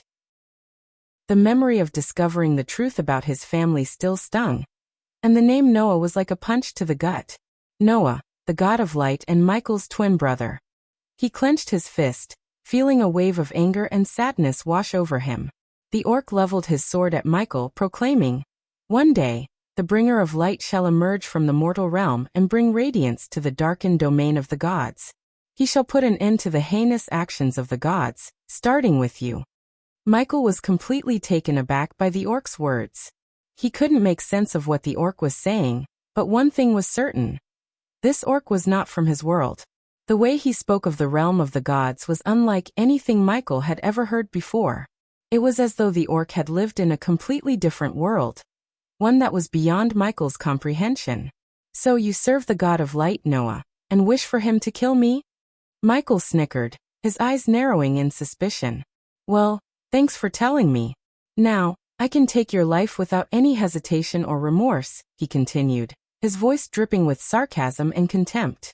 Michael had no idea what kind of allegiance this orc had with Noah, but he couldn't let that distract him from his mission. The fate of Nightmare's soul hung in the balance, and he couldn't afford to be sidetracked by this orc's beliefs.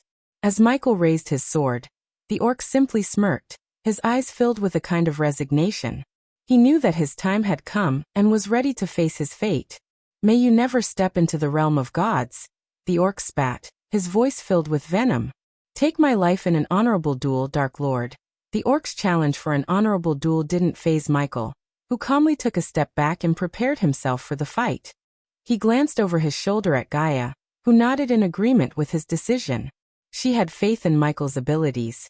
After all, he had defeated Peter's Hellwalker form and had the power to topple kingdoms. Even though the orc emitted strange energy radiation around him, Gaia was confident that he posed no real threat to Michael. Michael raised his hand with a sense of purpose, and in response, his dark sword flew out of its sheath and landed squarely in his hand. He swung it around once to get a feel for its weight and balance, then pointed it towards the orc, taunting him to make the first move. The orc charged at Michael with his giant sword raised, determined to take him down. Michael dodged his attacks with ease, his movements graceful and precise.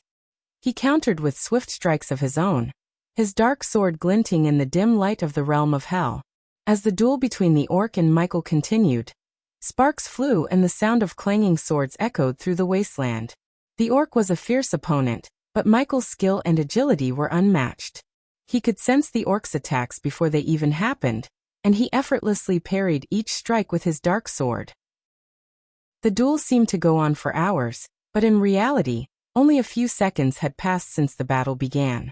Despite only a few seconds passing, Michael quickly learned that the orc was an exceptional swordsman. Michael's Sword of Destiny technique was renowned for its power and ability to defeat any swordsman. Yet the orc managed to deflect Michael's attacks. Michael was surprised at the orc's swordsmanship skills. But what surprised him even more was the strength and durability of the orc's sword, which withstood the full force of the dark sword's attack. Although the orc deflected the dark sword without directly clashing with it, the dark sword still managed to chip away at the orc's sword, leaving a small mark on its surface.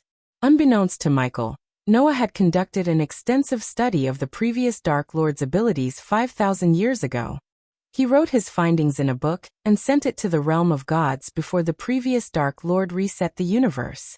The orc that Michael was facing was one of the divine beings who had managed to acquire a few pages from this sacred book, which contained information about the Dark Lord's Sword of Destiny. With this knowledge, the orc had trained himself to become a formidable opponent for Michael, hoping to fulfill his duty to serve Noah and stop the atrocities of the gods. Michael had always appreciated a good sword fight as it helped him hone his skills. However, he had no time to spare today. He was running short on time and needed to end the fight quickly.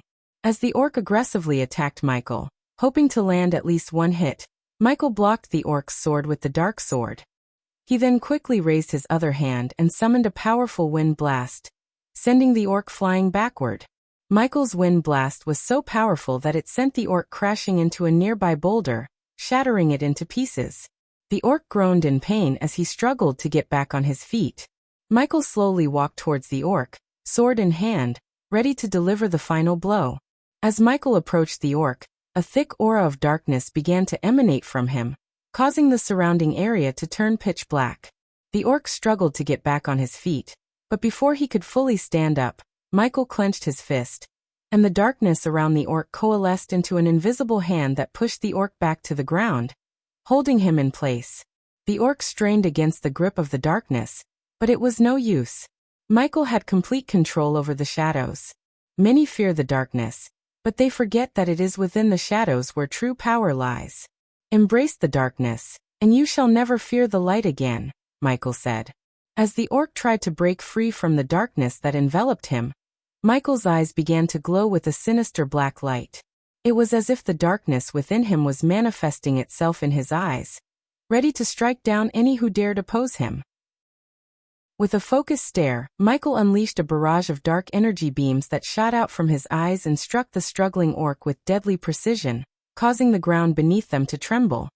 You're tuning in to the Lee May's Sword of Destiny YouTube channel. We're so grateful for your support, and don't forget to subscribe to join us on this incredible journey through captivating stories. Your generosity through donations truly makes a world of difference, as it's the primary source of revenue that allows me to expand and enhance this channel for you. Thank you from the bottom of my heart for being a part of this adventure.